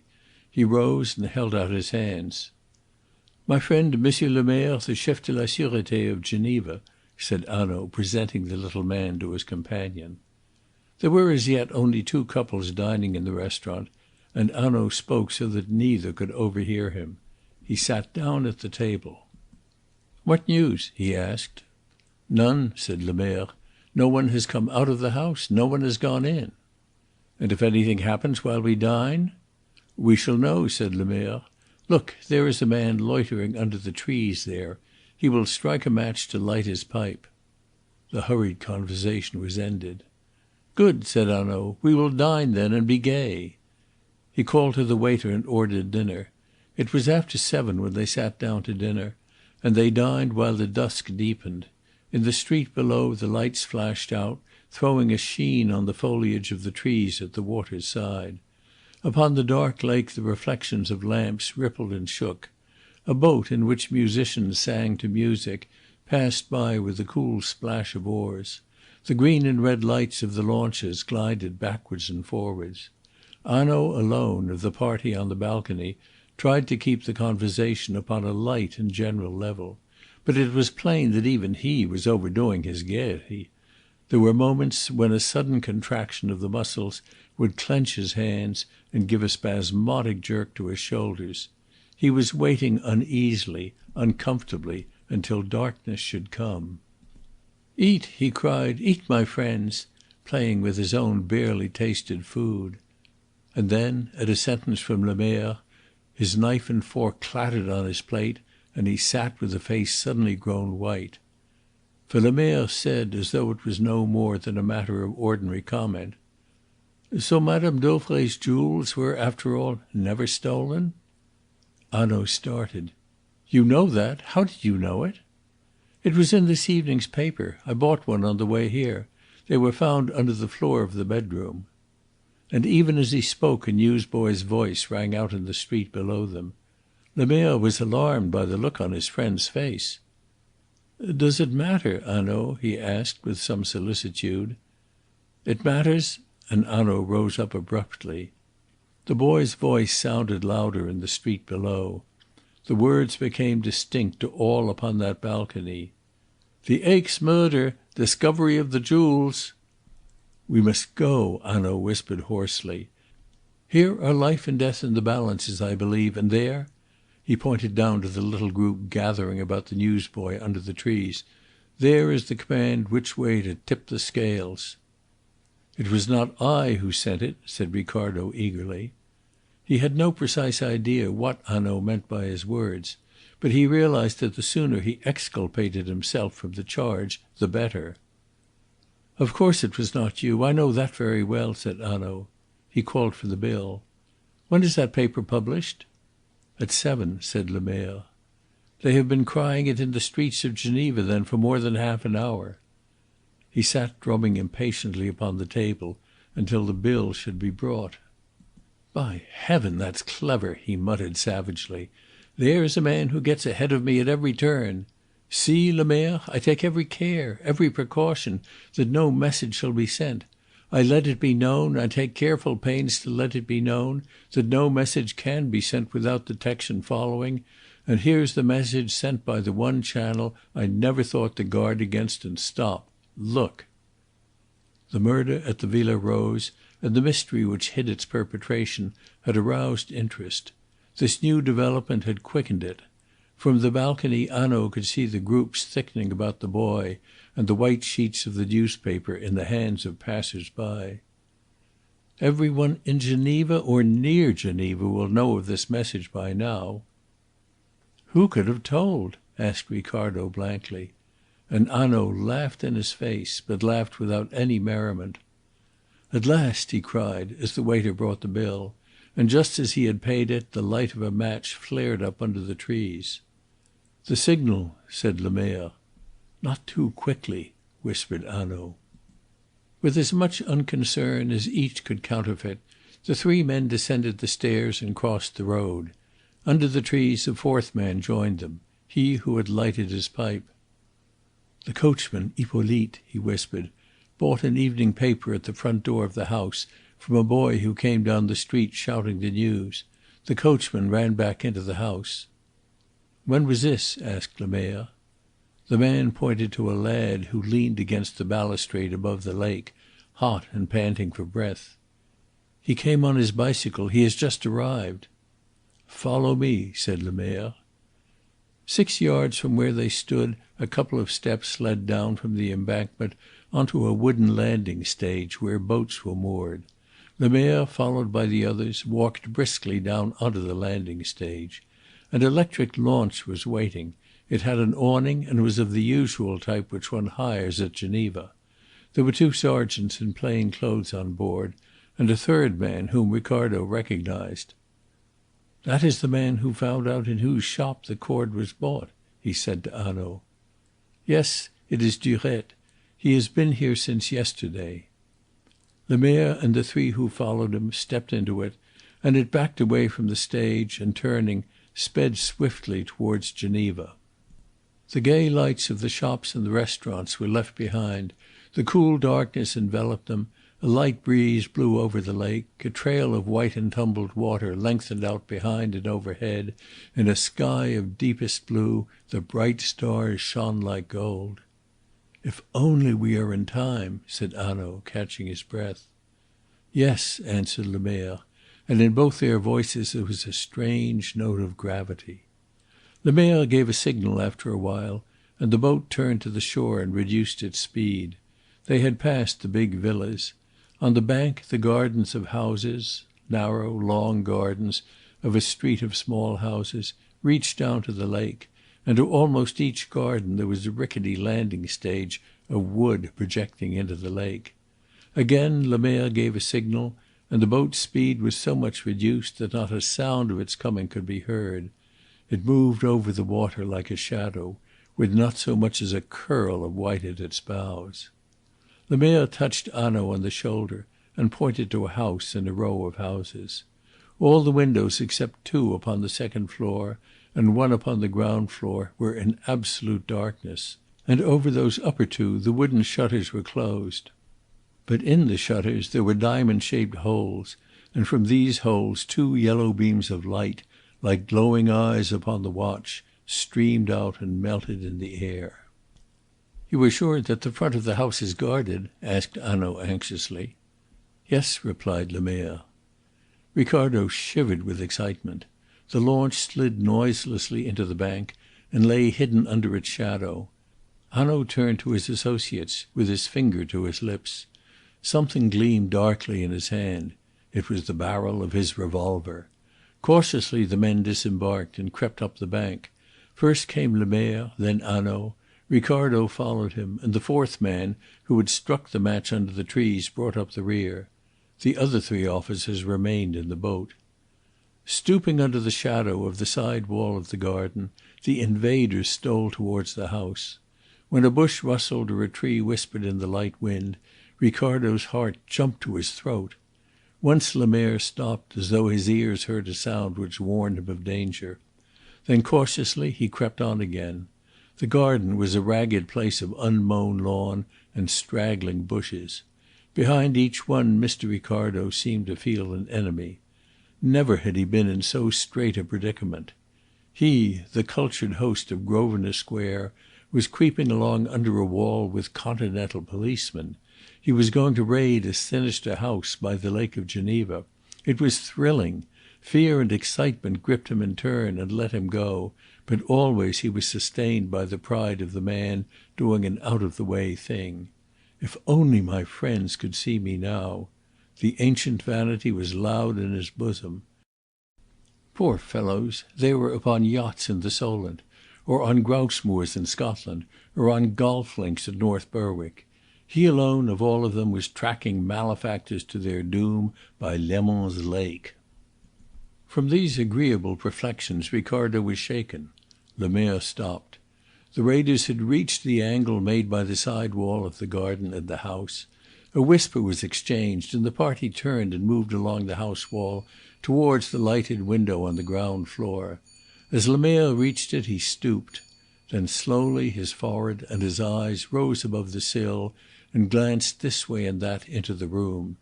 Mr. Ricardo could see his eyes gleaming as the light from the window caught them. His face rose completely over the sill. He stared into the room without care or apprehension, then dropped again out of the reach of the light. He turned to Hanaud. "The room is empty," he whispered. Hanaud turned to Ricardo. "Pass under the sill, or the light from the window will throw your shadow upon the lawn." The party came to the back door of the house. Lemerre tried the handle of the door, and to his surprise it yielded. They crept into the passage. The last man closed the door noiselessly, locked it, and removed the key. A panel of light shone upon the wall a few paces ahead. The door of the lighted room was open. As Ricardo stepped silently past it, he looked in. It was a parlour meanly furnished. Hanaud touched him on the arm and pointed to the table. Ricardo had seen the objects at which Hanaud pointed often enough without uneasiness, but now, in this silent house of crime, they had the most sinister and appalling aspect. There was a tiny phial half full of a dark brown liquid. Beside it a little leather case lay open, and across the case, ready for use or waiting to be filled, was a bright morphia needle. Ricardo felt the cold creep along his spine and shivered. "Come," whispered Hanaud. They reached the foot of a flight of stairs and cautiously mounted it. They came out in a passage which ran along the side of the house, from the back to the front. It was unlighted, but they were now on the level of the street, and a fan-shaped glass window over the front door admitted a pale light. There was a street lamp near to the door, Ricardo remembered. For by the light of it Marthe de Cobin had seen Celia Harland run so nimbly into this house. For a moment the men in the passage held their breath. Someone strode heavily by on the pavement outside. To Mr. Ricardo's ear a most companionable sound. Then a clock upon a church struck the half-hour musically, distantly. It was 8:30, and a second afterwards a tiny bright light shone. Hanaud was directing the light of a pocket electric torch to the next flight of stairs. Here the stairs were carpeted, and once more the men crept up. One after another they came out upon the next landing. It ran, like those below it, along the side of the house from the back to the front, and the doors were all upon their left hand. From beneath the door nearest to them a yellow line of light streamed out. They stood in the darkness, listening. But not a sound came from behind the door. Was this room empty too? In each one's mind was the fear that the birds had flown. Lemerre carefully took the handle of the door and turned it. Very slowly and cautiously he opened the door. A strong light beat out through the widening gap upon his face. And then, though his feet did not move, his shoulders and his face drew back. The action was significant enough. This room, at all events, was not empty. But of what Lemerre saw in the room, his face gave no hint. He opened the door wider, and now Hanaud saw. Ricardo, trembling with excitement, watched him. But again there was no expression of surprise, consternation, or delight. He stood stolidly and watched. Then he turned to Ricardo, placed a finger on his lips and made room. Ricardo crept on tiptoe to his side. And now he too could look in. He saw a brightly lit bedroom with a made bed. On his left were the shuttered windows overlooking the lake. On his right, in the partition wall, a door stood open.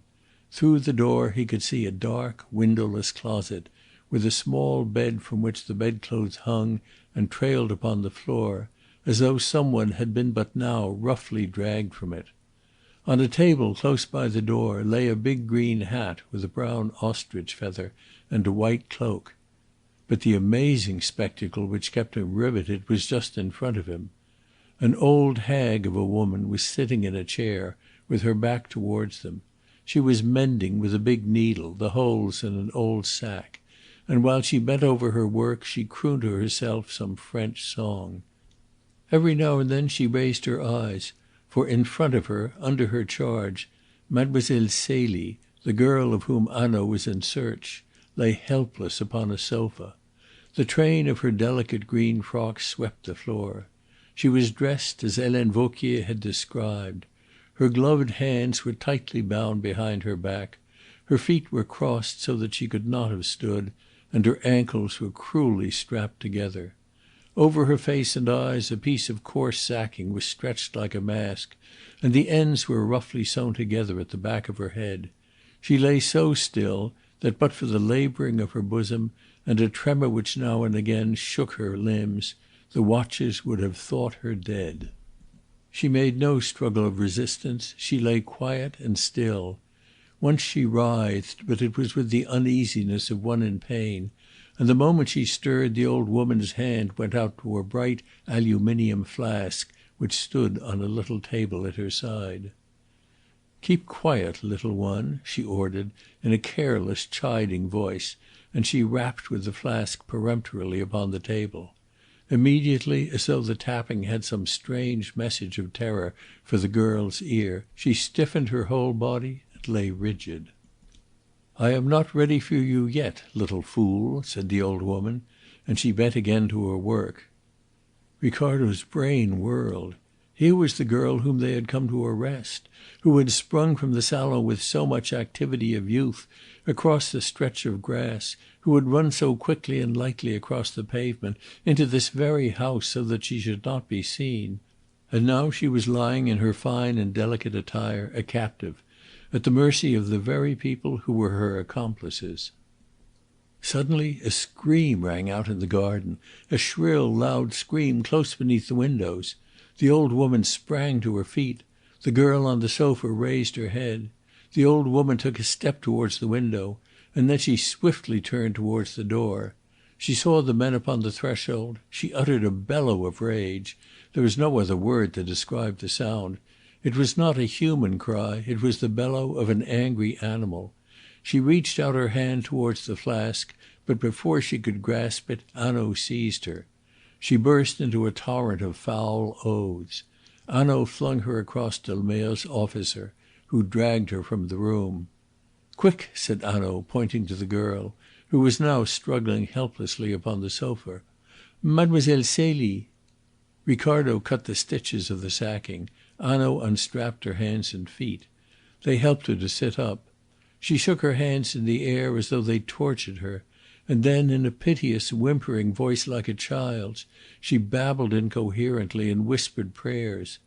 Suddenly the prayers ceased. She sat stiff, with eyes fixed and staring. She was watching Lemerre, and she was watching him fascinated with terror. He was holding in his hand the large bright aluminium flask. He poured a little of the contents very carefully onto a piece of the sack, and then, with an exclamation of anger, he turned towards Hanaud. But Hanaud was supporting Celia, and so, as Lemerre turned abruptly towards him with the flask in his hand, he turned abruptly towards Celia too. She wrenched herself from Hanaud's arms. She shrank violently away. Her white face flushed scarlet and grew white again. She screamed loudly, terribly, and after the scream she uttered a strange, weak sigh, and so fell sideways in a swoon. Hanaud caught her as she fell. A light broke over his face. "Now I understand," he cried. "Good God, that's horrible." Chapter 13. In the House at Geneva. It was well, Mr. Ricardo thought, that someone understood. For himself, he frankly admitted that he did not. Indeed, in his view, the first principles of reasoning seemed to be set at naught. It was obvious from the solicitude with which Celia Harland was surrounded that every one except himself was convinced of her innocence.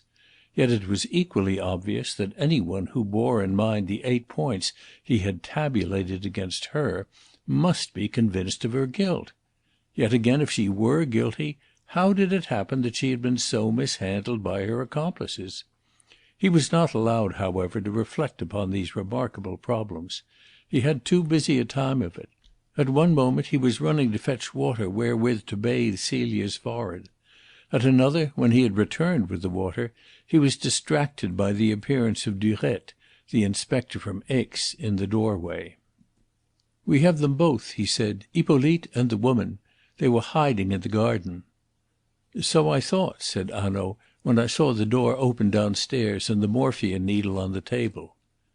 Lemerre turned to one of the officers. "Let them be taken with old Jeanne in cabs to the depot." And when the man had gone upon his errand, Lemerre spoke to Hanaud. "You will stay here to night to arrange for their transfer to Aix?" "I will leave Durette behind," said Hanaud. "I am needed at Aix. We will make a formal application for the prisoners." He was kneeling by Celia's side and awkwardly dabbing her forehead with a wet handkerchief. He raised a warning hand. Celia Harland moved and opened her eyes. She sat up on the sofa, shivering, and looked with dazed and wondering eyes from one to another of the strangers who surrounded her. She searched in vain for a familiar face. "You are amongst good friends, Mademoiselle Celie," said Hanaud with great gentleness. "Oh, I wonder, I wonder!" she cried piteously. "Be very sure of it," he said heartily, and she clung to the sleeve of his coat with desperate hands. "I suppose you are friends," she said, "else why?" And she moved her numbed limbs to make certain that she was free. She looked about the room. Her eyes fell upon the sack and widened with terror. "They came to me a little while ago in that cupboard there, Adele and the old woman, Jeanne. They made me get up. They told me they were going to take me away. They brought my clothes and dressed me in everything I wore when I came, so that no single trace of me might be left behind. Then they tied me." She tore off her gloves and showed them her lacerated wrists. "I think they meant to kill me horribly." And she caught her breath and whimpered like a child. Her spirit was broken. "My poor girl, all that is over," said Hanaud, and he stood up. But at the first movement he made she cried incisively "No!" and tightened the clutch of her fingers upon his sleeve. "But, mademoiselle, you are safe," he said with a smile. She stared at him stupidly. It seemed the words had no meaning for her. She would not let him go. It was only the feel of his coat within the clutch of her fingers which gave her any comfort. "I want to be sure that I am safe," she said, with a wan little smile. "Tell me, mademoiselle, what have you had to eat and drink during the last 2 days?" "Is it 2 days?" she asked. "I was in the dark there. I did not know. A little bread, a little water." "That's what is wrong," said Hanaud. "Come, and let us go from here." "Yes, yes," Celia cried eagerly. She rose to her feet and tottered. Hanaud put his arm about her. "You are very kind," she said in a low voice, and again doubt looked out from her face and disappeared. "I am sure that I can trust you." Ricardo fetched her cloak and slipped it on her shoulders. Then he brought her hat and she pinned it on. She turned to Hanaud. Unconsciously familiar words rose to her lips. "Is it straight?" she asked. And Hanaud laughed outright, and in a moment Celia smiled herself. Supported by Hanaud, she stumbled down the stairs to the garden. As they passed the open door of the lighted parlour at the back of the house, Hanaud turned back to Lemerre and pointed silently to the morphia needle and the phial. Lemerre nodded his head, and going into the room took them away. They went out again into the garden. Celia Harland threw back her head to the stars and drew in a deep breath of the cool night air. "I did not think," she said in a low voice, "to see the stars again." They walked slowly down the length of the garden, and Hanaud lifted her into the launch. She turned and caught his coat. "You must come too," she said stubbornly. Hanaud sprang in beside her. "For to night," he said gaily, "I am your papa." Ricardo and the others followed, and the launch moved out over the lake under the stars. The bow was turned towards Geneva. The water tumbled behind them like white fire. The night breeze blew fresh upon their faces. They disembarked at the landing stage, and then Lemerre bowed to Celia and took his leave. Hanaud led Celia up onto the balcony of the restaurant and ordered supper. There were people still dining at the tables. One party indeed sitting late over their coffee Ricardo recognised with a kind of shock. They had taken their places, the very places in which they now sat, before he and Hanaud and Lemerre had left the restaurant upon their expedition of rescue. Into that short interval of time so much that was eventful had been crowded. Hanaud leaned across the table to Celia and said in a low voice: "Mademoiselle, if I may suggest it, it would be as well if you put on your gloves. Otherwise they may notice your wrists." Celia followed his advice. She ate some food and drank a glass of champagne. A little colour returned to her cheeks. "You are very kind to me, you and monsieur your friend," she said, with a smile towards Ricardo. "But for you," and her voice shook. "Hush," said Hanaud. "All that is over. We will not speak of it." Celia looked out across the road onto the trees, of which the dark foliage was brightened and made pale by the lights of the restaurant. Out on the water some one was singing. "It seems impossible to me," she said in a low voice, "that I am here in the open air and free." Hanaud looked at his watch. "Mademoiselle Celie, it is past 10 o'clock. Monsieur Ricardo's car is waiting there under the trees. I want you to drive back to Aix. I have taken rooms for you at an hotel, and there will be a nurse from the hospital to look after you." "Thank you, monsieur," she said. "You have thought of everything. But I shall not need a nurse." "But you will have a nurse," said Hanaud firmly. "You feel stronger now, yes. But when you lay your head upon your pillow, mademoiselle, it will be a comfort for you to know that you have her within call. And in a day or two," he added gently, "you will perhaps be able to tell us what happened on Tuesday night at the Villa Rose?" Celia covered her face with her hands for a few moments. Then she drew them away and said simply, "Yes, monsieur, I will tell you." Hanaud bowed to her with a genuine deference. "Thank you, mademoiselle," he said, and in his voice there was a strong ring of sympathy. They went downstairs and entered Ricardo's motor car. "I want to send a telephone message," said Hanaud, "if you will wait here." "No!" cried Celia decisively, and she again laid hold of his coat with a pretty imperiousness, as though he belonged to her. "But I must," said Hanaud with a laugh. "Then I will come too," said Celia, and she opened the door and set a foot upon the step. "You will not, mademoiselle," said Hanaud with a laugh. "Will you take your foot back into that car? That is better. Now you will sit with your friend, Monsieur Ricardo, whom, by the way, I have not yet introduced to you. He is a very good friend of yours, mademoiselle, and will in the future be a still better one." Ricardo felt his conscience rather heavy within him, for he had come out to Geneva with the fixed intention of arresting her as a most dangerous criminal. Even now he could not understand how she could be innocent of a share in Madame Dauvray's murder. But Hanaud evidently thought she was, and since Hanaud thought so, why, it was better to say nothing if one was sensitive to gibes. So Ricardo sat and talked with her while Hanaud ran back into the restaurant. It mattered very little, however, what he said, for Celia's eyes were fixed upon the doorway through which Hanaud had disappeared. And when he came back she was quick to turn the handle of the door. "Now, mademoiselle, we will wrap you up in Monsieur Ricardo's spare motor coat and cover your knees with a rug and put you between us, and then you can go to sleep." The car sped through the streets of Geneva. Celia Harland, with a little sigh of relief, nestled down between the two men. "If I knew you better," she said to Hanaud, "I should tell you, what of course I do not tell you now, that I feel as if I had a big Newfoundland dog with me."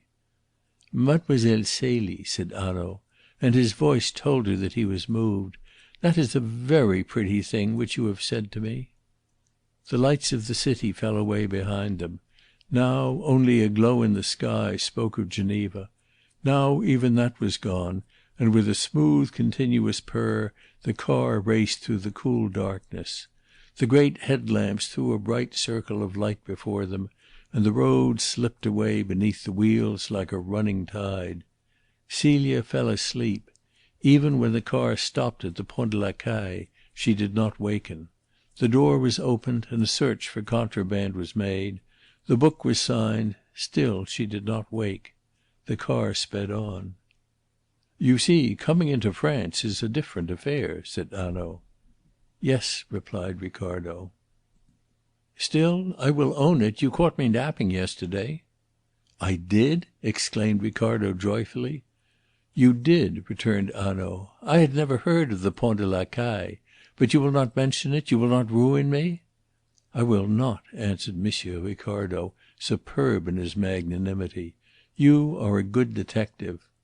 "Oh, thank you, thank you!" cried Hanaud, in a voice which shook, surely with emotion. He wrung Ricardo's hand.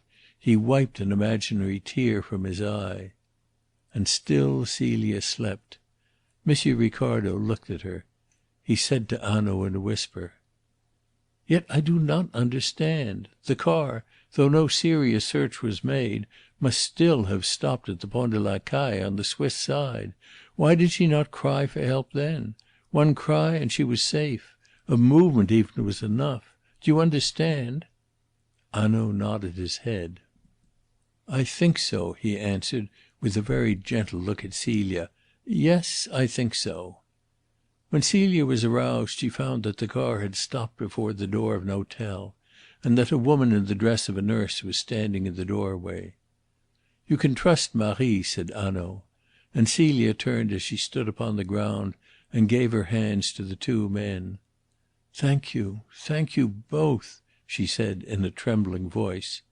She looked at Hanaud and nodded her head. "You understand why I thank you so very much?"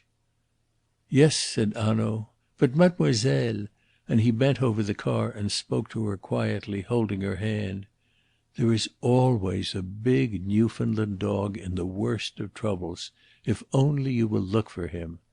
I tell you so, I who belong to the Sûreté in Paris. Do not lose heart." And in his mind he added, "God forgive me for the lie." He shook her hand and let it go, and gathering up her skirt she went into the hall of the hotel. Hanaud watched her as she went. She was to him a lonely and pathetic creature, in spite of the nurse who bore her company. "You must be a good friend to that young girl, Monsieur Ricardo," he said. "Let us drive to your hotel." "Yes," said Ricardo, and as they went the curiosity which all the way from Geneva had been smouldering within him burst into flame. "Will you explain to me one thing?" he asked. "When the scream came from the garden you were not surprised. Indeed, you said that when you saw the open door and the morphia needle on the table of the little room downstairs, you thought Adele and the man Hippolyte were hiding in the garden." "Yes, I did think so." "Why? And why did the publication that the jewels had been discovered so alarm you?" "Ah," said Hanaud, "did you not understand that? Yet surely it is clear and obvious, if you once grant that the girl was innocent, was a witness of the crime, and was now in the hands of the criminals. Grant me those premises, Mr. Ricardo, for a moment, and you will see that we had just one chance of finding the girl alive in Geneva. From the first I was sure of that. What was the one chance? Why, this: she might be kept alive on the chance that she could be forced to tell what, by the way, she did not know, namely, the place where Mme. Dauvray's valuable jewels were secreted. Now follow this. We, the police, find the jewels and take charge of them. Let that news reach the house in Geneva, and on the same night Mademoiselle Celie loses her life, and not very pleasantly. They have no further use for her. She is merely a danger to them. So I take my precautions. Never mind for the moment what they were. I take care that if the murderer is in Aix and gets wind of our discovery, he shall not be able to communicate his news." "The post office would have stopped letters or telegrams," said Ricardo. "I understand." "On the contrary," replied Hanaud. "No, I took my precautions, which were of quite a different kind, before I knew the house in Geneva or the name of Rossignol. But one way of communication I did not think of. I did not think of the possibility that the news might be sent to a newspaper, which of course would publish it and cry it through the streets of Geneva.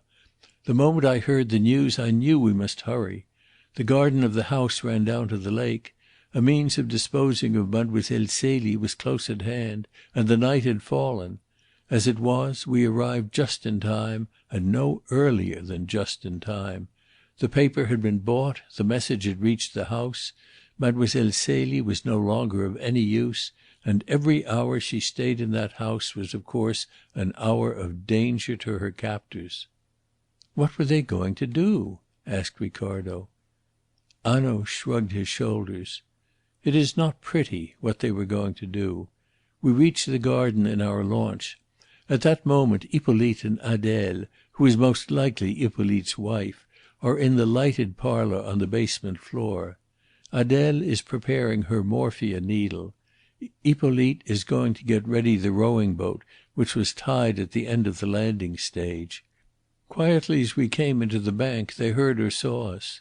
They ran out and hid in the garden, having no time to lock the garden door, or perhaps not daring to lock it lest the sound of the key should reach our ears. We find that door upon the latch, the door of the room open, on the table lies the morphia needle. Upstairs lies Mademoiselle Celie. She is helpless, she cannot see what they are meaning to do." "But she could cry out," exclaimed Ricardo. "She did not even do that." "No, my friend, she could not cry out," replied Hanaud very seriously. "I know why. She could not. No living man or woman could. Rest assured of that."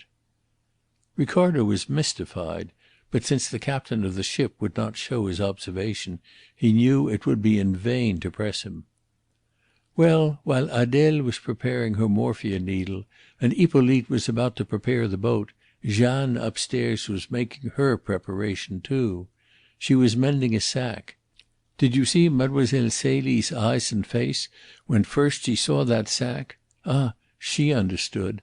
They meant to give her a dose of morphia, and as soon as she became unconscious they were going perhaps to take some terrible precaution." Hanaud paused for a second. "I only say perhaps as to that. But certainly they were going to sew her up in that sack, row her well out across the lake, fix a weight to her feet and drop her quietly overboard. She was to wear everything which she had brought with her to the house. Mademoiselle Celie would have disappeared for ever, and left not even a ripple upon the water to trace her by." Ricardo clenched his hands. "But that's horrible!" he cried, and as he uttered the words the car swerved into the drive and stopped before the door of the Hotel Majestic. Ricardo sprang out. A feeling of remorse seized hold of him. All through that evening he had not given one thought to Harry Wethermill, so utterly had the excitement of each moment engrossed his mind. "He will be glad to know," cried Ricardo. "To night, at all events, he shall sleep. I ought to have telegraphed to him from Geneva that we and Miss Celia were coming back." He ran up the steps into the hotel. "I took care that he should know," said Hanaud, as he followed in Ricardo's steps. "Then the message could not have reached him, else he would have been expecting us," replied Ricardo, as he hurried into the office where a clerk sat at his books. "Is Mr. Wethermill in?" he asked. The clerk eyed him strangely. "Mr. Wethermill was arrested this evening," he said. Ricardo stepped back. "Arrested? When?" "At 25 minutes past 10," replied the clerk shortly. "Ah," said Hanaud quietly, "that was my telephone message." Ricardo stared in stupefaction at his companion. "Arrested!" he cried. "Arrested! But what for?" "For the murders of Marthe Gobin and Mme. Dauvray," said Hanaud. "Good night." CHAPTER XIV Mr. Ricardo is bewildered. Ricardo passed a most tempestuous night. He was tossed amongst dark problems. Now it was Harry Wethermill who beset him. He repeated and repeated the name, trying to grasp the new and sinister suggestion, which, if Hanaud were right, its sound must henceforth bear. Of course Hanaud might be wrong. Only, if he were wrong, how had he come to suspect Harry Wethermill? What had first directed his thoughts to that seemingly heartbroken man? And when? Certain recollections became vivid in Mr. Ricardo's mind. The luncheon at the Villa Rose, for instance. Hanaud had been so insistent that the woman with the red hair was to be found in Geneva, had so clearly laid it down that a message, a telegram, a letter from Aix to Geneva, would enable him to lay his hands upon the murderer in Aix. He was isolating the house in Geneva even so early in the history of his investigations, even so soon he suspected Harry Wethermill. Brains and audacity, yes, these two qualities he had stipulated in the criminal. Ricardo now for the first time understood the trend of all Hanaud's talk at that luncheon. He was putting Harry Wethermill upon his guard. He was immobilizing him. He was fettering him in precautions. With a subtle skill he was forcing him to isolate himself. And he was doing it deliberately to save the life of Celia Harland in Geneva. Once Ricardo lifted himself up with the hair stirring on his scalp. He himself had been with Wethermill in the baccarat rooms on the very night of the murder. They had walked together up the hill to the hotel. It could not be that Harry Wethermill was guilty. And yet, he suddenly remembered, they had together left the rooms at an early hour. It was only 10 o'clock when they had separated in the hall, when they had gone each to his own room. There would have been time for Wethermill to reach the Villa Rose and do his dreadful work upon that night before 12, if all had been arranged beforehand, if all went as it had been arranged. And as he thought upon the careful planning of that crime, and remembered Wethermill's easy chatter as they had strolled from table to table in the Villa des Fleurs, Ricardo shuddered. Though he encouraged a taste for the bizarre, it was with an effort. He was naturally of an orderly mind, and to touch the eerie or inhuman caused him a physical discomfort. So now he marvelled in a great uneasiness at the calm placidity with which Wethermill had talked, his arm in his, while the load of so dark a crime to be committed within the hour lay upon his mind.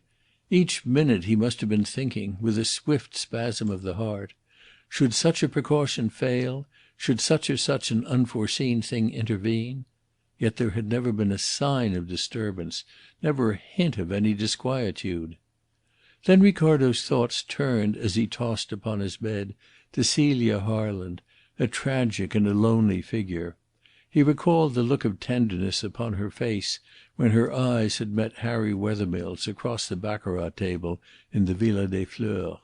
He gained some insight into the reason why she had clung so desperately to Hanaud's coat sleeve yesterday. Not merely had he saved her life.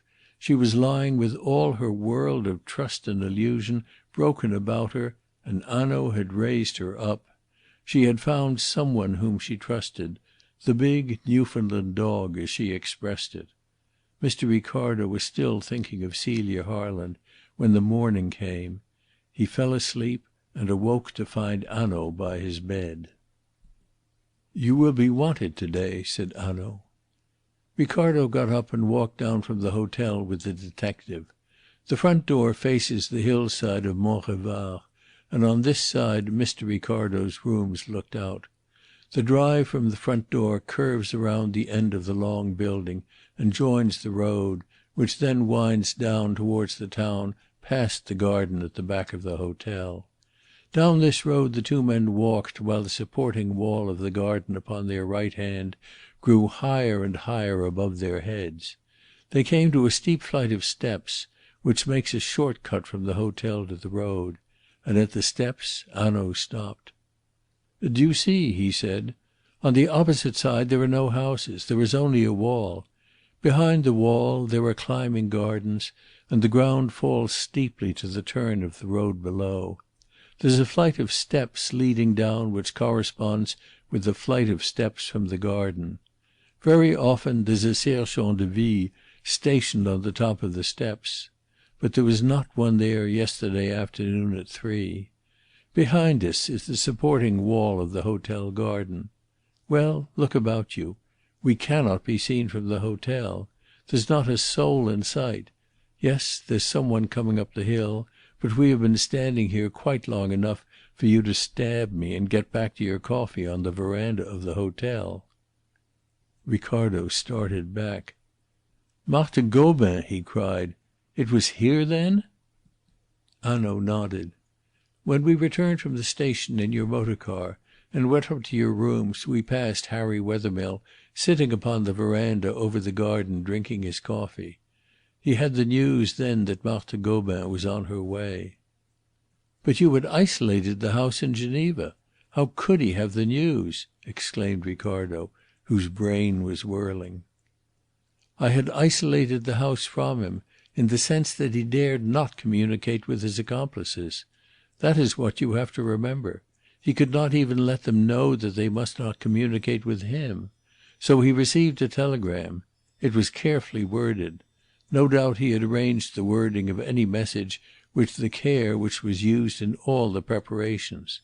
It ran like this," and Hanaud took a scrap of paper from his pocket and read out from it a copy of the telegram.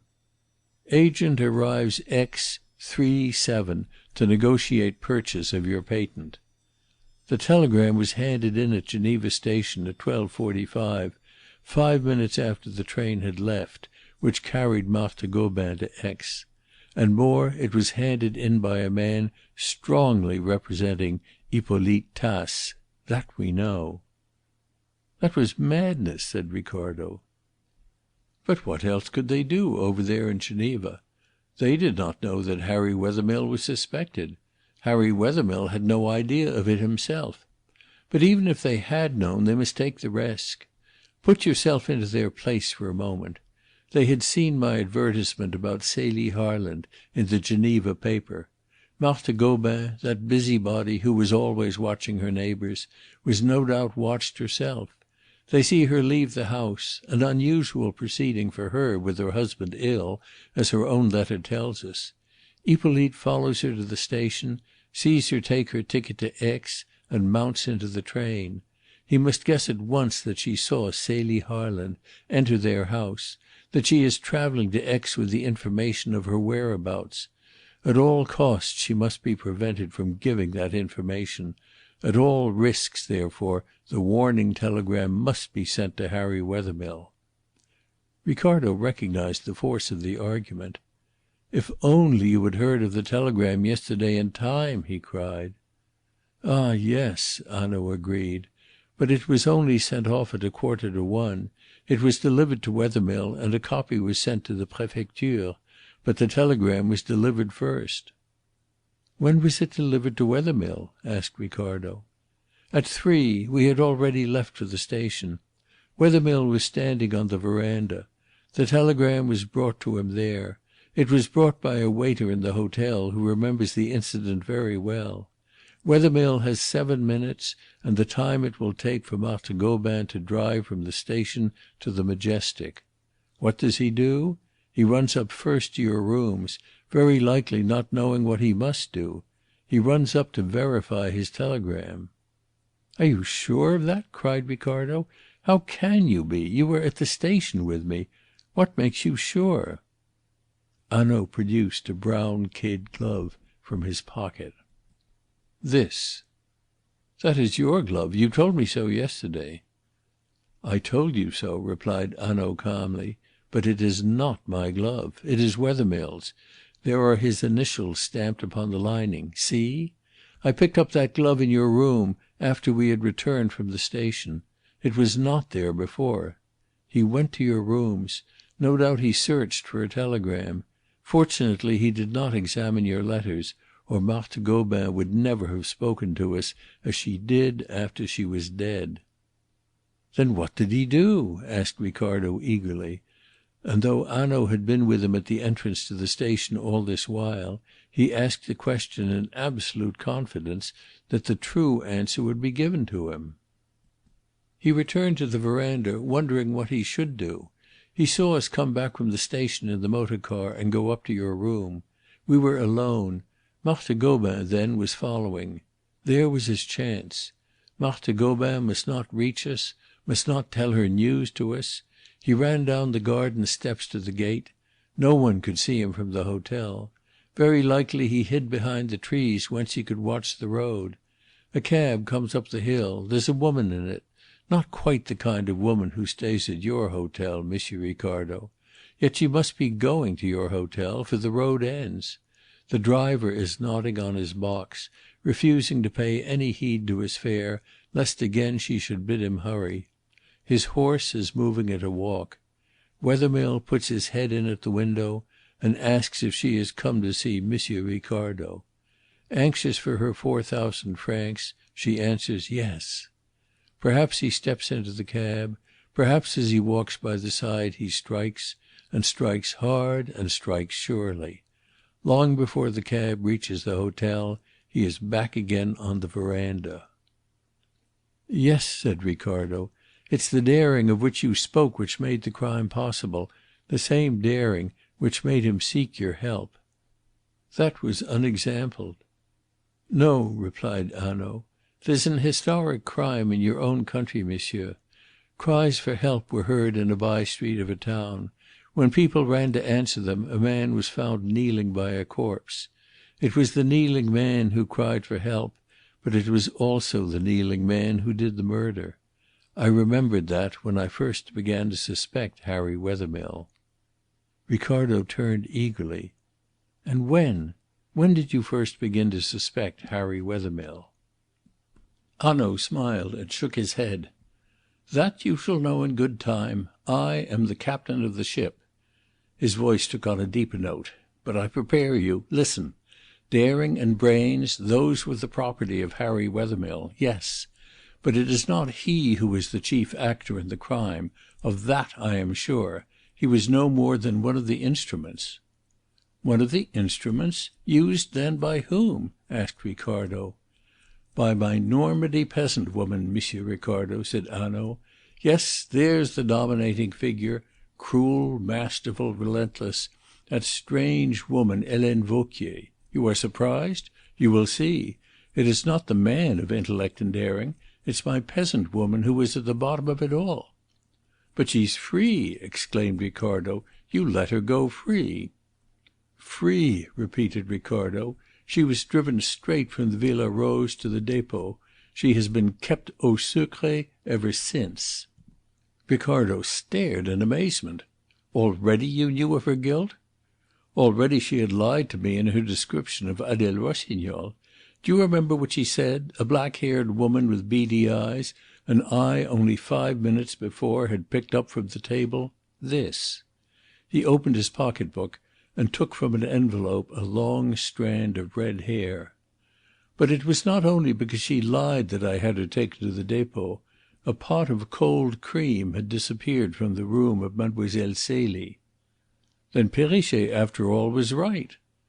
"Perrichet, after all, was quite wrong not to hold his tongue. for in that pot of cold cream, as I was sure, were hidden those valuable diamond earrings which Mademoiselle Celie habitually wore. The two men had reached the square in front of the Etablissement des Bains. Ricardo dropped onto a bench and wiped his forehead. "But I am in a maze," he cried. "My head turns round. I don't know where I am." Hanaud stood in front of Ricardo, smiling. He was not displeased with his companion's bewilderment. It was all so much of tribute to himself. "I am the captain of the ship," he said. His smile irritated Ricardo, who spoke impatiently. "I should be very glad," he said, "if you would tell me how you discovered all these things, and what it was that the little salon on the first morning had to tell to you, and why Celia Harland ran from the glass doors across the grass to the motor car, and again from the carriage into the house on the lake. Why did she not resist yesterday evening? Why did she not cry for help? How much of Helene Vauquier's evidence was true and how much false? For what reason Wethermill concerned himself in this affair? Oh, and 1,000 things which I don't understand."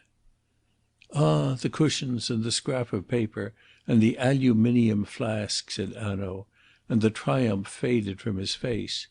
He spoke now to Ricardo with a genuine friendliness. "You must not be angry with me if I keep you in the dark for a little while. I, too, Mr. Ricardo, have artistic inclinations. I will not spoil the remarkable story which I think Mademoiselle Celie will be ready to tell us. Afterwards I will willingly explain to you what I read in the evidences of the room, and what so greatly puzzled me then. But it is not the puzzle or its solution," he said modestly, "which is most interesting here.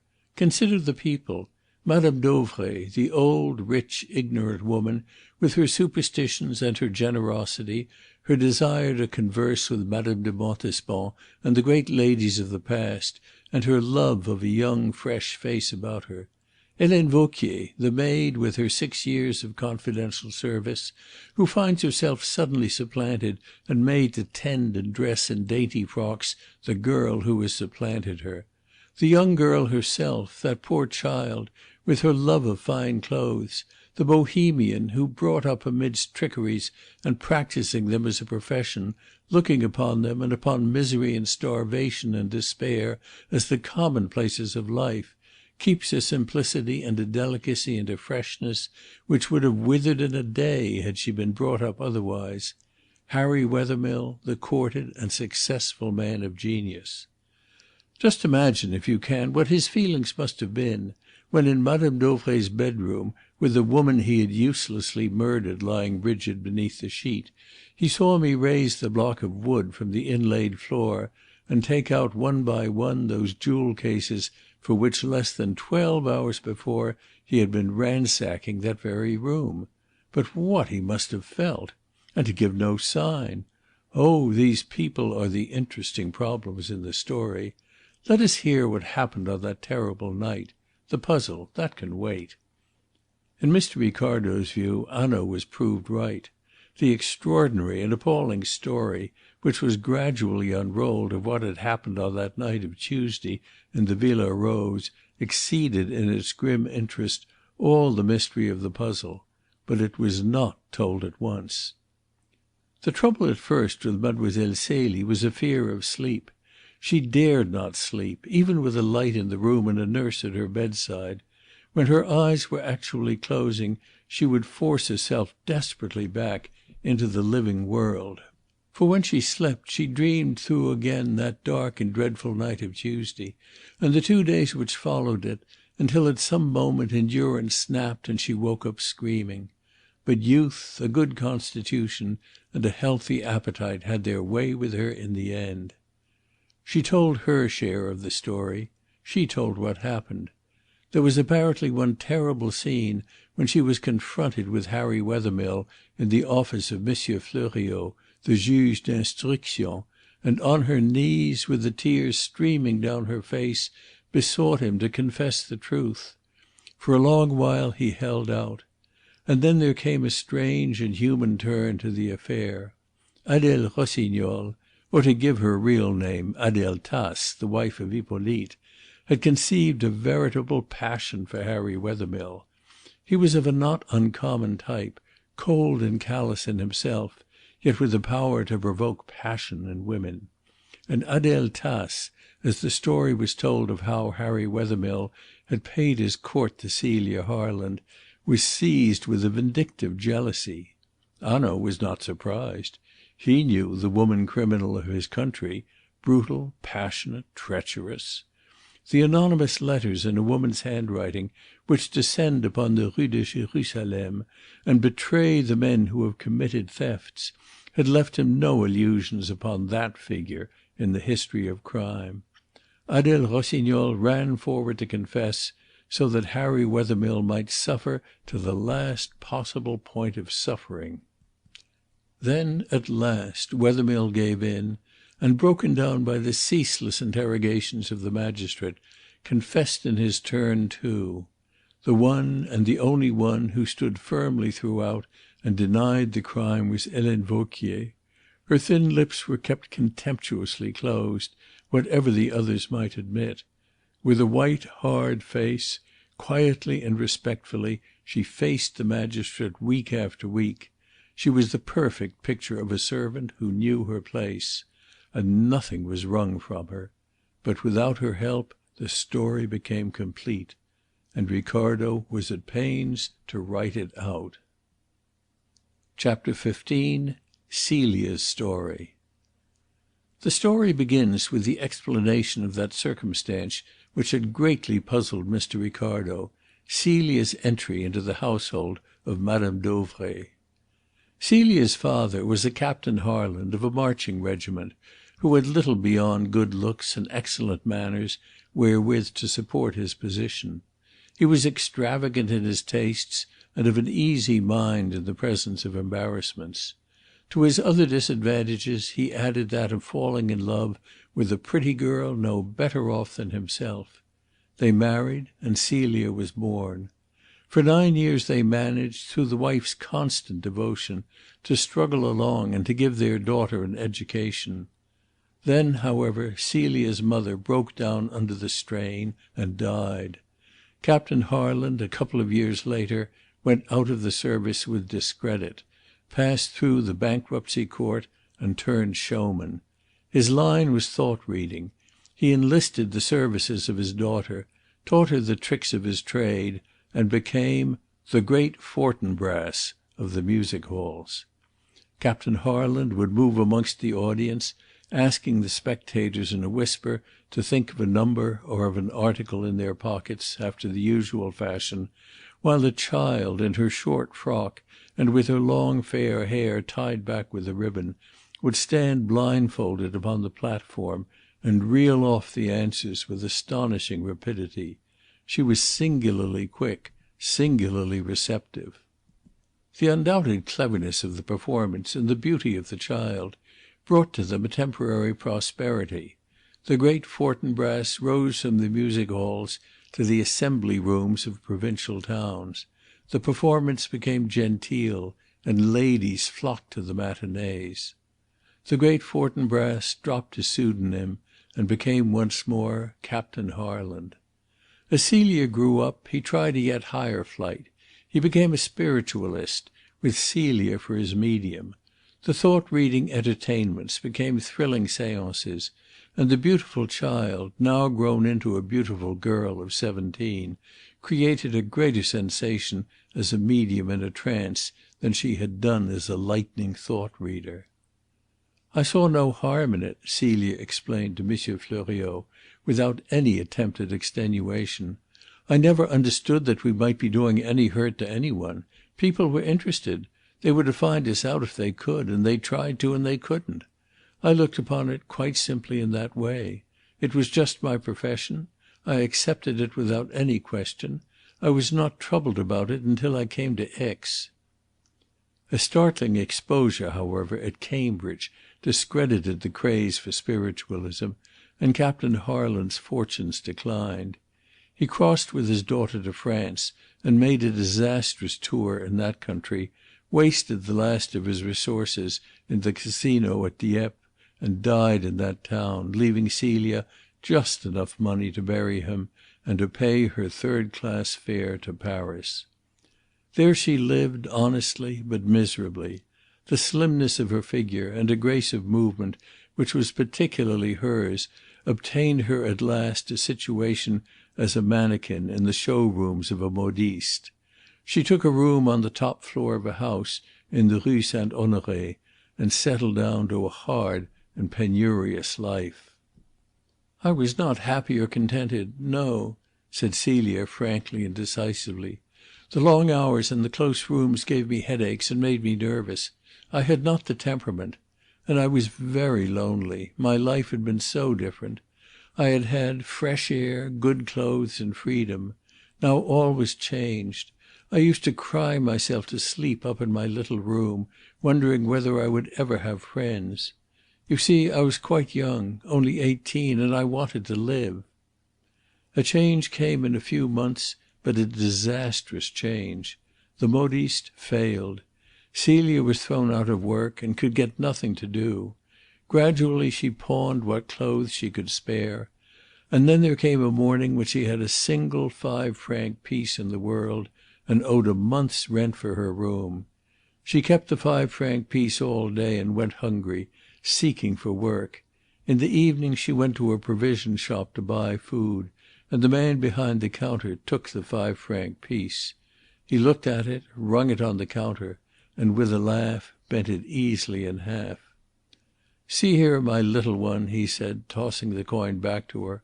"One does not buy good food with lead." Celia dragged herself out of the shop in despair. She was starving. She dared not go back to her room. The thought of the concierge at the bottom of the stairs, insistent for the rent, frightened her. She stood on the pavement and burst into tears. A few people stopped and watched her curiously, and went on again. Finally a sergent de ville told her to go away. The girl moved on with the tears running down her cheeks.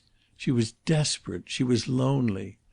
"I thought of throwing myself into the Seine," said Celia simply, in telling her story to the juge d'instruction. "Indeed, I went to the river. But the water looked so cold, so terrible. And I was young. I wanted so much to live. And then the night came, and the lights made the city bright, and I was very tired, and in a word the young girl went up to Montmartre in desperation as quickly as her tired legs would carry her. She walked once or twice timidly past the restaurants, and finally entered one of them, hoping that some one would take pity on her and give her some supper. She stood just within the door of the supper room. People pushed past her, men in evening dress, women in bright frocks and jewels. No one noticed her. She had shrunk into a corner, rather hoping not to be noticed now that she had come. But the novelty of her surroundings wore off. She knew that for want of food she was almost fainting. There were 2 girls engaged by the management to dance amongst the tables while people had supper. One dressed as a page in blue satin, the other as a Spanish dancer. Both girls were kind. They spoke to Celia between their dances. They let her waltz with them. Still no one noticed her. She had no jewels, no fine clothes, no chic, the 3 indispensable things. She had only youth and a pretty face. "But," said Celia, "without jewels and fine clothes and chic, these go for nothing in Paris." At last, however, Madame Dauvray came in with a party of friends from a theatre, and saw how unhappy I was, and gave me some supper. She asked me about myself, and I told her. She was very kind, and took me home with her, and I cried all the way in the carriage. She kept me a few days, and then she told me that I was to live with her, for often she was lonely too, and that if I would, she would some day find me a nice comfortable husband and give me a marriage portion. So all my troubles seemed to be at an end," said Celia with a smile. Within a fortnight Madame Dauvray confided to Celia that there was a new fortune teller come to Paris, who by looking into a crystal could tell the most wonderful things about the future. The old woman's eyes kindled as she spoke. She took Celia to the fortune teller's rooms the next day, and the girl quickly understood the ruling passion of the woman who had befriended her. It took very little time then for Celia to notice how easily Madame Dauvray was duped, how perpetually she was robbed. Celia turned the problem over in her mind. "Madame had been very good to me. She was kind and simple," said Celia with a very genuine affection in her voice. "The people whom we knew laughed at her and were ungenerous. But there are many women whom the world respects who are worse than ever was poor Madame Dauvray. I was very fond of her, so I proposed to her that we should hold a séance, and I would bring people from the spirit world I knew that I could amuse her with something much more clever and more interesting than the fortune tellers. And at the same time I could save her from being plundered. That was all I thought about." That was all she thought about, yes. She left Helene Vauquier out of her calculations, and she did not foresee the effect of her stances upon Madame Dauvray. Celia had no suspicions of Helene Vauquier. She would have laughed if any one had told her that this respectable and respectful middle-aged woman, who was so attentive, so neat, so grateful for any kindness, was really nursing a rancorous hatred against her. Celia had sprung from Montmartre suddenly. Therefore Helene Vauquier despised her. Celia had taken her place in Madame Dauvray's confidence, had deposed her unwittingly, had turned the confidential friend into a mere servant. Therefore Helene Vauquier hated her. And her hatred reached out beyond the girl, and embraced the old, superstitious, foolish woman, whom a young and pretty face could so easily beguile. Helene Vauquier despised them both, hated them both, and yet must nurse her rancour in silence and futility. Then came the séances, and at once, to add fuel to her hatred, she found herself stripped of those gifts and commissions which she had exacted from the herd of common tricksters who had been wont to make their harvest out of Madame Dauvray. Helene Vauquier was avaricious and greedy, like so many of her class. Her hatred of Celia, her contempt for Madame Dauvray, grew into a very delirium. But it was a delirium she had the cunning to conceal. She lived at white heat, but to all the world she had lost nothing of her calm. Celia did not foresee the hatred she was arousing, nor, on the other hand, did she foresee the overwhelming effect of these spiritualistic séances on Madame Dauvray. Celia had never been brought quite close to the credulous before. "There had always been the row of footlights," she said. "I was on the platform, the audience was in the hall, or, if it was at a house, my father made the arrangements. I only came in at the last moment, played my part, and went away. It was never brought home to me that some amongst these people really and truly believed. I did not think about it. Now, however, when I saw Madame Dauvray so feverish, so excited, so firmly convinced that great ladies from the spirit world came and spoke to her, I became terrified. I had aroused a passion which I had not suspected. I tried to stop the séances, but I was not allowed. I had aroused a passion which I could not control. I was afraid that Madame Dauvray's whole life, it seems absurd to those who did not know her, but those who did will understand. Yes, her whole life and happiness would be spoilt if she discovered that what she believed in was all a trick." She spoke with a simplicity and a remorse which it was difficult to disbelieve. Monsieur Fleuriot, the judge, now at last convinced that the Dreyfus affair was for nothing in the history of this crime, listened to her with sympathy. "That is your explanation, mademoiselle," he said gently, "but I must tell you that we have another." "Yes, monsieur?" Celia asked. "Given by Helene Vauquier," said Fleuriot. Even after these days Celia could not hear that woman's name without a shudder of fear and a flinching of her whole body. Her face grew white, her lips dry.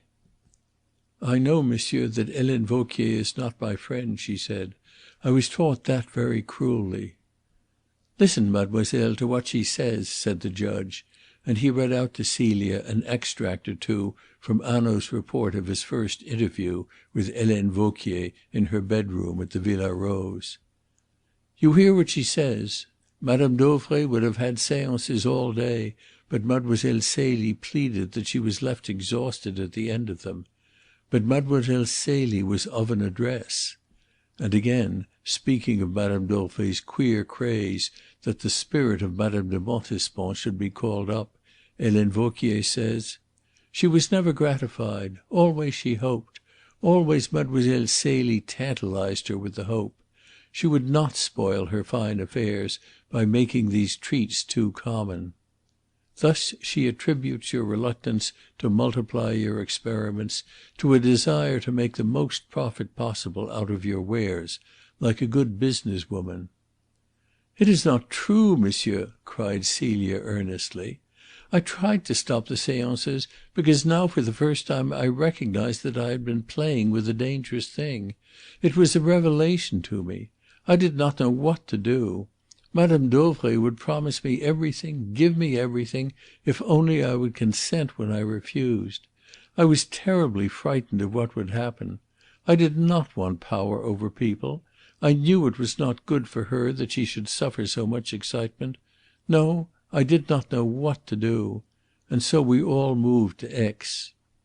And there she met Harry Wethermill on the second day after her arrival, and proceeded straightway for the first time to fall in love.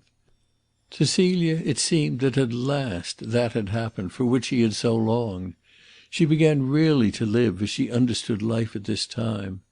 The day, until she met Harry Wethermill, was one flash of joyous expectation.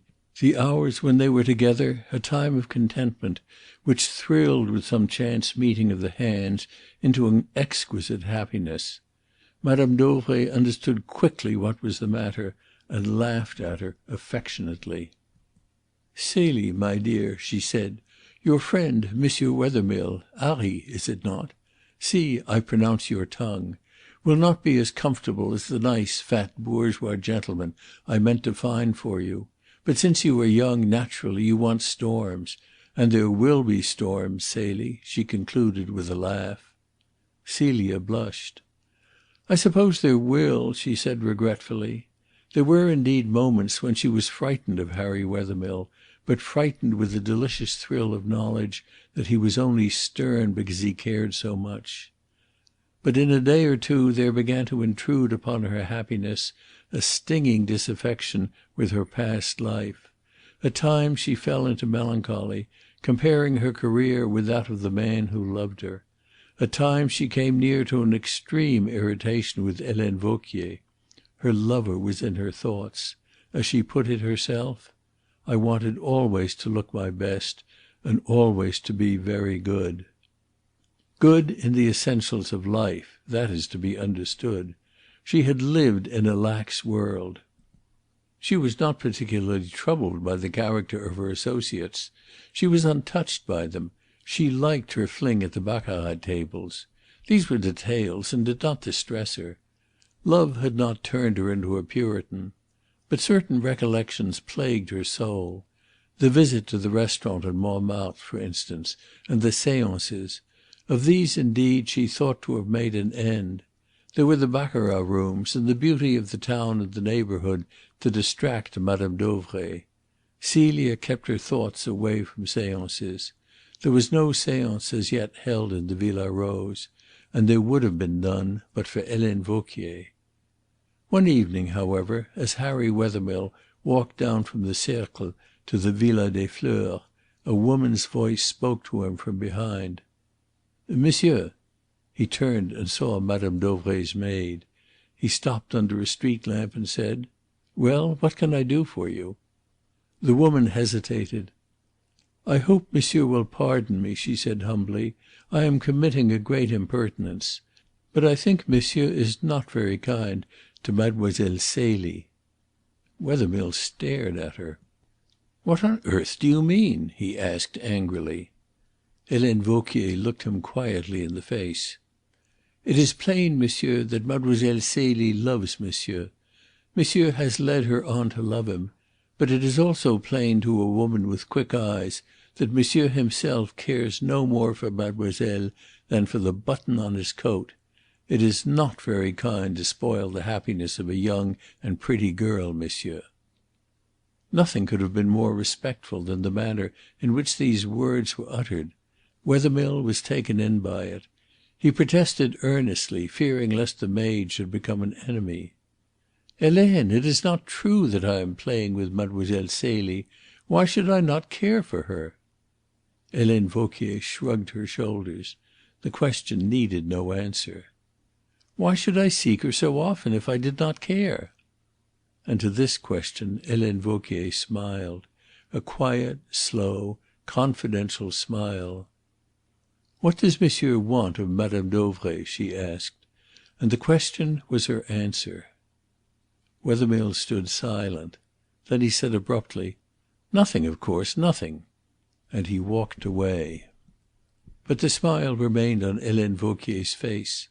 What did they all want of Madame Dauvray? She knew very well. It was what she herself wanted, with other things. It was money, always money. Wethermill was not the first to seek the good graces of Madame Dauvray through her pretty companion. Helene Vauquier went home. She was not discontented with her conversation. Wethermill had paused long enough before he denied the suggestion of her words. She approached him a few days later a second time, and more openly. She was shopping in the Rue du Casino when he passed her. He stopped of his own accord and spoke to her. Helene Vauquier kept a grave and respectful face. But there was a pulse of joy at her heart. He was coming to her hand. "Monsieur," she said, "you do not go the right way." And again her strange smile illuminated her face. "Mademoiselle Celie sets a guard about Madame Dauvray. She will not give to people the opportunity to find Madame generous." "Oh," said Wethermill slowly, "is that so?" And he turned and walked by Helene Vauquier's side. "Never speak of Madame Dauvray's wealth, monsieur, if you would keep the favour of Mademoiselle Celie. She is young, but she knows her world." "I have not spoken of money to her," replied Wethermill. And then he burst out laughing. "But why should you think that I of all men, want money?" he asked. And Helene answered him again enigmatically. "If I am wrong, monsieur, I am sorry. But you can help me too," she said, in her submissive voice. And she passed on, leaving Wethermill rooted to the ground. It was a bargain she proposed. The impertinence of it! It was a bargain she proposed. The value of it! In that shape ran Harry Wethermill's thoughts. He was in desperate straits, though to the world's eye he was a man of wealth. A gambler, with no inexpensive tastes, he had always been in need of money. The rights in his patent he had mortgaged long ago. He was not an idler. He was no sham foisted as a great man on an ignorant public. He had really some touch of genius, and he cultivated it assiduously. But the harder he worked, the greater was his need of gaiety and extravagance. Gifted with good looks and a charm of manner, he was popular alike in the great world and the world of Bohemia. He kept and wanted to keep a foot in each. That he was in desperate straits now, probably Helene Vauquier alone in Aix had recognized. She had drawn her inference from one simple fact. Wethermill asked her at a later time, when they were better acquainted, how she had guessed his need. "Monsieur," she replied, "you were in Aix without a valet, and it seemed to me that you were of that class of men who would never move without a valet so long as there was money to pay his wages. That was my first thought. Then, when I saw you pursue your friendship with Mademoiselle Celie, you, who so clearly to my eyes did not love her, I felt sure." On the next occasion that the two met, it was again Harry Wethermill who sought Helene Vauquier. He talked for a minute or two upon indifferent subjects, and then he said quickly, "I suppose Madame Dauvray is very rich?" "She has a great fortune in jewels," said Helene Vauquier. Wethermill started. He was agitated that evening, the woman saw. His hand shook, his face twitched. Clearly he was hard put to it. for he seldom betrayed himself. She thought it time to strike. "Jewels which she keeps in the safe in her bedroom," she added. "Then why don't you—" he began, and stopped. "I said that I too needed help," replied Helene, without a ruffle of her composure. It was 9 o'clock at night. Helene Vauquier had come down to the Casino with a wrap from Mme. Dauvray. The two people were walking down the little street of which the Casino blocks the end. And it happened that an attendant at the Casino, named Alphonse Ruel, passed them, recognized them both, and smiled to himself with some amusement. What was Wethermill doing in company with Mme. Dauvray's maid? Ruel had no doubt. Ruel had seen Wethermill often enough in these recent days with Mme. Dauvray's pretty companion. Ruel had all a Frenchman's sympathy with lovers. He wished them well, those two young and attractive people, and hoped that the maid would help their plans. But as he passed he caught a sentence spoken suddenly by Wethermill. "Well, it is true, I must have money." And the agitated voice and the words remained fixed in his memory. He heard, too, a warning, "Hush!" from the maid. Then they passed out of his hearing. But he turned and saw that Wethermill was talking volubly. What Harry Wethermill was saying, he was saying in a foolish burst of confidence. "You have guessed it, Helene, you alone." He had mortgaged his patent twice over, once in France, once in England, and the second time had been a month ago. He had received a large sum down, which went to pay his pressing creditors. He had hoped to pay the sum back from a new invention. "But, Helene, I tell you," he said, "I have a conscience." And when she smiled, he explained, "Oh, not what the priests would call a conscience, that I know. But none the less I have a conscience about the things which really matter at all events to me. There is a flaw in that new invention. It can be improved, I know that. But as yet I do not see how, and I cannot help it. I must get it right. I cannot let it go imperfect when I know that it's imperfect, when I know that it can be improved, when I am sure that I shall sooner or later hit upon the needed improvement. That's what I mean when I say I have a conscience." Helene Vauquier smiled indulgently. Men were queer fish. Things which were really of no account troubled and perplexed them and gave them sleepless nights. But it was not for her to object, since it was one of these queer anomalies which was giving her her chance. "And the people are finding out that you have sold your rights twice over," she said, sympathetically. "That is a pity, monsieur." "They know," he answered. "Those in England know." "And they are very angry?" "They threaten me," said Wethermill. "They give me a month to restore the money. Otherwise there will be disgrace, imprisonment, penal servitude." Helene Vauquier walked calmly on. No sign of the intense joy which she felt was visible in her face, and only a trace of it in her voice. "Monsieur will, perhaps, meet me to morrow in Geneva," she said, and she named a small cafe in a back street. "I can get a holiday for the afternoon." And as they were near to the villa and the lights, she walked on ahead. Wethermill loitered behind. He had tried his luck at the tables and had failed. And he must have the money. He travelled accordingly the next day to Geneva, and was there presented to Adele Tace and Hippolyte. "They are trusted friends of mine," said Helene Vauquier to Wethermill, who was not inspired to confidence by the sight of the young man with the big ears and the plastered hair. As a matter of fact, she had never met them before they came this year to Aix. The Tace family, which consisted of Adele and her husband and Jeanne, her mother, were practised criminals. They had taken the house in Geneva deliberately in order to carry out some robberies from the great villas on the lake side. But they had not been fortunate, and a description of Mme. Dauvray's jewellery in the woman's column of a Geneva newspaper had drawn Adele Tace over to Aix. She had set about the task of seducing Mme. Dauvray's maid, and found a master, not an instrument.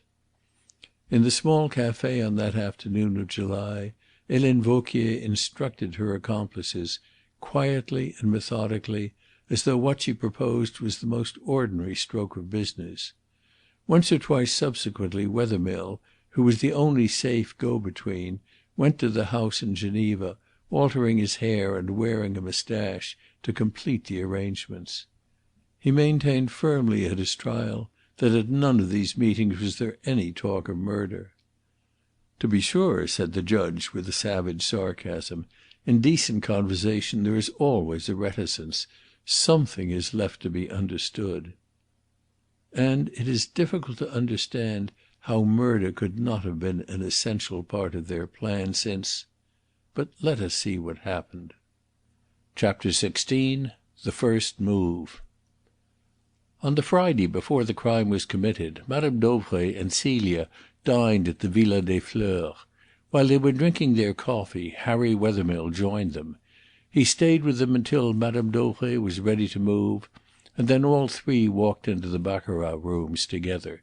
But there, in the throng of people, they were separated. Harry Wethermill was looking carefully after Celia, as a good lover should. He had, it seemed, no eyes for any one else, and it was not until a minute or two had passed that the girl herself noticed that Madame Dauvray was not with them. "We will find her easily," said Harry. "Of course," replied Celia. "There is, after all, no hurry," said Wethermill with a laugh, "and perhaps she was not unwilling to leave us together." Celia dimpled to a smile. "Madame Dauvray is kind to me," she said, with a very pretty timidity. "And yet more kind to me," said Wethermill, in a low voice which brought the blood into Celia's cheeks. But even while he spoke he soon caught sight of Madame Dauvray standing by one of the tables, and near to her was Adèle Tace. Adèle had not yet made Madame Dauvray's acquaintance, that was evident. She was apparently unaware of her, but she was gradually edging towards her. Wethermill smiled, and Celia caught the smile. "What is it?" she asked, and her head began to turn in the direction of Madame Dauvray. "Why, I like your frock, that's all," said Wethermill at once, and Celia's eyes went down to it. "Do you?" she said with a pleased smile. It was a dress of dark blue which suited her well. "I am glad. I think it is pretty." And they passed on. Wethermill stayed by the girl's side throughout the evening. Once again he saw Madame Dauvray and Adèle Tace. But now they were together, now they were talking. The first step had been taken. Adèle Tace had scraped acquaintance with Madame Dauvray. Celia saw them almost at the same moment. "Oh, there is Madame Dauvray," she cried, taking a step towards her. Wethermill detained the girl. "She seems quite happy," he said. And indeed Madame Dauvray was talking volubly and with the utmost interest, the jewels sparkling about her neck. She raised her head, saw Celia, nodded to her affectionately, and then pointed her out to her companion. Adèle Tace looked the girl over with interest and smiled contentedly. There was nothing to be feared from her. Her youth, her very daintiness, seemed to offer her as the easiest of victims. "You see, Madame Dauvray does not want you," said Harry Wethermill. "Let us go and play chemin de fer," and they did, moving off into one of the further rooms. It was not until another hour had passed that Celia rose and went in search of Madame Dauvray. She found her still talking earnestly to Adèle Tace. Madame Dauvray got up at once. "Are you ready to go, dear?" she asked, and she turned to Adèle Tace. "This is Celie, Madame Rossignol," she said, and she spoke with a marked significance and a note of actual exultation in her voice. Celia, however, was not unused to this tone. Madame Dauvray was proud of her companion, and had a habit of showing her off to the girl's discomfort. The three women spoke a few words, and then Madame Dauvray and Celia left the rooms and walked to the entrance doors. But as they walked, Celia became alarmed. She was by nature extraordinarily sensitive to impressions. It was to that quick receptivity that the success of the great Fortinbras had been chiefly due. She had a gift of rapid comprehension. It was not that she argued or deducted or inferred, but she felt. To take a metaphor from the work of the man she loved, she was a natural receiver.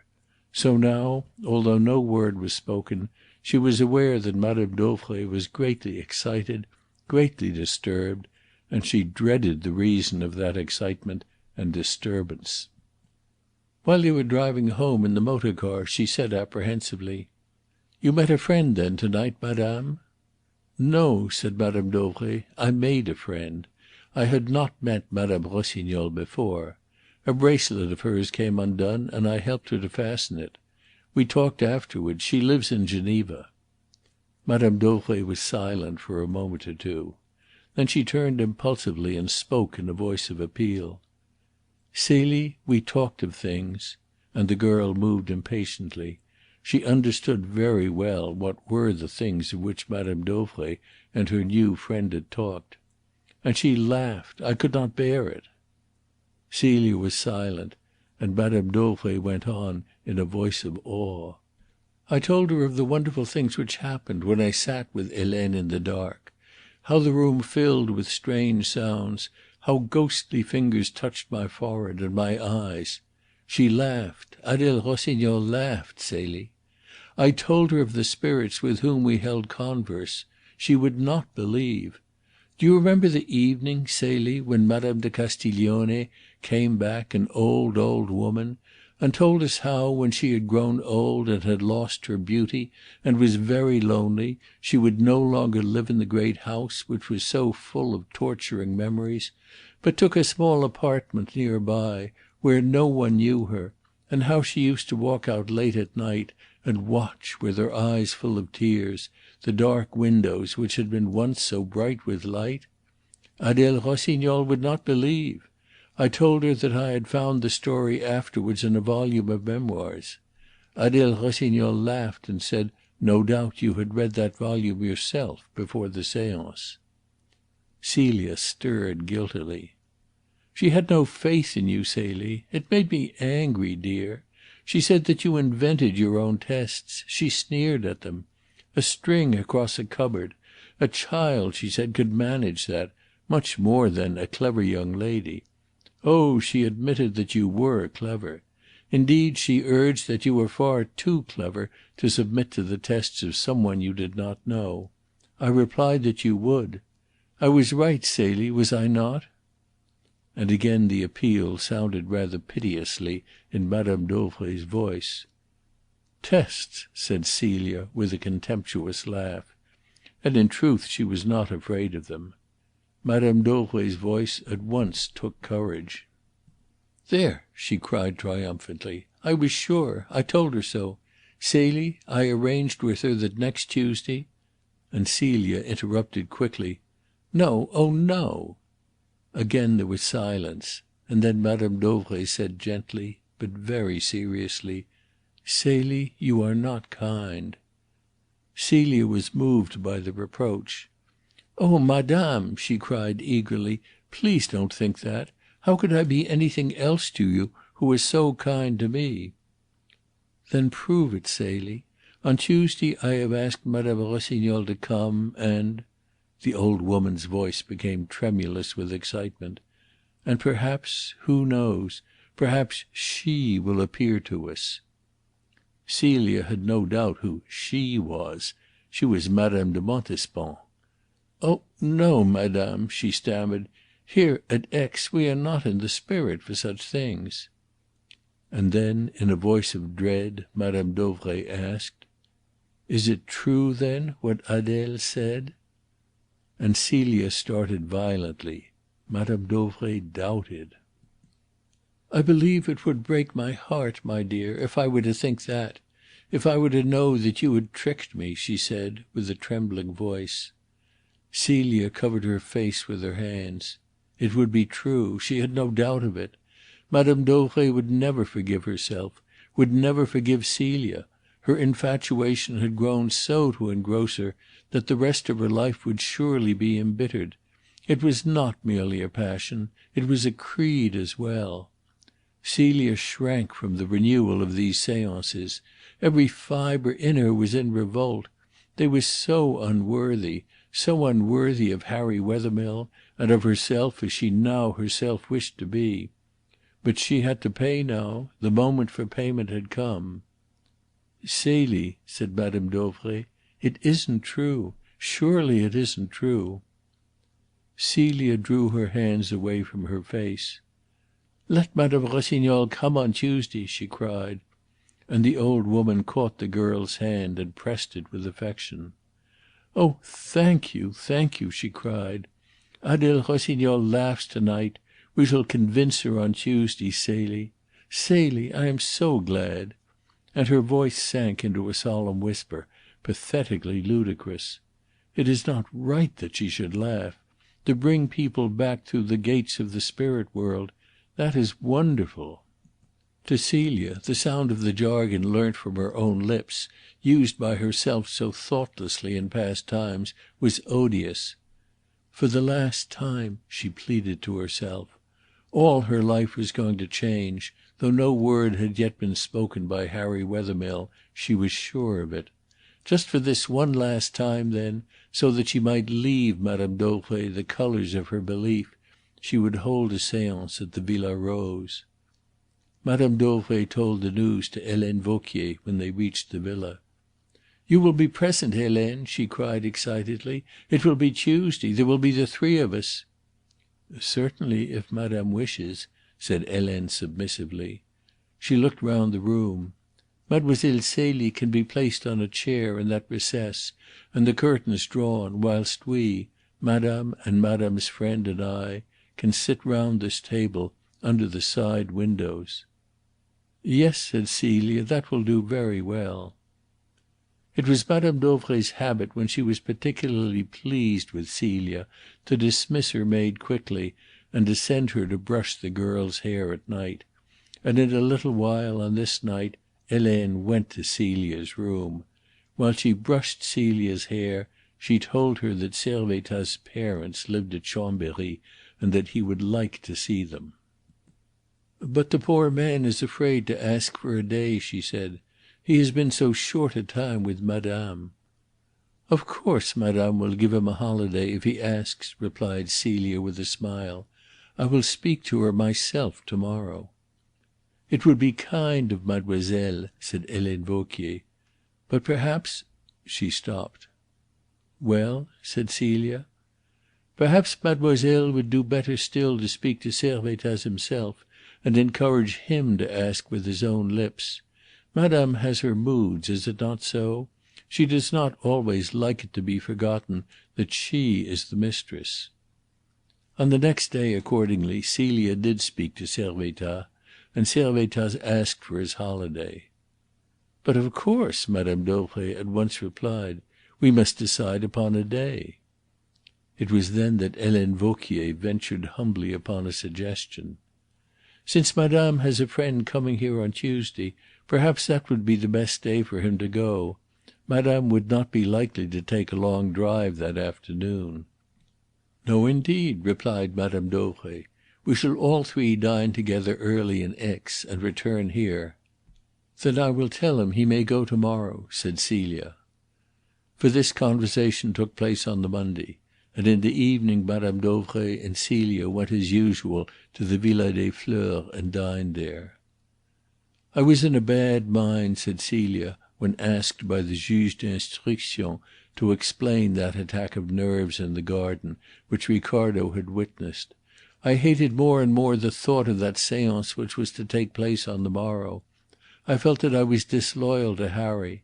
My nerves were all tingling. I was not nice that night at all," she added quaintly. "But at dinner I determined that if I met Harry after dinner, as I was sure to do, I would tell him the whole truth about myself. However, when I did meet him I was frightened. I knew how stern he could suddenly look. I dreaded what he would think. I was too afraid that I should lose him. No, I could not speak. I had not the courage. That made me still more angry with myself, and so I quarrelled at once with Harry. He was surprised, but it was natural, wasn't it? What else should one do under such circumstances except quarrel with the man one loved? Yes, I really quarrelled with him, and said things which I thought and hoped would hurt. Then I ran away from him, lest I should break down and cry. I went to the tables and lost at once all the money I had except one note of 5 louis.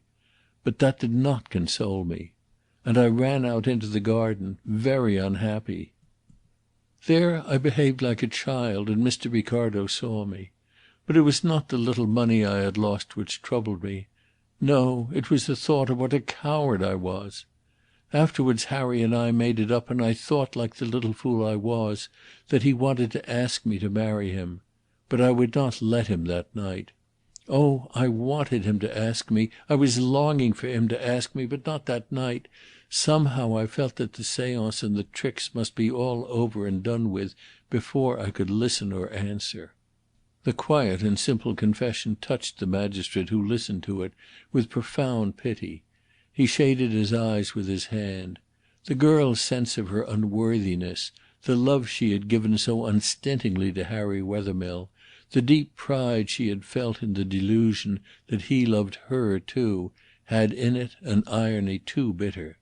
But he was aroused to anger against the man. "Go on, mademoiselle," he said, but in spite of himself his voice trembled. "So I arranged with him that we should meet on Wednesday, as Mr. Ricardo heard." "You told him that you would want him on Wednesday," said the judge, quoting Mr. Ricardo's words. "Yes," replied Celia. "I meant that the last word of all these deceptions would have been spoken. I should be free to hear what he had to say to me.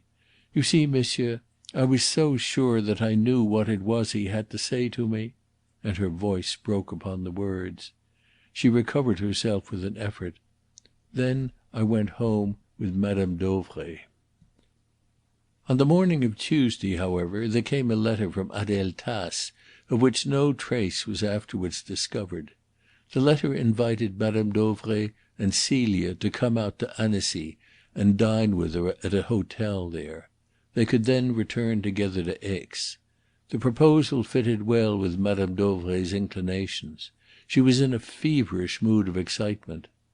"Yes, it will be better that we dine quietly together in a place where there is no noise and no crowd, and where no one knows us," she said, and she looked up the timetable. "There is a train back which reaches Aix at 9 o'clock," she said, "so we need not spoil Servettaz's holiday." "His parents will be expecting him," Helene Vauquier added. Accordingly Servettaz left for Chambéry by the 1:50 train from Aix, and later on in the afternoon Madame Dauvray and Celia went by train to Annecy. In the one woman's mind there was the queer longing that she should appear and speak to-night. In the girl's there was a wish passionate as a cry. "This shall be the last time," she said to herself again and again, "the very last." Meanwhile Helene Vauquier, it must be held, burned carefully Adele Tace's letter. She was left in the Villa Rose with the charwoman to keep her company. The charwoman bore testimony that Helene Vauquier certainly did burn a letter in the kitchen stove, and that after she had burned it she sat for a long time rocking herself in a chair, with a smile of great pleasure upon her face, and now and then moistening her lips with her tongue. But Helene Vauquier kept her mouth sealed. Chapter 17. The afternoon of Tuesday. Madame Dauvray and Celia found Adèle Rossignol, to give Adèle Tace the name which she assumed, waiting for them impatiently in the garden of a hotel at Annecy on the Promenade du Paquier. She was a tall, lithe woman, and she was dressed, by the purse and wish of Helene Vauquier, in a robe and a long coat of sapphire velvet, which toned down the coarseness of her good looks and lent something of elegance to her figure. "So it is mademoiselle," Adèle began with a smile of raillery, "who is so remarkably clever." "Clever?" answered Celia, looking straight at Adèle, as though through her she saw mysteries beyond. She took up her part at once. Since for the last time it had got to be played, there must be no fault in the playing. For her own sake, for the sake of Madame Dauvray's happiness, she must carry it off to night with success. The suspicions of Adele Rossignol must obtain no verification. She spoke in a quiet and most serious voice. Under spirit control no one is clever. One does the bidding of the spirit which controls. "Perfectly," said Adele in a malicious tone. "I only hope you will see to it, mademoiselle, that some amusing spirits control you this evening and appear before us." "I am only the living gate by which the spirit forms pass from the realm of mind into the world of matter," Celia replied. "Quite so," said Adele comfortably. "Now let us be sensible and dine. We can amuse ourselves with mademoiselle's rigmaroles afterwards." Madame Dauvray was indignant. Celia, for her part, felt humiliated and small. They sat down to their dinner in the garden, but the rain began to fall and drove them indoors. There were a few people dining at the same hour, but none near enough to overhear them. Alike in the garden and the dining room Adele Tace kept up the same note of ridicule and disbelief. She had been carefully tutored for her work. She was able to cite the stock cases of exposure, les frères Davenport, as she called them, Eusapia Palladino and Dr. Slade. She knew the precautions which had been taken to prevent trickery, and where those precautions had failed. Her whole conversation was carefully planned to one end, and to one end alone. She wished to produce in the minds of her companions so complete an impression of her scepticism that it would seem the most natural thing in the world to both of them that she should insist upon subjecting Celia to the severest tests. The rain ceased, and they took their coffee on the terrace of the hotel. Madame Dauvray had been really pained by the conversation of Adele Tace. She had all the missionary zeal of a fanatic. "I do hope, Adele, that we shall make you believe. But we shall. Oh, I am confident we shall." And her voice was feverish. Adele dropped for the moment her tone of raillery. "I am not unwilling to believe," she said, "but I cannot. I am interested, yes. You see how much I have studied the subject. But I cannot believe. I have heard stories of how these manifestations are produced, stories which make me laugh. I cannot help it. The tricks are so easy. A young girl wearing a black frock which does not rustle. It is always a black frock, is it not, because a black frock cannot be seen in the dark? Carrying a scarf or veil, with which she can make any sort of headdress if only she is a little clever, and shod in a pair of felt-soled slippers, is shut up in a cabinet or placed behind a screen, and the lights are turned down or out." Adele broke off with a comic shrug of the shoulders. "Bah! It ought not to deceive a child." Celia sat with a face which would grow red. She did not look, but none the less she was aware that Madame Dauvray was gazing at her with a perplexed frown, and some return of her suspicion showing in her eyes. Adele Tace was not content to leave the subject there. "Perhaps," she said with a smile, "Mademoiselle Celie dresses in that way for a séance?" "Madame shall see to night," Celia stammered, and Camille Dauvray rather sternly repeated her words. "Yes, Adele shall see to night.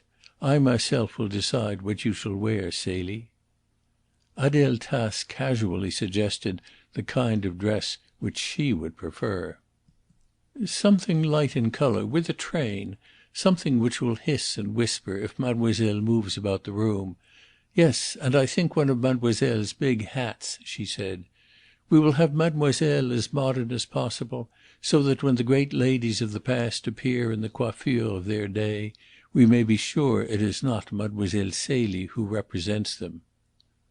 "I will speak to Helene," said Madame Dauvray, and Adele Tace was content. There was a particular new dress of which she knew, and it was very desirable that Mademoiselle Celie should wear it to night. For one thing, if Celia wore it, it would help the theory that she had put it on because she expected that night a lover. For another, with that dress there went a pair of satin slippers which had just come home from a shoemaker at Aix, and which would leave upon soft mould precisely the same imprints as the grey suede shoes which the girl was wearing now. Celia was not greatly disconcerted by Madame Rossignol's precautions. She would have to be a little more careful, and Madame de Montespan would be a little longer in responding to the call of Madame Dauvray than most of the other dead ladies of the past had been. But that was all. She was, however, really troubled in another way. All through dinner, at every word of the conversation, she had felt her reluctance towards this séance swelling into a positive disgust. More than once she had felt driven by some uncontrollable power to rise up at the table and cry out to Adèle, "You are right. It is trickery. There is no truth in it." But she had mastered herself, for opposite to her sat her patroness, her good friend, the woman who had saved her. The flush upon Madame Dauvray's cheeks and the agitation of her manner warned Celia how much hung on the success of this last séance, how much for both of them. And in the fullness of that knowledge a great fear assailed her. She began to be afraid, so strong was her reluctance, that she would not bring her heart into the task. "Suppose I failed to-night because I could not force myself to wish not to fail," she thought, and she steeled herself against the thought. To-night she must not fail, for apart altogether from Madame Dauvray's happiness, her own, it seemed, was at stake too. "It must be from my lips that Harry learns what I have been," she said to herself, and with the resolve she strengthened herself. "I will wear what you please," she said with a smile. "I only wish Madame Rossignol to be satisfied." "And I shall be," said Adèle, "if—" She leaned forward in anxiety. She had come to the real necessity of Helene Vauquier's plan. "If we abandon as quite laughable the cupboard door and the string across it, if, in a word, mademoiselle consents that we tie her hand and foot and fasten her securely in a chair. Such restraints are usual in the experiments of which I have read. Was there not a medium called Mademoiselle Cook who was secured in this way, and then remarkable things, which I could not believe, were supposed to have happened?" "Certainly I permit it," said Celia with indifference, and Madame Dauvray cried enthusiastically, "Ah, you shall believe to-night in those wonderful things." Adèle Tace leaned back. She drew a breath. It was a breath of relief. "Then we will buy the cord in Aix," she said. "We have some, no doubt, in the house," said Madame Dauvray. Adèle shook her head and smiled. "My dear madame, you are dealing with a sceptic. I should not be content." Celia shrugged her shoulders. "Let us satisfy Madame Rossignol," she said. Celia indeed was not alarmed by this last precaution. For her it was a test less difficult than the light-coloured rustling robe. She had appeared upon so many platforms, had experienced too often the bungling efforts of spectators called up from the audience to be in any fear. There were very few knots from which her small hands and supple fingers had not learned long since to extricate themselves. She was aware how much in all these matters the personal equation counted.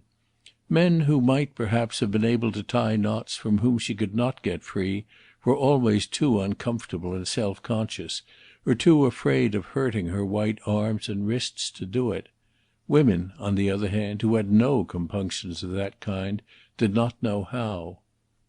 It was now nearly 8 o'clock. The rain still held off. "We must go," said Madame Dauvray, who for the last half hour had been continually looking at her watch.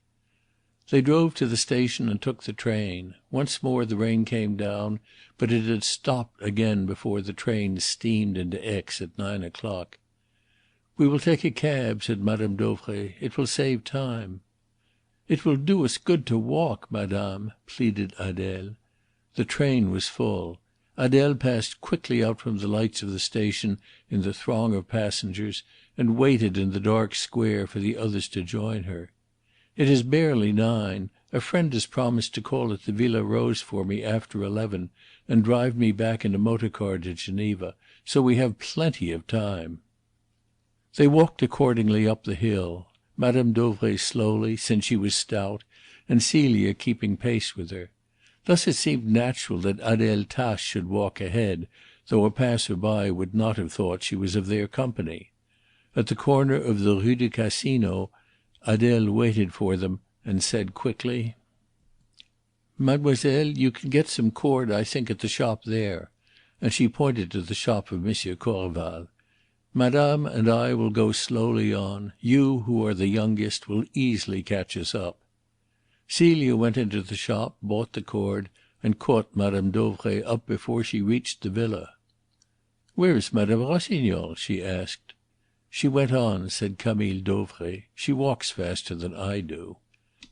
They passed no one whom they knew, although they did pass one who recognized them, as Perrichet had discovered. They came upon Adele, waiting for them at the corner of the road where it turns down toward the villa. "It is near here, the Villa Rose?" she asked. "A minute more and we are there."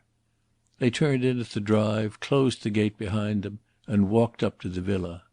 The windows and the glass doors were closed, the latticed shutters fastened. A light burned in the hall.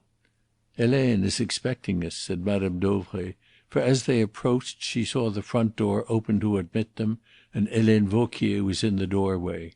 The three women went straight into the little salon, which was ready with the lights up and a small fire burning.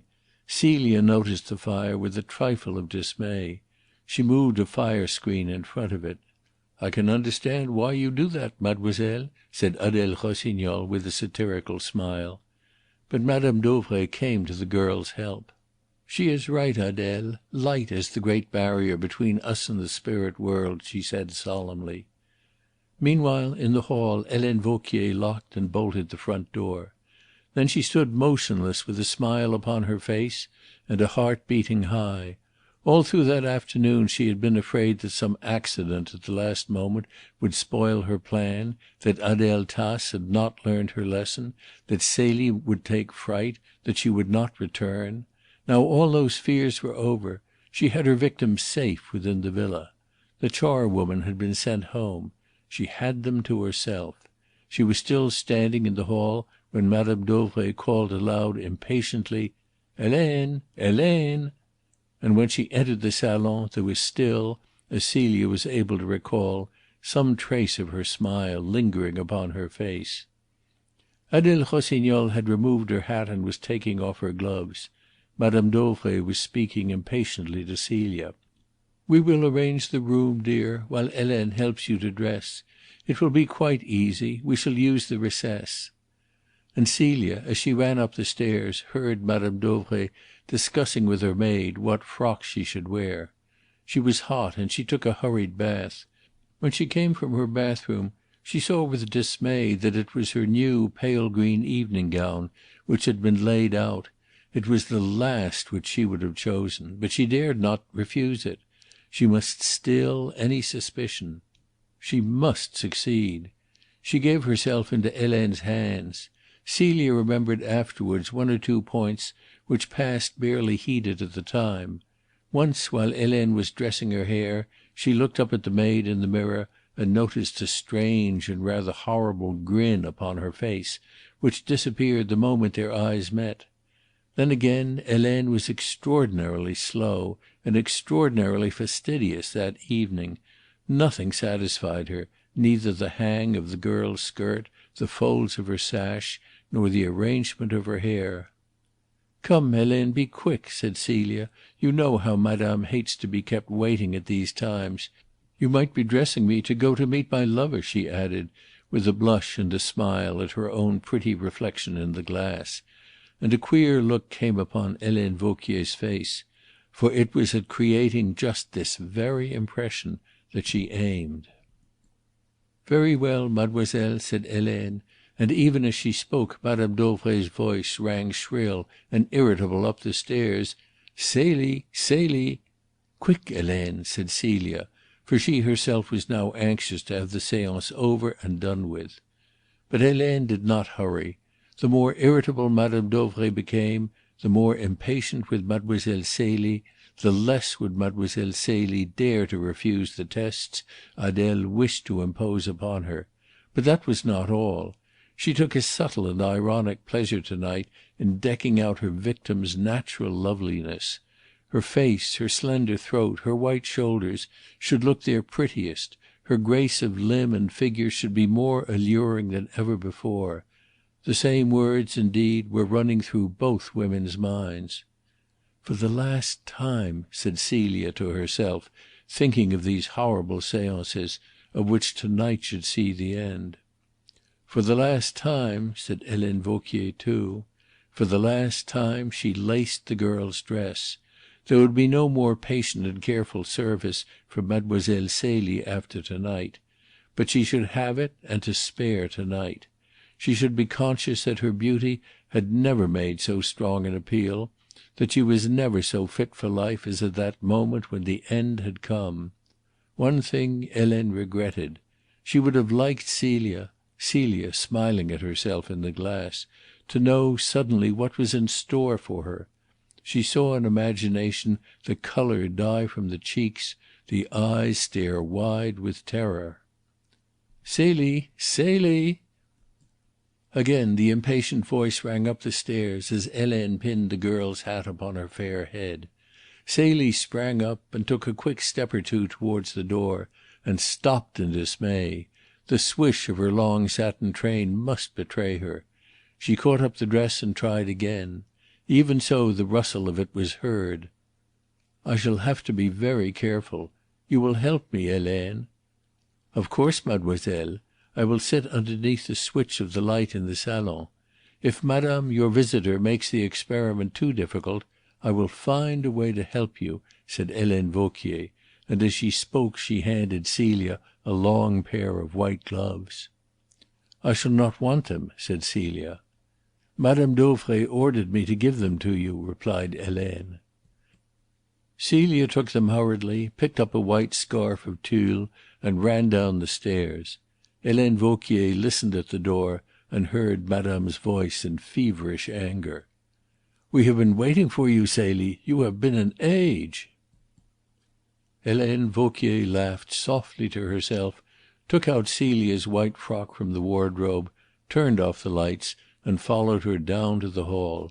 She placed the cloak just outside the door of the salon. Then she carefully turned out all the lights in the hall and in the kitchen and went into the salon. The rest of the house was in darkness. This room was brightly lit, and it had been made ready. Chapter 18 The Séance. Helene Vauquier locked the door of the salon upon the inside and placed the key upon the mantel-shelf, as she had always done whenever a séance had been held. The curtains had been loosened at the sides of the arched recess, in front of the glass doors, ready to be drawn across. Inside the recess, against one of the pillars which supported the arch, a high stool without a back, taken from the hall, had been placed, and the back legs of the stool had been lashed with cord firmly to the pillar so that it could not be moved. The round table had been put in position, with 3 chairs about it. Madame Dauvray waited impatiently. Celia stood, apparently unconcerned, apparently lost to all that was going on. Her eyes saw no one. Adele looked up at Celia and laughed maliciously. "Mademoiselle, I see, is in the very mood to produce the most wonderful phenomena. But it will be better, I think, madame," she said, turning to Madame Dauvray, "that Mademoiselle Celie should put on those gloves which I see she has thrown onto a chair. It will be a little more difficult for mademoiselle to loosen these cords, should she wish to do so." The argument silenced Celia. If she refused this condition now, she would excite Madame Dauvray to a terrible suspicion. She drew on her gloves ruefully and slowly, smoothed them over her elbows and buttoned them. To free her hands with her fingers and wrists already hampered in gloves would not be so easy a task. But there was no escape. Adele Rossignol was watching her with a satiric smile. Madame Dauvray was urging her to be quick. Obeying a second order, the girl raised her skirt and extended a slim foot in a pale green silk stocking and a satin slipper to match. Adele was content. Celia was wearing the shoes she was meant to wear. They were made upon the very same last as those which Celia had just kicked off upstairs. An almost imperceptible nod from Helene Vauquier, moreover, assured her. She took up a length of the thin cord. "Now, how are we to begin?" she said awkwardly. I think I will ask you, mademoiselle, to put your hands behind you." Celia turned her back and crossed her wrists. She stood in her satin frock with her white arms and shoulders bare, her slender throat supporting her small head with its heavy curls, her big hat, a picture of young grace and beauty. She would have had an easy task that night had there been men instead of women to put her to the test. But the women were intent upon their own ends. Madame Dauvray eager for her séance, Adele Tace and Helene Vauquier for the climax of their plot. Celia clenched her hands to make the muscles of her wrists rigid to resist the pressure of the cord. Adele quietly unclasped them and placed them palm to palm. And at once Celia became uneasy. It was not merely the action, significant though it was, of Adele's alertness to thwart her, which troubled Celia, but she was extraordinarily receptive of impressions, extraordinarily quick to feel, from a touch, from some dim sensation of the thought of the one who touched her. So now the touch of Adele's swift, strong, nervous hands caused her a queer, vague shock of discomfort. It was no more than that at the moment, but it was quite definite as that. "Keep your hands so, please, mademoiselle," said Adele. "Your fingers loose." And the next moment Celia winced and had to bite her lip to prevent a cry. The thin cord was wound twice about her wrists, drawn cruelly tight and then cunningly knotted. For 1 second Celia was thankful for her gloves. The next, more than ever she regretted that she wore them. It would have been difficult enough for her to free her hands now even without them. And upon that a worse thing befell her. "I beg mademoiselle's pardon if I hurt her," said Adele. And she tied the girl's thumbs and little fingers. To slacken the knots she must have the use of her fingers, even though her gloves made them fumble. Now she had lost the use of them altogether. She began to feel that she was in master hands. She was sure of it the next instant. For Adele stood up, and passing a cord around the upper part of her arms, drew her elbows back. To bring any strength to help her in wriggling her hands free, she must be able to raise her elbows. With them trussed in the small of her back, she was robbed entirely of her strength. And all the time her strange uneasiness grew. She made a movement of revolt, and at once the cord was loosened. "Mademoiselle Celie objects to my test," said Adele, with a laugh, to Madame Dauvray, "and I do not wonder." Celia saw upon the old woman's foolish and excited face a look of veritable consternation. "Are you afraid, Celie?" she asked. There was anger, there was menace in the voice, but above all these there was fear, fear that her illusions were to tumble about her. Celia heard that note and was quelled by it. This folly of belief, these séances, were the one touch of colour in Madame Dauvray's life, and it was just that instinctive need of colour which had made her so easy to delude. How strong the need is, how seductive the proposal to supply it, Celia knew well. She knew it from the experience of her life, when the great Fortinbras was at the climax of his fortunes. She had travelled much amongst monotonous, drab towns, without character or amusements. She had kept her eyes open. She had seen that it was from the denizens of the dull streets in these towns that the quack religions won their recruits. Madame Dauvray's life had been a featureless sort of affair until these experiments had come to colour it. Madame Dauvray must at any rate preserve the memory of that colour. "No," she said boldly, "I am not afraid," and after that she moved no more. Her elbows were drawn firmly back and tightly bound. She was sure she could not free them. She glanced in despair at Helene Vauquier, and then some glimmer of hope sprang up. For Helene Vauquier gave her a look, a smile of reassurance. It was as if she said, "I will come to your help." Then, to make security still more sure, Adele turned the girl about as unceremoniously as if she had been a doll, and passing a cord at the back of her arms, drew both ends round in front and knotted them at her waist. "Now, Celie," said Adele, with a vibration in her voice which Celia had not remarked before. Excitement was gaining upon her, as upon Madame Dauvray. Her face was flushed and shiny, her manner peremptory and quick. Celia's uneasiness grew into fear. She could have used the words which Hanaud spoke the next day in that very room. "There is something here which I do not understand." The touch of Adele Tace's hands communicated something to her, something which filled her with a vague alarm. She could not have formulated it if she would. She dared not if she could. She had but to stand and submit. "Now," said Adele. She took the girl by the shoulders and set her in a clear space in the middle of the room, her back to the recess, her face to the mirror, where all could see her. "Now, Celie," she had dropped the mademoiselle and the ironic suavity of her manner, "try to free yourself." For a moment the girl's shoulders worked, her hands fluttered, but they remained helplessly bound.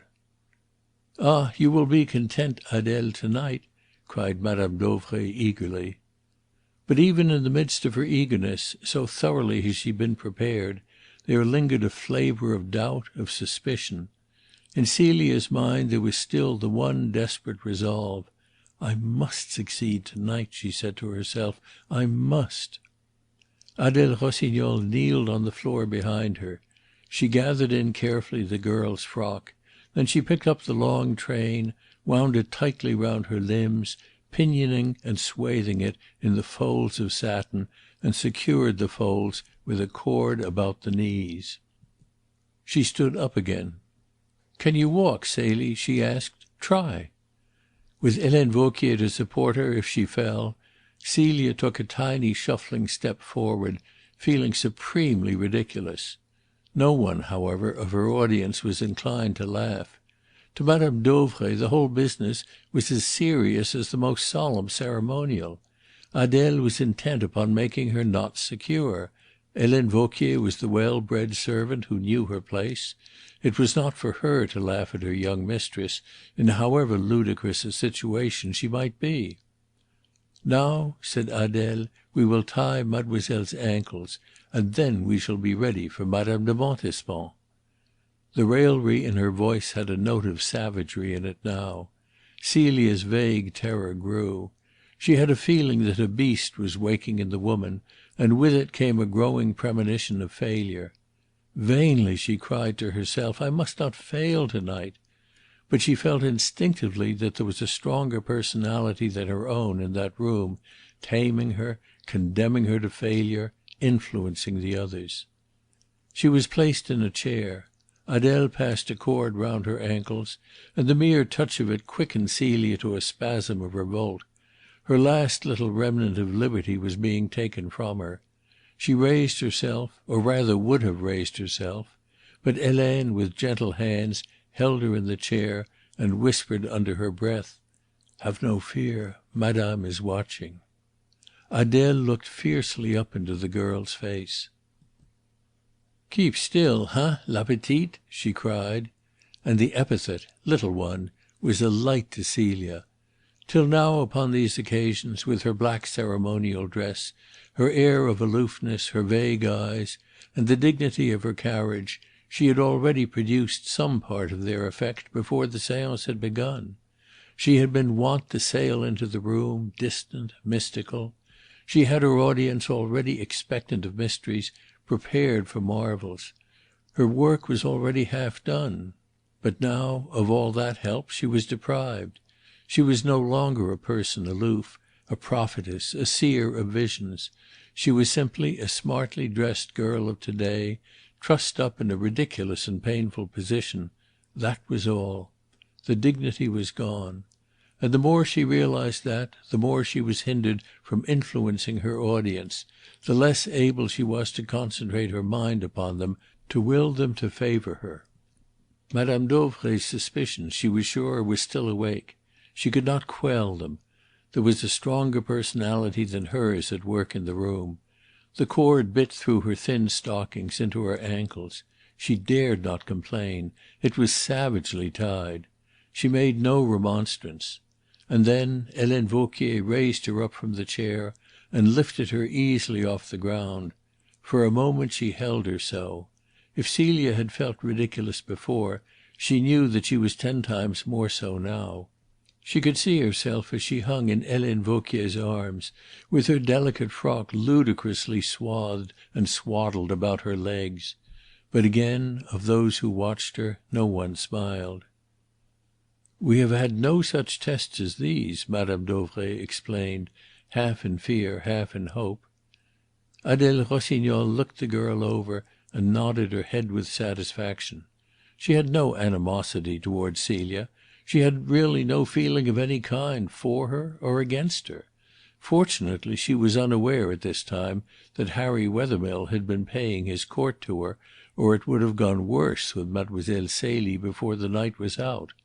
Mademoiselle Celie was just a pawn in a very dangerous game which she happened to be playing, and she had succeeded in engineering her pawn into the desired condition of helplessness. She was content. "Mademoiselle," she said with a smile, "you wish me to believe. You have now your opportunity." Opportunity! And she was helpless. She knew very well that she could never free herself from these cords without Helene's help. She would fail, miserably and shamefully fail. "It was Madame who wished you to believe," she stammered. And Adele Rossignol laughed suddenly, a short, loud, harsh laugh, which jarred upon the quiet of the room. It turned Celia's vague alarm into a definite terror. Some magnetic current brought her grave messages of fear. The air about her seemed to tingle with strange menaces. She looked at Adele. Did they emanate from her? And her terror answered her, yes. She made her mistake in that. The strong personality in the room was not Adele Rossignol, but Helene Vauquier, who held her like a child in her arms. But she was definitely aware of danger, and too late aware of it. She struggled vainly. From her head to her feet she was powerless. She cried out hysterically to her patron, "Madame, Madame, there is something, a presence here, someone who means harm. I know it." And upon the old woman's face there came a look, not of alarm, but of extraordinary relief. The genuine, heartfelt cry restored her confidence in Celia. "Someone who means harm," she whispered, trembling with excitement. "Ah, mademoiselle is already under control," said Helene, using the jargon which she had learnt from Celia's lips. Adele Rossignol grinned. "Yes, la petite is under control," she repeated with a sneer, and all the elegance of her velvet gown was unable to hide her any longer from Celia's knowledge. Her grin had betrayed her. She was of the dregs. But Helene Vauquier whispered, "Keep still, mademoiselle. I shall help you." Vauquier carried the girl into the recess and placed her upon the stool.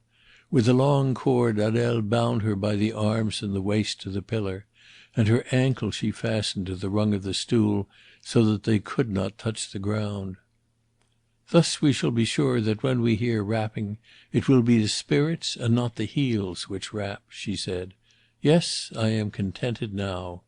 And she added with a smile, "Celie may even have her scarf." And, picking up a white scarf of tulle, which Celia had brought down with her, she placed it carelessly round her shoulders. "Wait," Helene Vauquier whispered in Celia's ear. To the cord about Celia's waist Adele was fastening a longer line. "I shall keep my foot on the other end of this," she said, "when the lights are out, and I shall know then if our little one frees herself." The three women went out of the recess, and the next moment the heavy silk curtains swung across the opening, leaving Celia in darkness. Quickly and noiselessly the poor girl began to twist and work her hands, but she only bruised her wrists. This was to be the last of the seances, but it must succeed. So much of Madame Dauvray's happiness, so much of her own, hung upon its success. Let her fail to night, she would be surely turned from the door. The story of her trickery and her exposure would run through Aix. And she had not told Harry. It would reach his ears from others. He would never forgive her. To face the old difficult life of poverty and perhaps starvation again and again alone would be hard enough, but to face it with Harry Wethermill's contempt added to its burdens, as the poor girl believed she surely would have to do. No, that would be impossible. Not this time would she turn away from the Seine, because it was so terrible and cold. If she had had the courage to tell him yesterday, he would have forgiven, surely he would. The tears gathered in her eyes and rolled down her cheeks. What would become of her now? She was in pain besides. The cords about her arms and ankles tortured her. And she feared, yes, desperately, she feared the effect of the exposure upon Madame Dauvray. She had been treated as a daughter. Now she was in return to rob Madame Dauvray of the belief which had become the passion of her life. "Let us take our seats at the table," she heard Madame Dauvray say. "Helene, you are by the switch of the electric light. Will you turn it off?" And upon that Helene whispered, yet so the whisper reached to Celia and awakened hope. "Wait, I will see what she is doing." The curtains opened and Helene Vauquier slipped to the girl's side. Celia checked her tears. She smiled, imploringly, gratefully. "What shall I do?" asked Helene, in a voice so low that the movement of her mouth rather than the words made the question clear. Celia raised her head to answer, and then a thing incomprehensible to her happened. As she opened her lips, Helene Vauquier swiftly forced a handkerchief in between the girl's teeth, and lifting the scarf from her shoulders, wound it tightly twice across her mouth, binding her lips, and made it fast under the brim of her hat behind her head. Celia tried to scream. She could not utter a sound. She stared at Helene with incredulous, horror-stricken eyes. Helene nodded at her with a cruel grin of satisfaction, and Celia realized, though she did not understand, something of the rancour and the hatred which seethed against her in the heart of the woman whom she had supplanted. Helene Vauquier meant to expose her to-night. Celia had not a doubt of it. That was her explanation of Helene Vauquier's treachery, and believing that error, she believed yet another, that she had reached the terrible climax of her troubles. She was only at the beginning of them. "Helene!" cried Madame Dauvray sharply. "What are you doing?" The maid instantly slid back into the room. "Mademoiselle has not moved," she said. Celia heard the women settle in their chairs about the table. "Is madame ready?" asked Helene, and then there was the sound of the snap of a switch. In the salon darkness had come. If only she had not been wearing her gloves, Celia thought, she might possibly have just been able to free her fingers and her supple hands from their bonds. But as it was, she was helpless. She could only sit and wait until the audience in the salon grew tired of waiting and came to her. She closed her eyes, pondering if by any chance she could excuse her failure. But her heart sank within her as she thought of Madame Rossignol's raillery. No, it was all over for her. She opened her eyes and she wondered. It seemed to her that there was more light in the recess than there had been when she closed them. Very likely her eyes were growing used to the darkness. Yet she ought not to be able to distinguish quite so clearly the white pillar opposite to her. She looked towards the glass doors and understood. The wooden shutters outside the doors were not quite closed. They had been carelessly left unbolted. A chink from lintel to floor let in a grey thread of light. Celia heard the women whispering in the salon, and turned her head to catch the words. "Did you hear any sound?" "No." "Was that a hand which touched me?" "No." "We must wait." And so silence came again, and suddenly there was quite a rush of light into the recess. Celia was startled. She turned her head back again towards the window. The wooden door had swung a little more open. There was a wider chink to let the twilight of that starlit darkness through. And as she looked, the chink slowly broadened and broadened. The door swung slowly back on hinges which were strangely silent. Celia stared at that widening panel of grey light with a vague terror. It was strange that she could hear no whisper of wind in the garden. Why, oh why, was that latticed door opening so noiselessly? Almost she believed that the spirits, after all. And suddenly the recess darkened again, and Celia sat with her heart leaping and shivering in her breast. There was something black against the glass doors. A man.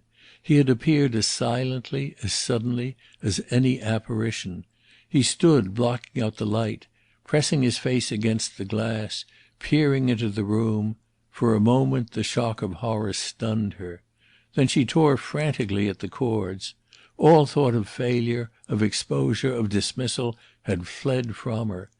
The three poor women, that was her thought, were sitting unwarned, unsuspecting, defenceless in the pitch blackness of the salon. A few feet away a man, a thief, was peering in. They were waiting for strange things to happen in the darkness. Strange and terrible things would happen unless she could free herself, unless she could warn them. And she could not. Her struggles were mere efforts to struggle, futile, a shiver from head to foot, and noiseless as a shiver. Adele Rossignol had done her work well and thoroughly. Celia's arms, her waist, her ankles were pinioned. Only the bandage over her mouth seemed to be loosening. Then, upon horror, horror was added. The man touched the glass doors, and they swung silently inwards. They, too, had been carelessly left unbolted. The man stepped without a sound over the sill into the room, and as he stepped, fear for herself drove out for the moment from Celia's thoughts fear for the three women in the black room. If only he did not see her! She pressed herself against the pillar. He might overlook her, perhaps. His eyes would not be so accustomed to the darkness of the recess as hers. He might pass her unnoticed. If only he did not touch some fold of her dress.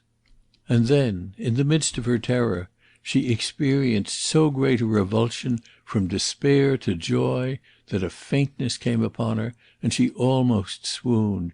She saw who the intruder was, for when he stepped into the recess he turned towards her, and the dim light struck upon him and showed her the contour of his face. It was her lover, Harry Wethermill. Why he had come at this hour, and in this strange way, she did not consider. Now she must attract his eyes. Now her fear was lest he should not see her. But he came at once straight towards her. He stood in front of her, looking into her eyes. But he uttered no cry. He made no movement of surprise. Celia did not understand it. His face was in the shadow now, and she could not see it. Of course he was stunned, amazed. But he stood almost as if he had expected to find her there, and just in that helpless attitude. It was absurd, of course, but he seemed to look upon her helplessness as nothing out of the ordinary way. And he raised no hand to set her free. A chill struck through her, but the next moment he did raise his hand, and the blood flowed again at her heart. Of course she was in the darkness. He had not seen her plight. Even now he was only beginning to be aware of it, for his hand touched the bandage over her mouth, tentatively. He felt for the knot under the broad brim of her hat at the back of her head. He found it. In a moment she would be free. She kept her head quite still, and then, why was he so long? She asked herself. Oh, it was not possible. But her heart seemed to stop, and she knew that it was not only possible, it was true. He was tightening the scarf, not loosening it. The folds bound her lips more surely. She felt the ends drawn close at the back of her head. In a frenzy she tried to shake her head free, but he held her face firmly and finished his work. He was wearing gloves, she noticed with horror, just as thieves do. Then his hand slid down her trembling arms and tested the cord about her wrists. There was something horribly deliberate about his movements. Celia, even at that moment, even with him, had the sensation which had possessed her in the salon. It was the personal equation on which she was used to rely. But neither Adele nor this stranger, was considering her as even a human being. She was a pawn in their game, and they used her, careless of her terror, her beauty, her pain. Then he freed from her waist the long cord which ran beneath the curtain to Adele Rossignol's foot. Celia's first thought was one of relief. He would jerk the cord unwittingly. They would come into the recess and see him. And then the real truth flashed in upon her blindingly. He had jerked the cord, but he had jerked it deliberately. He was already winding it up in a coil as it slid noiselessly across the polished floor beneath the curtains towards him. He had given a signal to Adele Rossignol. All that woman's scepticism and precaution against trickery had been a mere blind, under cover of which she had been able to pack the girl away securely without arousing her suspicions. Helene Vauquier was in the plot too. The scarf at Celia's mouth was proof of that. As if to add proof to proof, she heard Adele Rossignol speak in answer to the signal. "Are we all ready? Have you got Madame Dauvray's left hand, Helene?" "Yes, madame," answered the maid. "And I have her right hand. Now give me yours, and thus we are in a circle about the table." Celia in her mind could see them sitting about the round table in the darkness, Madame Dauvray between the two women, securely held by them. And she herself could not utter a cry, could not move a muscle to help her. Wethermill crept back on noiseless feet to the window, closed the wooden doors, and slid the bolts into their sockets. Yes, Helene Vauquier was in the plot. The bolts and the hinges would not have worked so smoothly but for her. Darkness again filled the recess instead of the grey twilight. But in a moment a faint breath of wind played upon Celia's forehead, and she knew that the man had parted the curtains and slipped into the room. Celia let her head fall towards her shoulder. She was sick and faint with terror. Her lover was in this plot, the lover in whom she had felt so much pride, for whose sake she had taken herself so bitterly to task. He was the associate of Adele Rossignol, of Helene Vauquier. He had used her, Celia, as an instrument for his crime. All their hours together at the Villa des Fleurs, here tonight was their culmination. The blood buzzed in her ears and hammered in the veins of her temples. In front of her eyes the darkness whirled, flecked with fire. She would have fallen, but she could not fall. Then, in the silence, a tambourine jangled. There was to be a séance tonight then, and the séance had begun. In dreadful suspense she heard Madame Dauvray speak. Chapter 19. Helene Explains. And what she heard made her blood run cold. Madame Dauvray spoke in a hushed, awestruck voice. "There is a presence in the room." It was horrible to Celia that the poor woman was speaking the jargon which she herself had taught to her.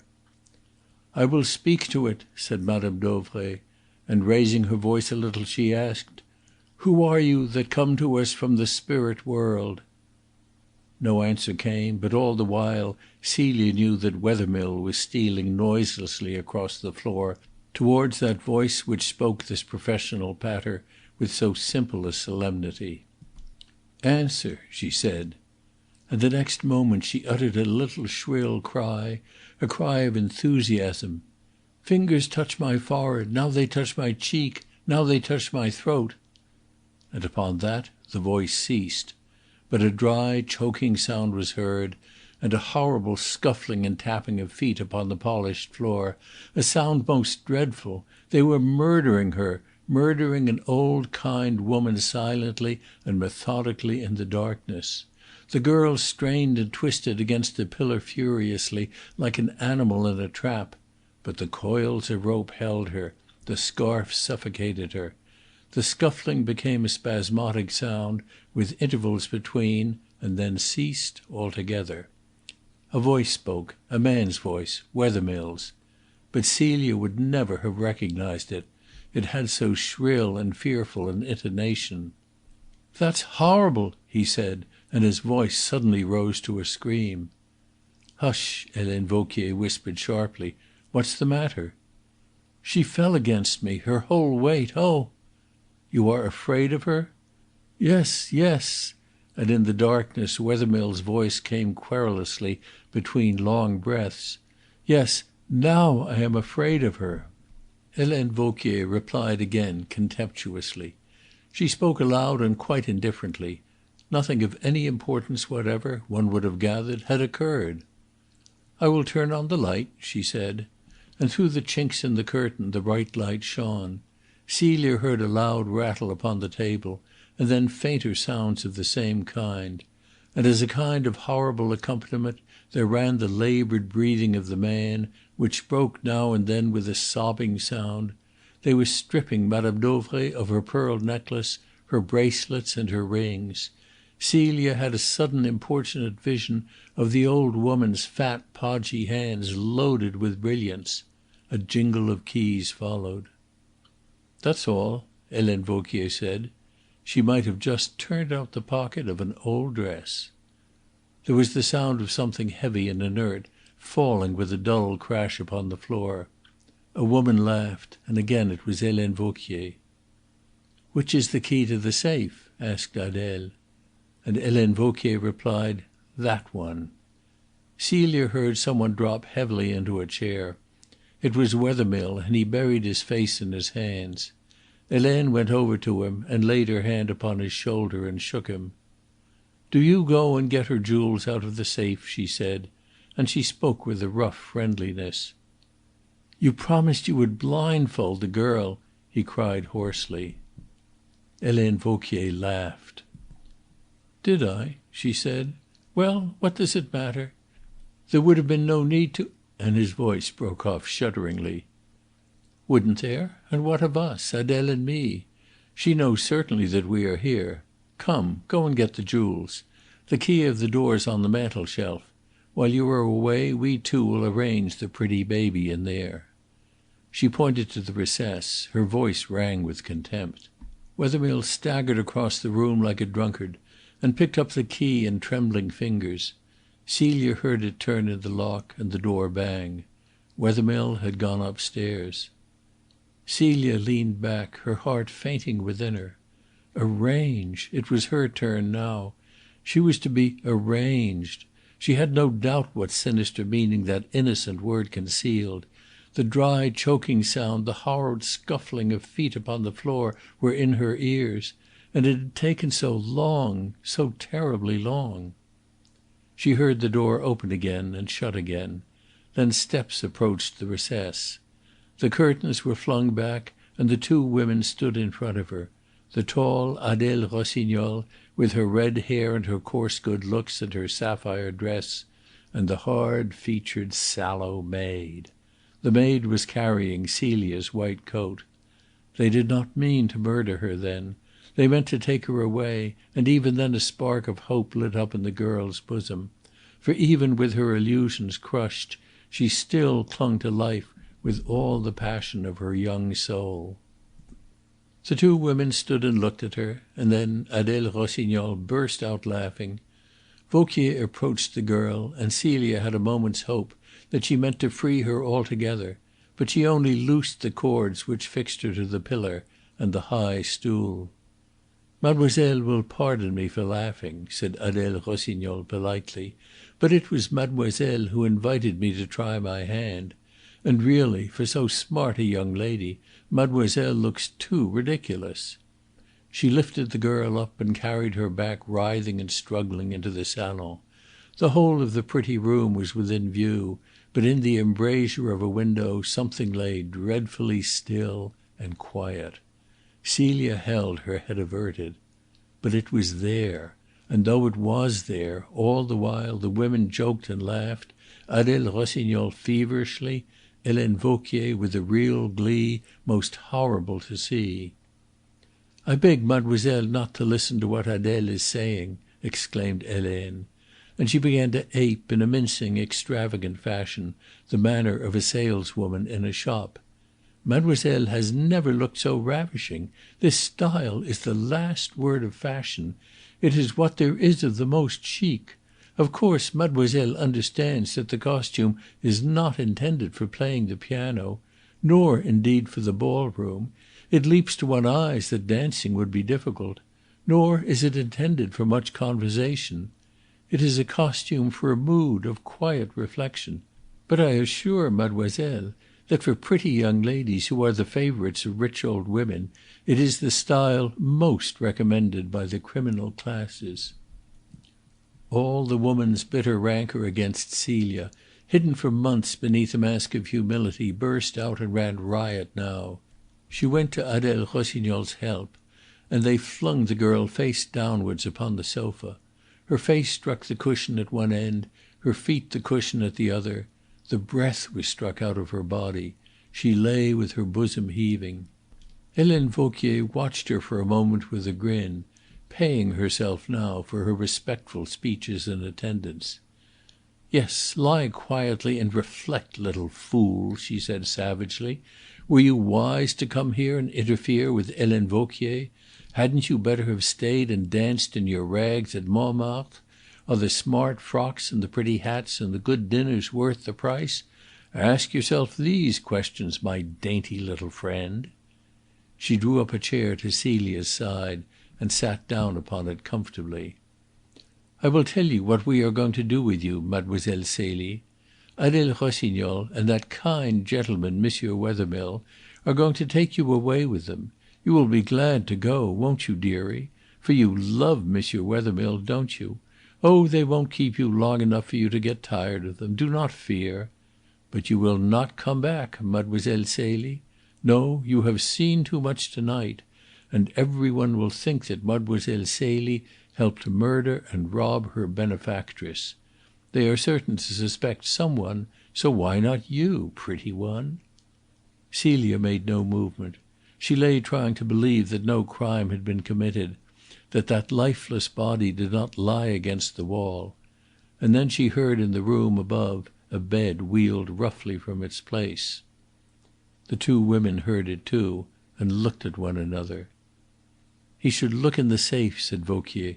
"Go and see what he is doing." And Adele Rossignol ran from the room. As soon as she was gone, Vauquier followed to the door, listened, closed it gently, and came back. She stooped down. "Mademoiselle Celie," she said, in a smooth, silky voice which terrified the girl more than her harsh tones, "there is just one little thing wrong in your appearance, one tiny little piece of bad taste, if mademoiselle will pardon a poor servant the expression. I did not mention it before Adele Rossignol. She is so severe in her criticism, is she not? But since we are alone, I will presume to point out to mademoiselle that those diamond eardrops which I see peeping out under the scarf are a little ostentatious in her present predicament. They are a provocation to thieves. Will mademoiselle permit me to remove them?" She caught her by the neck and lifted her up. She pushed the lace scarf up at the side of Celia's head. Celia began to struggle furiously, convulsively.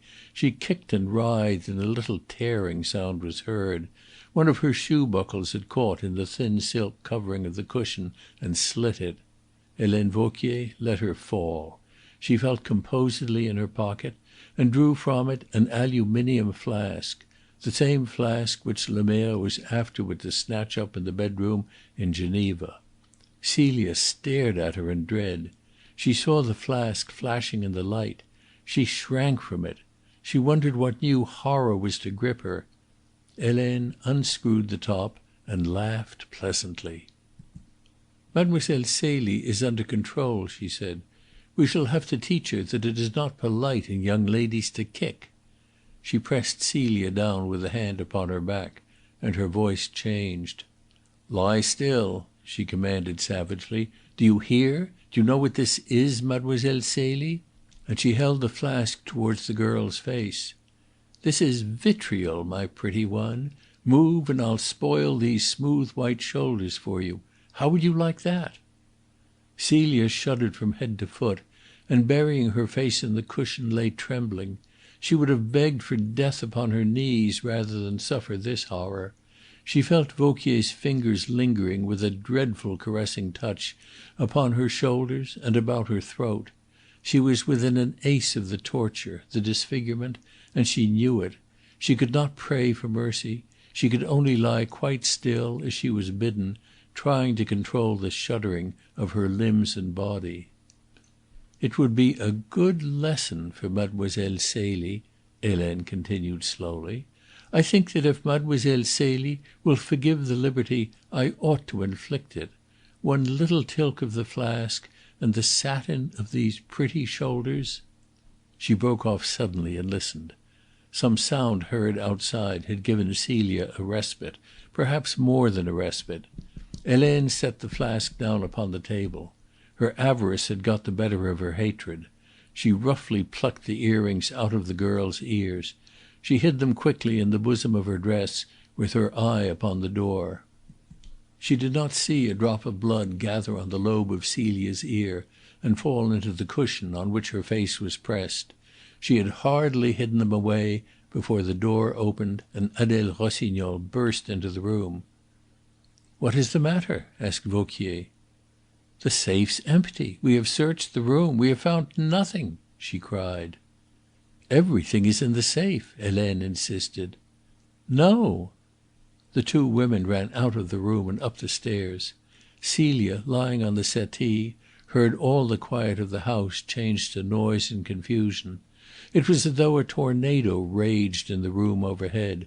Furniture was tossed about and over the room, feet stamped and ran, locks were smashed with heavy blows. For many minutes the storm raged. Then it ceased, and she heard the accomplices clattering down the stairs without a thought of the noise they made.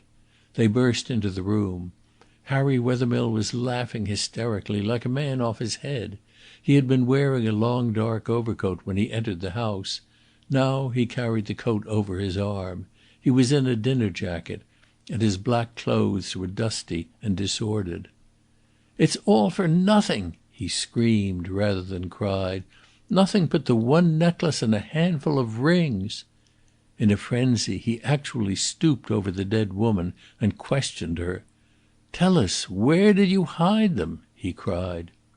"The girl will know," said Helene. Wethermill rose up and looked wildly at Celia. "Yes, yes," he said.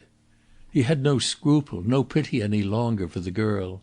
There was no gain from the crime unless she spoke. He would have placed his head in the guillotine for nothing.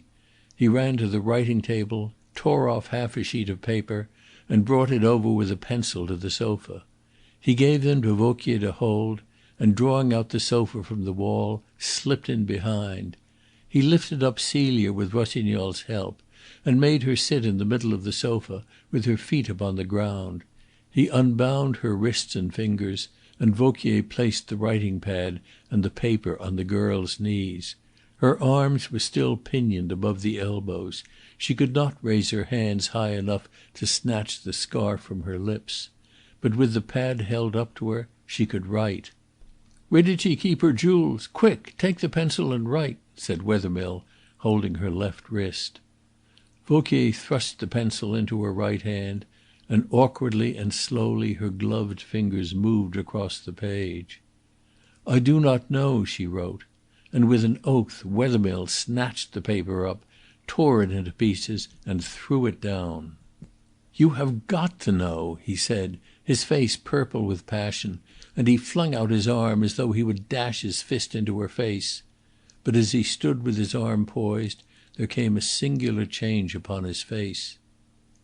"Did you hear anything?" he asked in a whisper. All listened, and all heard in the quiet of the night a faint click, and after an interval they heard it again, and after another but shorter interval, yet once more. "That's the gate," said Wethermill in a whisper of fear, and a pulse of hope stirred within Celia. He seized her wrists, crushed them together behind her, and swiftly fastened them once more.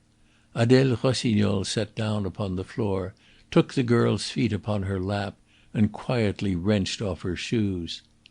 "The light!" cried Wethermill in an agonized voice, and Helene Vauquier flew across the room and turned it off. All three stood holding their breath, straining their ears in the dark room. On the hard gravel of the drive outside, footsteps became faintly audible, and grew louder and came near. Adele whispered to Vauquier, "Has the girl a lover?" And Helene Vauquier, even at that moment, laughed quietly. All Celia's heart and youth rose in revolt against her extremity. If she could only free her lips! The footsteps came round the corner of the house. They sounded on the drive outside the very window of this room. One cry, and she would be saved. She tossed back her head and tried to force the handkerchief out from between her teeth. But Wethermill's hand covered her mouth and held it closed. The footsteps stopped. A light shone for a moment outside. The very handle of the door was tried. Within a few yards help was there, help and life. Just a frail latticed wooden door stood between her and them. She tried to rise to her feet. Adele Rossignol held her legs firmly. She was powerless. She sat with one desperate hope, that whoever it was who was in the garden, he would break in. Were it even another murderer, he might have more pity than the callous brutes who held her now. He could have no less. But the footsteps moved away. It was the withdrawal of all hope. Celia heard Wethermill behind her draw a long breath of relief. That seemed to Celia almost the cruelest part of the whole tragedy. They waited in the darkness until the faint click of the gate was heard once more. Then the light was turned up again. "We must go," said Wethermill. All the three of them were shaken. They stood looking at one another, white and trembling. They spoke in whispers. To get out of the room, to have done with the business, that had suddenly become their chief necessity. Adele picked up the necklace and the rings from the satinwood table and put them into a pocket bag which was slung at her waist. "Hippolyte shall turn these things into money," she said. "He shall set about it to-morrow. We shall have to keep the girl now, until she tells us where the rest is hidden." "Yes, keep her," said Helene. "We will come over to Geneva in a few days, as soon as we can. We will persuade her to tell." She glanced darkly at the girl. Celia shivered.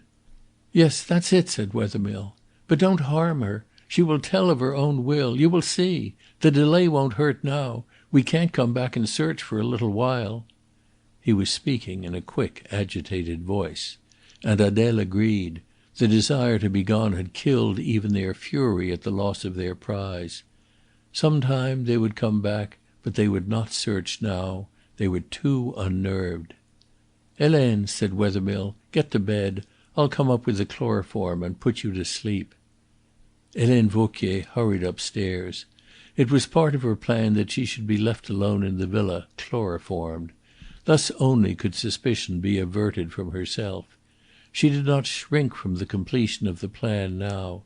She went, the strange woman, without a tremor to her ordeal. Wethermill took the length of rope which had fixed Celia to the pillar. "I'll follow," he said, and as he turned he stumbled over the body of Mme. Dauvray. With a shrill cry he kicked it out of his way and crept up the stairs. Adele Rossignol quickly set the room in order. She removed the stool from its position in the recess and carried it to its place in the hall.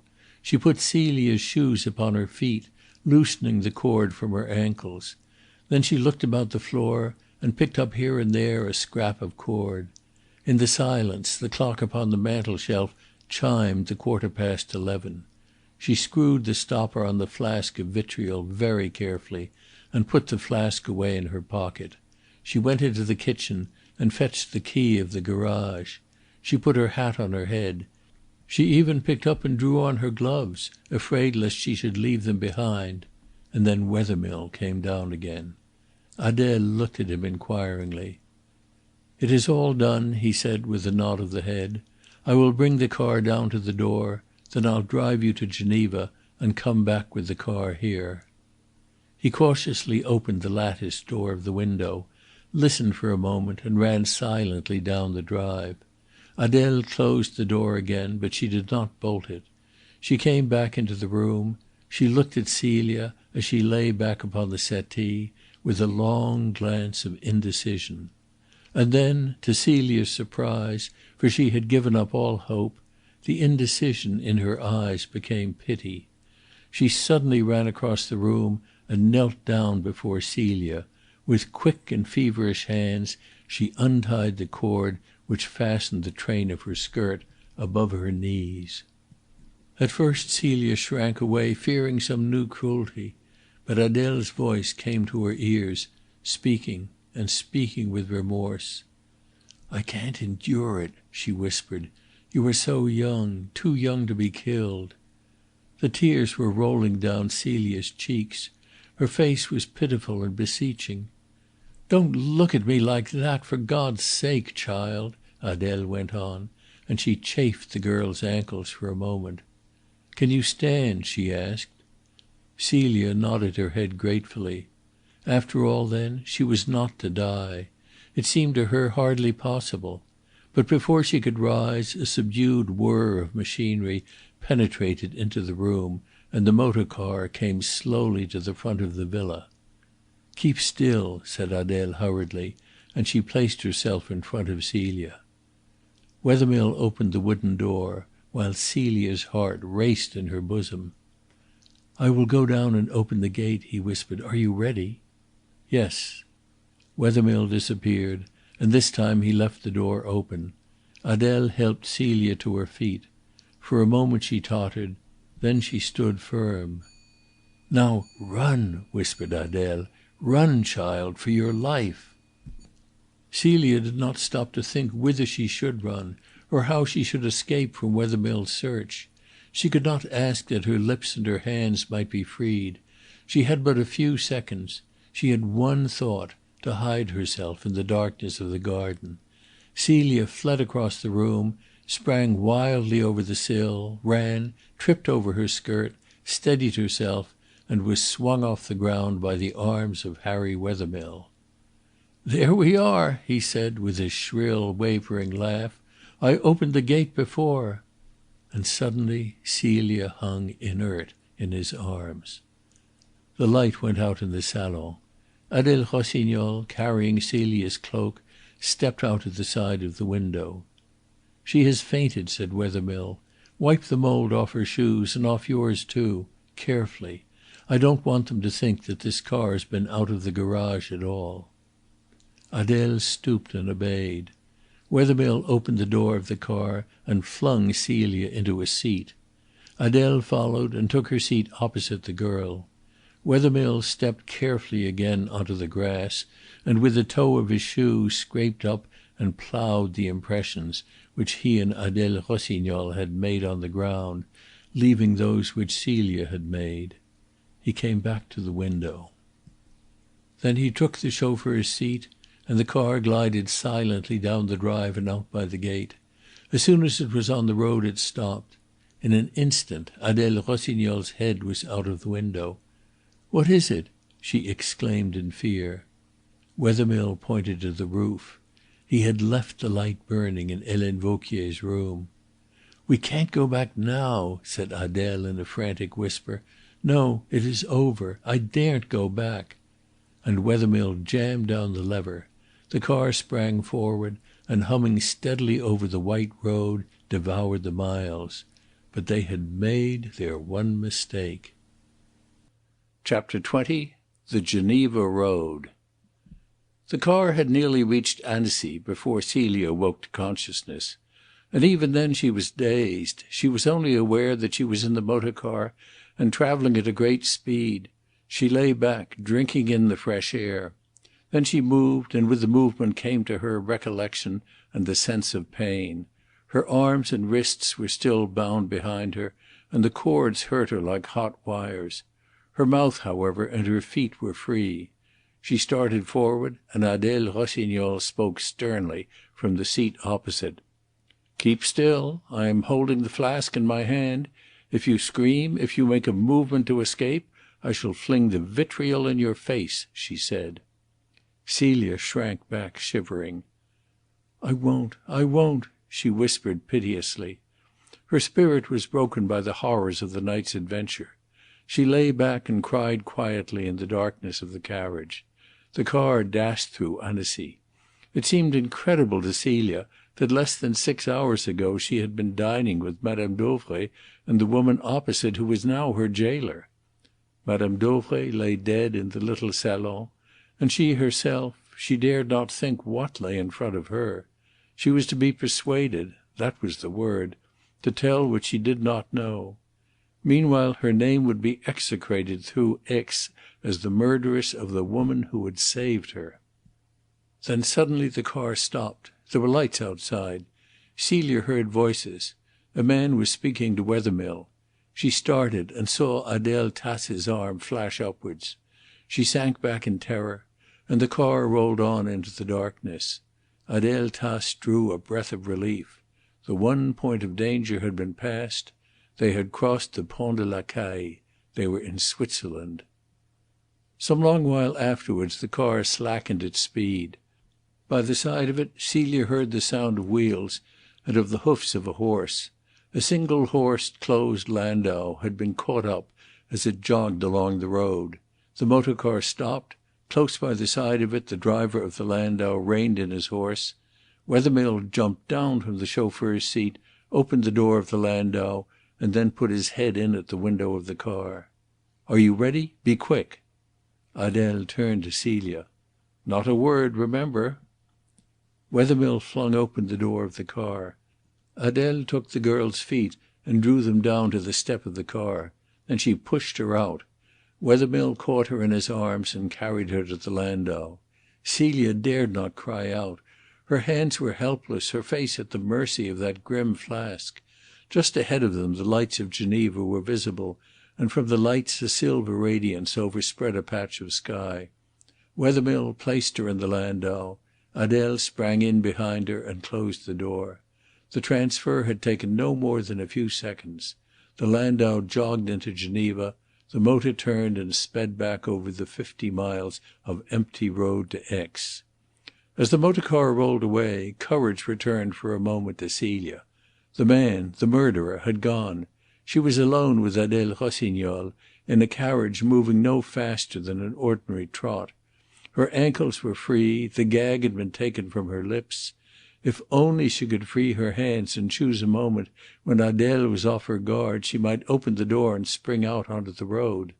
She saw Adele draw down the blinds of the carriage, and very carefully, very secretly, Celia began to work her hands behind her. She was an adept. No movement was visible, but on the other hand, no success was obtained. The knots had been too cunningly tied. And then Madame Rossignol touched a button at her side in the leather of the carriage. The touch turned on a tiny lamp in the roof of the carriage, and she raised a warning hand to Celia. "Now keep very quiet." Right through the empty streets of Geneva the landau was quietly driven. Adele had peeped from time to time under the blind. There were few people in the streets. Once or twice a sergent de ville was seen under the light of a lamp. Celia dared not cry out. Over against her, persistently watching her, Adele Rossignol sat with the open flask clenched in her hand, and from the vitriol Celia shrank with an overwhelming terror. The carriage drove out from the town along the western edge of the lake. "Now listen," said Adele. "As soon as the landau stops, the door of the house opposite to which it stops will open. I shall open the carriage door myself, and you will get out. You must stand close by the carriage door until I have got out. I shall hold this flask ready in my hand. As soon as I am out, you will run across the pavement into the house. You won't speak or scream." Adele Rossignol turned out the lamp, and 10 minutes later the carriage passed down the little street and attracted Madame Gobin's notice. Marthe Gobin had lit no light in her room. Adele Rossignol peered out of the carriage. She saw houses in darkness. She could not see the busybody's face watching the landau from a dark window. She cut the cords which fastened the girl's hands. The carriage stopped. She opened the door. Celia sprang out onto the pavement. She sprang so quickly that Adele Rossignol caught and held the train of her dress. But it was the fear of the vitriol which had made her spring so nimbly. It was that, too, which made her run so lightly and quickly into the house. The old woman who acted as servant, Jeanne Tasse, received her. Celia offered no resistance. The fear of vitriol had made her supple as a glove. Jeanne hurried her down the stairs into the little parlour at the back of the house where supper was laid, and pushed her into a chair. Celia let her arms fall forward on the table. She had no hope now. She was friendless and alone in a den of murderers who meant first to torture, then to kill her. She would be held up to execration as a murderess. No one would know how she had died or what she had suffered. She was in pain and her throat burned. She buried her face in her arms and sobbed. All her body shook with her sobbing. Jeanne Rossignol took no notice. She treated Celie just as the others had done. Celia was La Petite, against whom she had no animosity, by whom she was not to be touched to any tenderness. La Petite had unconsciously played her useful part in their crime, but her use was ended now, and they would deal with her accordingly. She removed the girl's hat and cloak and tossed them aside. "Now stay quiet until we are ready for you," she said. And Celia, lifting her head, said in a whisper, "Water." The old woman poured some from a jug and held the glass to Celia's lips. "Thank you," whispered Celia gratefully, and Adele came into the room. She told the story of the night to Jeanne, and afterwards to Hippolyte when he joined them. "And nothing gained!" cried the older woman furiously. "And we have hardly a 5-franc piece in the house." "Yes, something," said Adele. "A necklace, a good one, some good rings and bracelets. And we shall find out where the rest is hid from her," and she nodded at Celia. The three people ate their supper, and while they ate it discussed Celia's fate. She was lying with her head bowed upon her arms at the same table, within a foot of them, but they made no more of her presence than if she had been an old shoe. Only once did one of them speak to her. "Stop your whimpering," said Hippolyte roughly. "We can hardly hear ourselves talk." He was for finishing with the business altogether to-night. "It's a mistake," he said. "There's been a bungle, and the sooner we are rid of it the better. There's a boat at the bottom of the garden." Celia listened and shuddered. He would have no more compunction over drowning her than he would have had over drowning a blind kitten. "It's cursed luck," he said, "but we have got the necklace. That's something. That's our share, do you see? The young spark can look for the rest." But Helene Vauquier's wish prevailed. She was the leader. They would keep the girl until she came to Geneva. They took her upstairs into the big bedroom overlooking the lake. Adele opened the door of the closet where a truckle bed stood, and thrust the girl in. "This is my room," she said warningly, pointing to the bedroom. "Take care I hear no noise. You might shout yourself hoarse, my pretty one. No one else would hear you. But I should. And afterwards we should no longer be able to call you my pretty one, eh?" And with a horrible playfulness she pinched the girl's cheek. Then, with old Jeanne's help, she stripped Celia and told her to get into bed. "I'll give her something to keep her quiet," said Adele, and she fetched her morphia needle and injected a dose into Celia's arm. Then they took her clothes away and left her in the darkness. She heard the key turn in the lock, and a moment after the sound of the bedstead being drawn across the doorway. But she heard no more, for almost immediately she fell asleep. She was awakened some time the next day by the door opening. Old Jeanne Tasse brought her in a jug of water and a roll of bread, and locked her up again.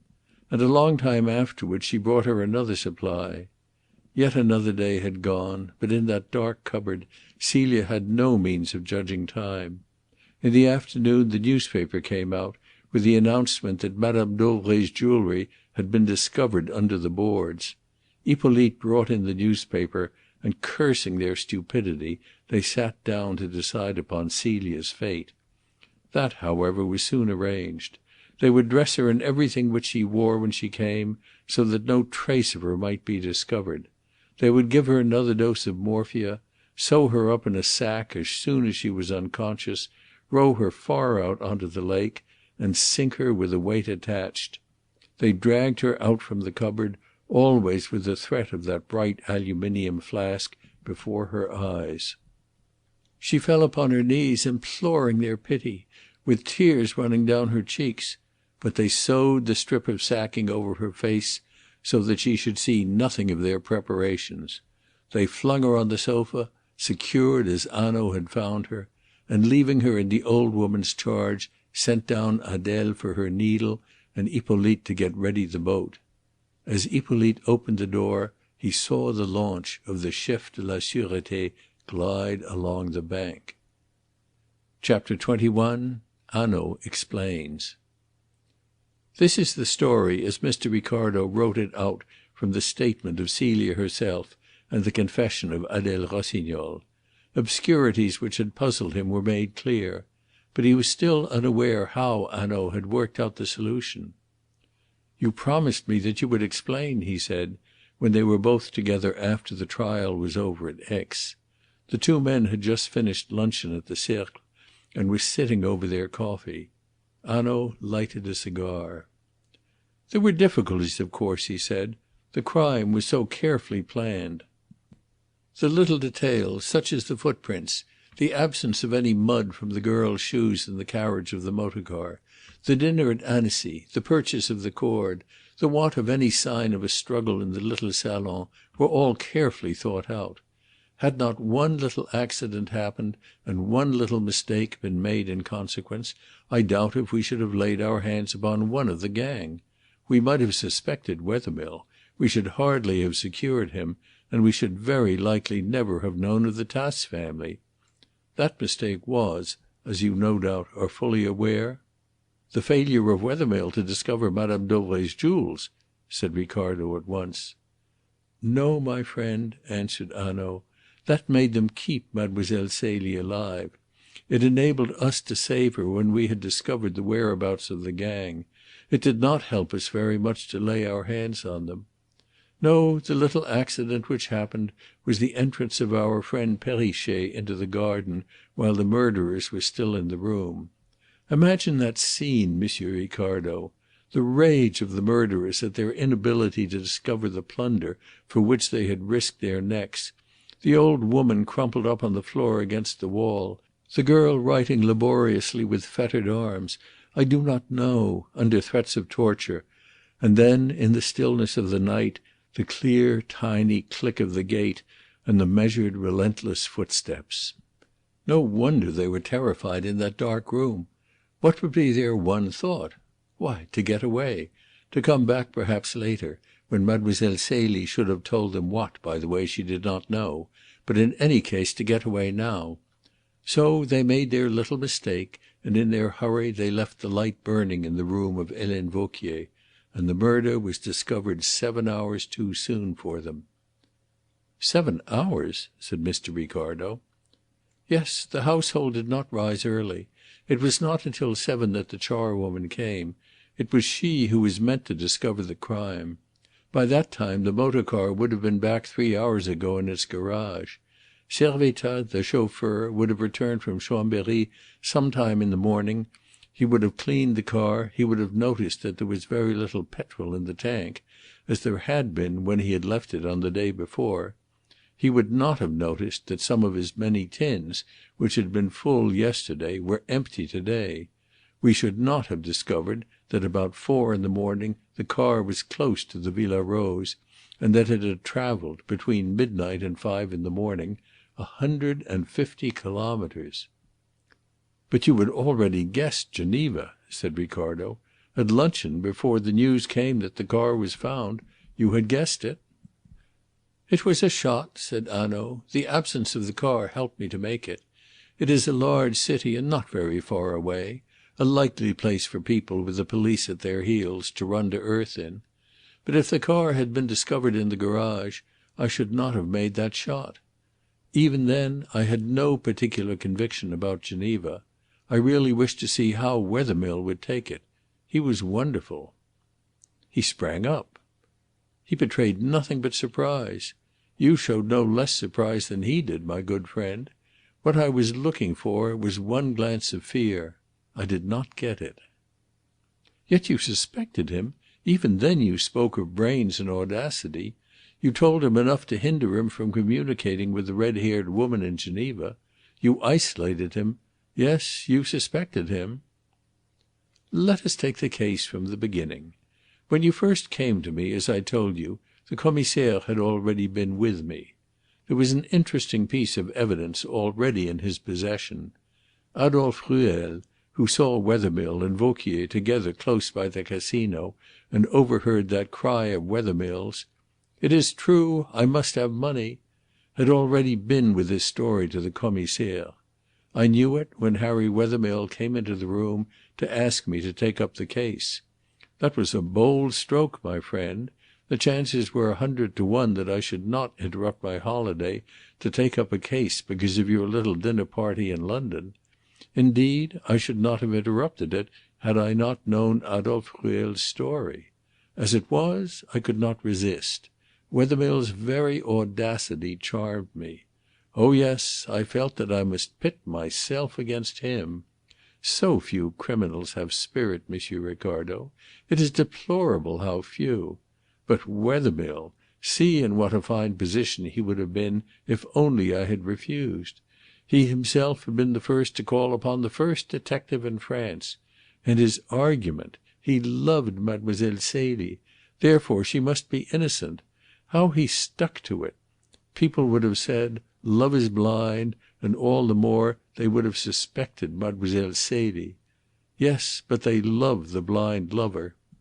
Therefore, all the more would it have been impossible for them to believe Harry Wethermill had any share in that grim crime." Mr. Ricardo drew his chair close in to the table. "I will confess to you," he said, "that I thought Mademoiselle Celie was an accomplice." "It is not surprising," said Hanaud. "Some one within the house was an accomplice. We start with that fact. The house had not been broken into. There was Mademoiselle Celie's record as Helene Vauquier gave it to us, and a record obviously true. There was the fact that she had got rid of Servettaz. There was the maid upstairs very ill from the chloroform. What more likely than that Mademoiselle Celie had arranged a séance, and then when the lights were out had admitted the murderer through that convenient glass door?" "There were, besides, the definite imprints of her shoes," said Mr. Ricardo. "Yes, but that is precisely where I began to feel sure that she was innocent," replied Hanaud dryly. "All the other footmarks had been so carefully scored and ploughed up that nothing could be made of them. Yet those little ones remained, so definite, so easily identified, and I began to wonder why these, too, had not been cut up and stamped over. The murderers had taken, you see, an excess of precaution to throw the presumption of guilt upon Mademoiselle Celie rather than upon Vauquier. However, there the footsteps were. Mademoiselle Celie had sprung from the room as I described to Wethermill. But I was puzzled. Then in the room I found the torn up sheet of notepaper with the words 'Je ne sais pas' in Mademoiselle's handwriting. The words might have been spirit writing. They might have meant anything. I put them away in my mind. But in the room the settee puzzled me. And again I was troubled, greatly troubled." "Yes, I saw that." "And not you alone," said Hanaud with a smile. "Do you remember that loud cry Wethermill gave when we returned to the room and once more I stood before the settee? Oh, he turned it off very well. I had said that our criminals in France were not very gentle with their victims, and he pretended that it was in fear of what Mademoiselle Celie might be suffering which had torn that cry from his heart. But it was not so. He was afraid, deadly afraid, not for Mademoiselle Celie, but for himself. He was afraid that I had understood what these cushions had to tell me." "What did they tell you?" asked Ricardo. "You know now," said Hanaud. "There were 2 cushions, both indented, and indented in different ways. The one at the head was irregularly indented. Something shaped had pressed upon it. It might have been a face, it might not. And there was a little brown stain which was fresh, and which was blood. The second cushion had 2 separate impressions, and between them the cushion was forced up in a thin ridge, and these impressions were more definite. I measured the distance between the two cushions, and I found this: that supposing, and it was a large supposition, the cushions had not been moved since those impressions were made, a girl of Mademoiselle Celie's height, lying stretched out upon the sofa, would have her face pressing down upon one cushion and her feet and insteps upon the other. Now the impressions upon the second cushion and the thin ridge between them were just the impressions which might have been made by a pair of shoes held close together. But that would not be a natural attitude for any one, and the mark upon the head cushion was very deep. Supposing that my conjectures were true, then a woman would only lie like that because she was helpless, because she had been flung there, because she could not lift herself, because, in a word, her hands were tied behind her back and her feet fastened together. Well, then, follow this train of reasoning, my friend. Suppose my conjectures, and we had nothing but conjectures to build upon, were true, the woman flung upon the sofa could not be Helene Vauquier, for she would have said so. She could have had no reason for concealment. But it must be Mademoiselle Celie. There was the slit in the one cushion and the stain on the other, which of course I had not accounted for. There was still, too, the puzzle of the footsteps outside the glass doors. If Mademoiselle Celie had been bound upon the sofa, how came she to run with her limbs free from the house? There was a question not easy to answer. "Yes," said Mr. Ricardo. "Yes, but there was also another question. Suppose that Mademoiselle Celie was, after all, the victim, not the accomplice. Suppose she had been flung tied upon the sofa. Suppose that somehow the imprint of her shoes upon the ground had been made, and that she had afterwards been carried away, so that the maid might be cleared of all complicity. In that case it became intelligible why the other footprints were scored out and hers left. The presumption of guilt would fall upon her. There would be proof that she ran hurriedly from the room and sprang into a motor car of her own free will. But again, if that theory were true, then Helene Vauquier was the accomplice, and not Mademoiselle Celie." "I follow that." "Then I found an interesting piece of evidence with regard to the strange woman who came. I picked up a long red hair, a very important piece of evidence, about which I thought it best to say nothing at all. It was not Mademoiselle Celie's hair, which is fair, nor Vauquier's, which is black, nor Madame Dauvray's, which is dyed brown, nor the charwoman's, which is grey. It was, therefore, the visitor's. Well, we went upstairs to Mademoiselle Celie's room." "Yes," said Mr. Ricardo eagerly, "we are coming to the pot of cream." In that room we learnt that Helene Vauquier, at her own request, had already paid it a visit. It is true the Commissaire said that he had kept his eye on her the whole time. But none the less, from the window, he saw me coming down the road, and that he could not have done, as I made sure, unless he had turned his back upon Vauquier and leaned out of the window. Now, at the time I had an open mind about Vauquier. On the whole, I was inclined to think she had no share in the affair. But either she or Mademoiselle Celie had, and perhaps both. But one of them, yes, that was sure. Therefore I asked what drawers she touched after the Commissaire had leaned out of the window. For if she had any motive in wishing to visit the room, she would have satisfied it when the Commissaire's back was turned. He pointed to a drawer, and I took out a dress and shook it, thinking that she may have wished to hide something. But nothing fell out. On the other hand, however, I saw some quite fresh grease marks, made by fingers, and the marks were wet. I began to ask myself how it was that Helene Vauquier, who had just been helped to dress by the nurse, had grease upon her fingers. Then I looked at a drawer which she had examined first of all.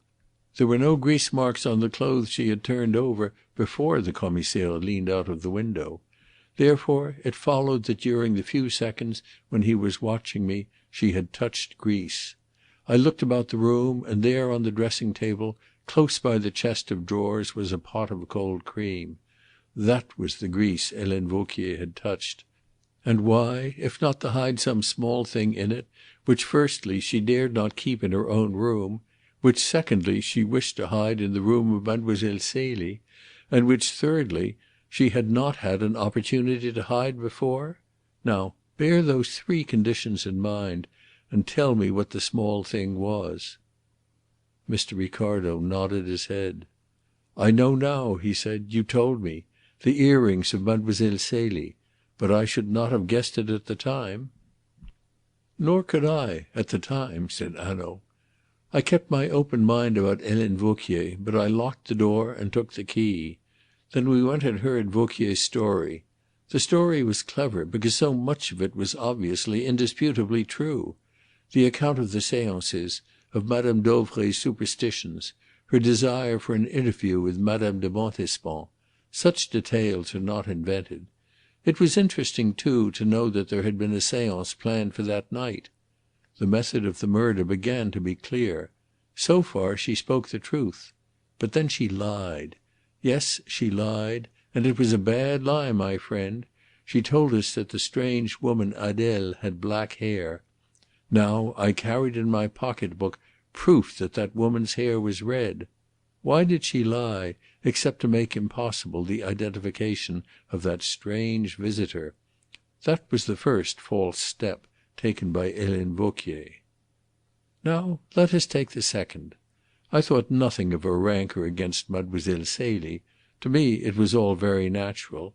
She, the hard peasant woman, no longer young, who had been for years the confidential servant of Madame Dauvray, and had no doubt taken her levy from the impostors who preyed upon her credulous mistress.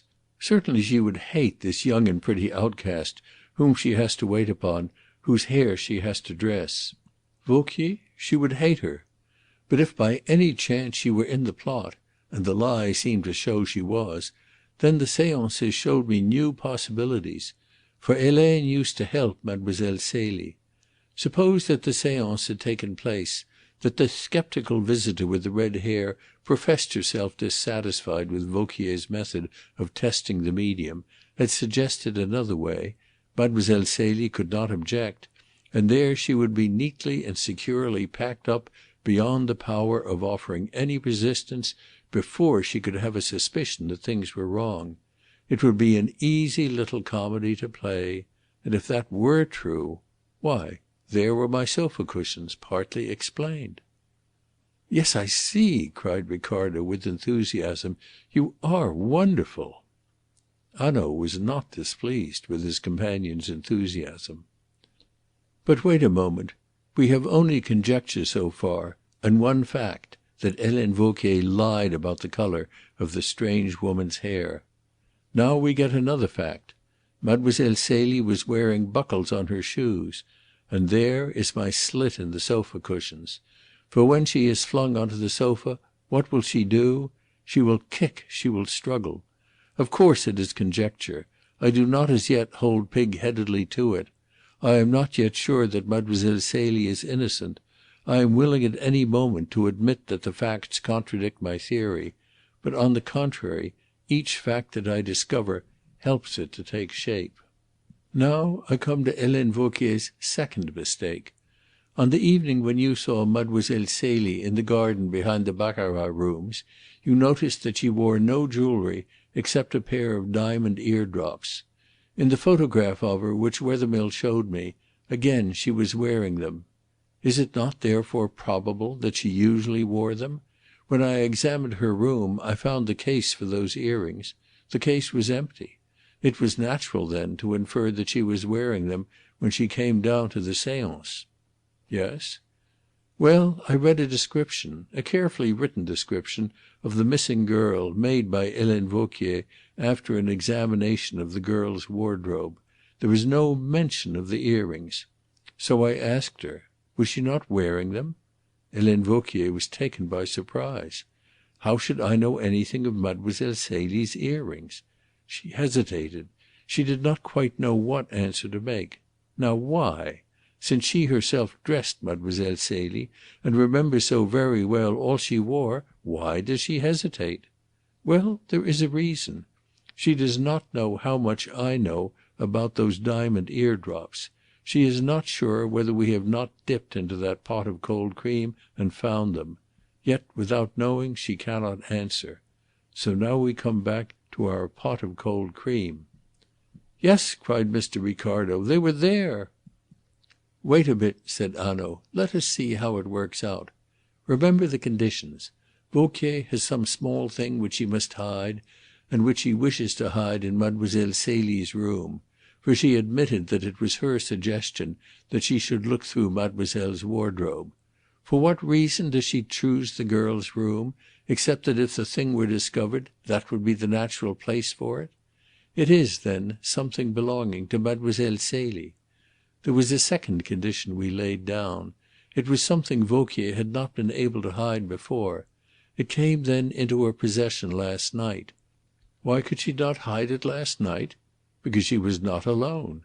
There were the man and the woman, her accomplices. It was something, then, which she was concerned in hiding from them. It is not rash to guess, then, that it was some piece of the plunder of which the other two would have claimed their share, and a piece of plunder belonging to Mademoiselle Celie. Well, she has nothing but the diamond eardrops. Suppose Vauquier is left alone to guard Mademoiselle Celie while the other two ransack Madame Dauvray's room. She sees her chance. The girl cannot stir hand or foot to save herself. Vauquier tears the eardrops in a hurry from her ears, and there I have my drop of blood just where I should expect it to be. But now follow this. Vauquier hides the earrings in her pocket. She goes to bed in order to be chloroformed. She knows that it is very possible that her room will be searched before she regains consciousness, or before she is well enough to move. There is only one place to hide them in, only one place where they will be safe, in bed with her. But in the morning she must get rid of them, and a nurse is with her. Hence the excuse to go to Mademoiselle Celie's room. If the eardrops are found in the pot of cold cream, it would only be thought that Mademoiselle Celie had herself hidden them there for safety. Again, it is conjecture, and I wish to make sure. So I tell Vauquier she can go away, and I leave her unwatched. I have her driven to the depot instead of to her friends, and searched. Upon her is found the pot of cream, and in the cream Mademoiselle Celie's eardrops. She has slipped into Mademoiselle Celie's room, as, if my theory was correct, she would be sure to do, and put the pot of cream into her pocket. So now I am fairly sure that she is concerned in the murder. We then went to Madame Dauvray's room and discovered her brilliants and her ornaments. At once the meaning of that agitated piece of handwriting of Mademoiselle Celie's becomes clear. She is asked where the jewels are hidden. She cannot answer, for her mouth of course is stopped. She has to write. Thus my conjectures get more and more support. And mind this, one of the two women is guilty, Celie or Vauquier. My discoveries all fit in with the theory of Celie's innocence. But there remain the footprints, for which I found no explanation. You will remember I made you all promise silence as to the finding of Madame Dauvray's jewellery. For I thought, if they have taken the girl away so that suspicion may fall on her and not on Vauquier, they mean to dispose of her. But they may keep her so long as they have a chance of finding out from her Madame Dauvray's hiding place. It was a small chance, but our only one. The moment the discovery of the jewellery was published, the girl's fate was sealed, were my theory true. Then came our advertisement and Madame Gobin's written testimony. There was one small point of interest which I will take first. Her statement that Adèle was the Christian name of the woman with the red hair, that the old woman who was the servant in that house in the suburb of Geneva called her Adèle, just simply Adèle. That interested me, for Helene Vauquier had called her Adèle too when she was describing to us the unknown visitor. Adèle was what Madame Dauvray called her. "Yes," said Ricardo. "Helene Vauquier made a slip there. She should have given her a false name." Hanaud nodded. "It is the one slip she made in the whole of the business. Nor did she recover herself very cleverly. For when the Commissaire pounced upon the name, she at once modified her words. She only thought now that the name was Adèle, or something like it. But when I went on to suggest that the name in any case would be a false one, at once she went back upon her modifications. and now she was sure that Adèle was the name used. I remembered her hesitation when I read Marthe Gobin's letter. They helped to confirm me in my theory that she was in the plot, and they made me very sure that it was an Adèle for whom we had to look. So far, well. But other statements in the letter puzzled me. For instance, she ran lightly and quickly across the pavement into the house, as though she were afraid to be seen. Those were the words, and the woman was obviously honest. What became of my theory, then? The girl was free to run, free to stoop and pick up the train of her gown in her hand, free to shout for help in the open street if she wanted help? No, that I could not explain until that afternoon, when I saw Mademoiselle Celie's terror-stricken eyes fixed upon that flask as Lemerre poured a little out and burned a hole in the sack. Then I understood well enough the fear of vitriol. Hanaud gave an uneasy shudder. And it is enough to make any one afraid. That I can tell you. No wonder she lay still as a mouse upon the sofa in the bedroom. No wonder she ran quickly into the house. Well, there you have the explanation. I had only my theory to work upon even after Madame Gobin's evidence. But as it happened, it was the right one. Meanwhile, of course, I made my inquiries into Wethermill's circumstances. My good friends in England helped me. They were precarious. He owed money in Aix, money at his hotel. We knew from the motor car that the man we were searching for had returned to Aix. Things began to look black for Wethermill. Then you gave me a little piece of information." "I?" exclaimed Ricardo with a start. "Yes, you told me that you walked up to the hotel with Harry Wethermill on the night of the murder and separated just before 10. A glance into his rooms which I had, you will remember that when we discovered the motor car I suggested that we should go to Harry Wethermill's rooms and talk it over. That glance enabled me to see that he could very easily have got out of his room onto the veranda below and escaped from the hotel by the garden quite unseen. For you will remember that whereas your rooms look out to the front and onto the slope of Mont Revard, Wethermill's look out over the garden and the town of Aix. In a quarter of an hour or 20 minutes he could have reached the Villa Rose. He could have been in the salon before 10:30, and that is just the hour which suited me perfectly. And as he got out unnoticed, so he could return. So he did return.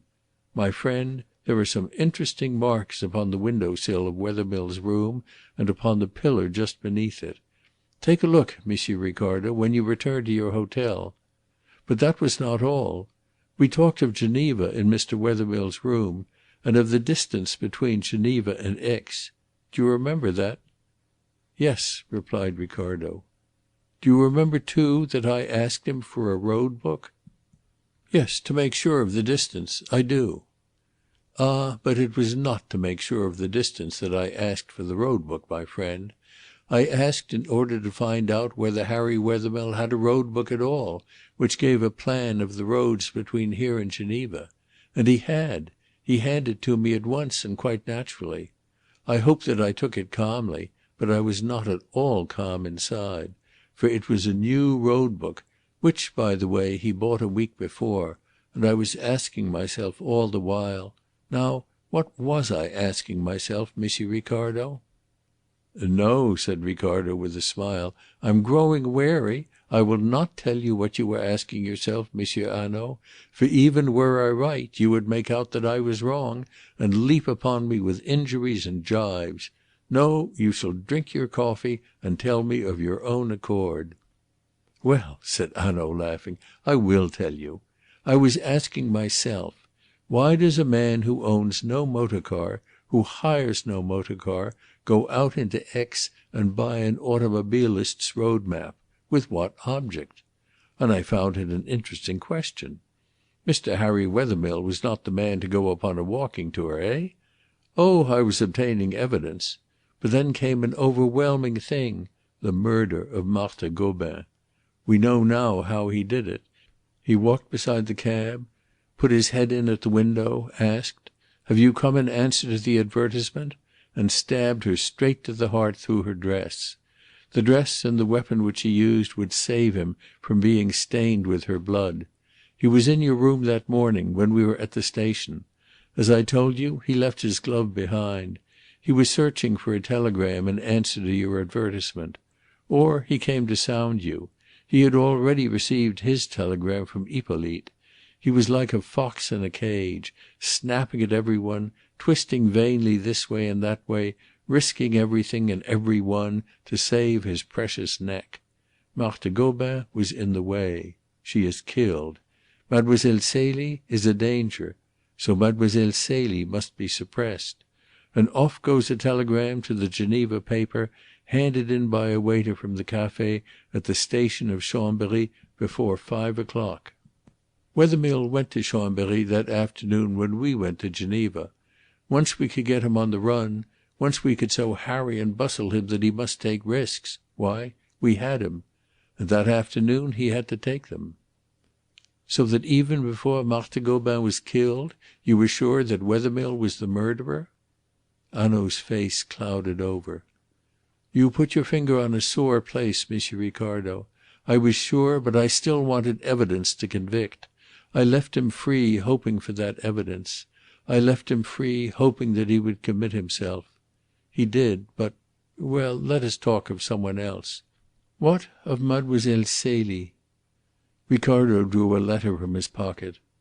"I have a sister in London, a widow," he said. "She is kind.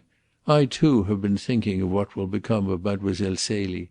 I wrote to my sister, and here is her reply. Mademoiselle Celie will be very welcome." Hanaud stretched out his hand and shook Ricardo's warmly. "She will not, I think, be for very long a burden. She is young. She will recover from this shock. She is very pretty, very gentle. If no one comes forward whom she loves and who loves her, yes, I myself, who was her papa for one night, will be her husband for ever." He laughed inordinately at his own joke. It was a habit of Monsieur Hanaud's. Then he said gravely, "But I am glad, Monsieur Ricardo, for Mademoiselle Celie's sake, that I came to your amusing dinner party in London." Mr. Ricardo was silent for a moment. Then he asked, "And what will happen to the condemned?" "To the women? Imprisonment for life." "And to the man?" Hanaud shrugged his shoulders. "Perhaps the guillotine. Perhaps New Caledonia. How can I say? I am not the President of the Republic." End of Chapter 21. End of At the Villa Rose by A.E.W. Mason.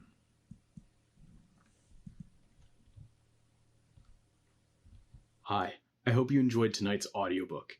This channel's mission is to become the best resource for bedtime audiobooks. And while we're just getting started, we're continually growing our library of audiobooks so that you can get a great night's sleep and live your life fully during the day.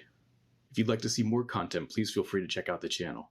And if you'd like to see our entire collection of audiobooks, you can find them at sleepaudiobooks.com. All likes, comments, and subscriptions are greatly appreciated and help this channel more than you know. We appreciate you watching. Thank you so much.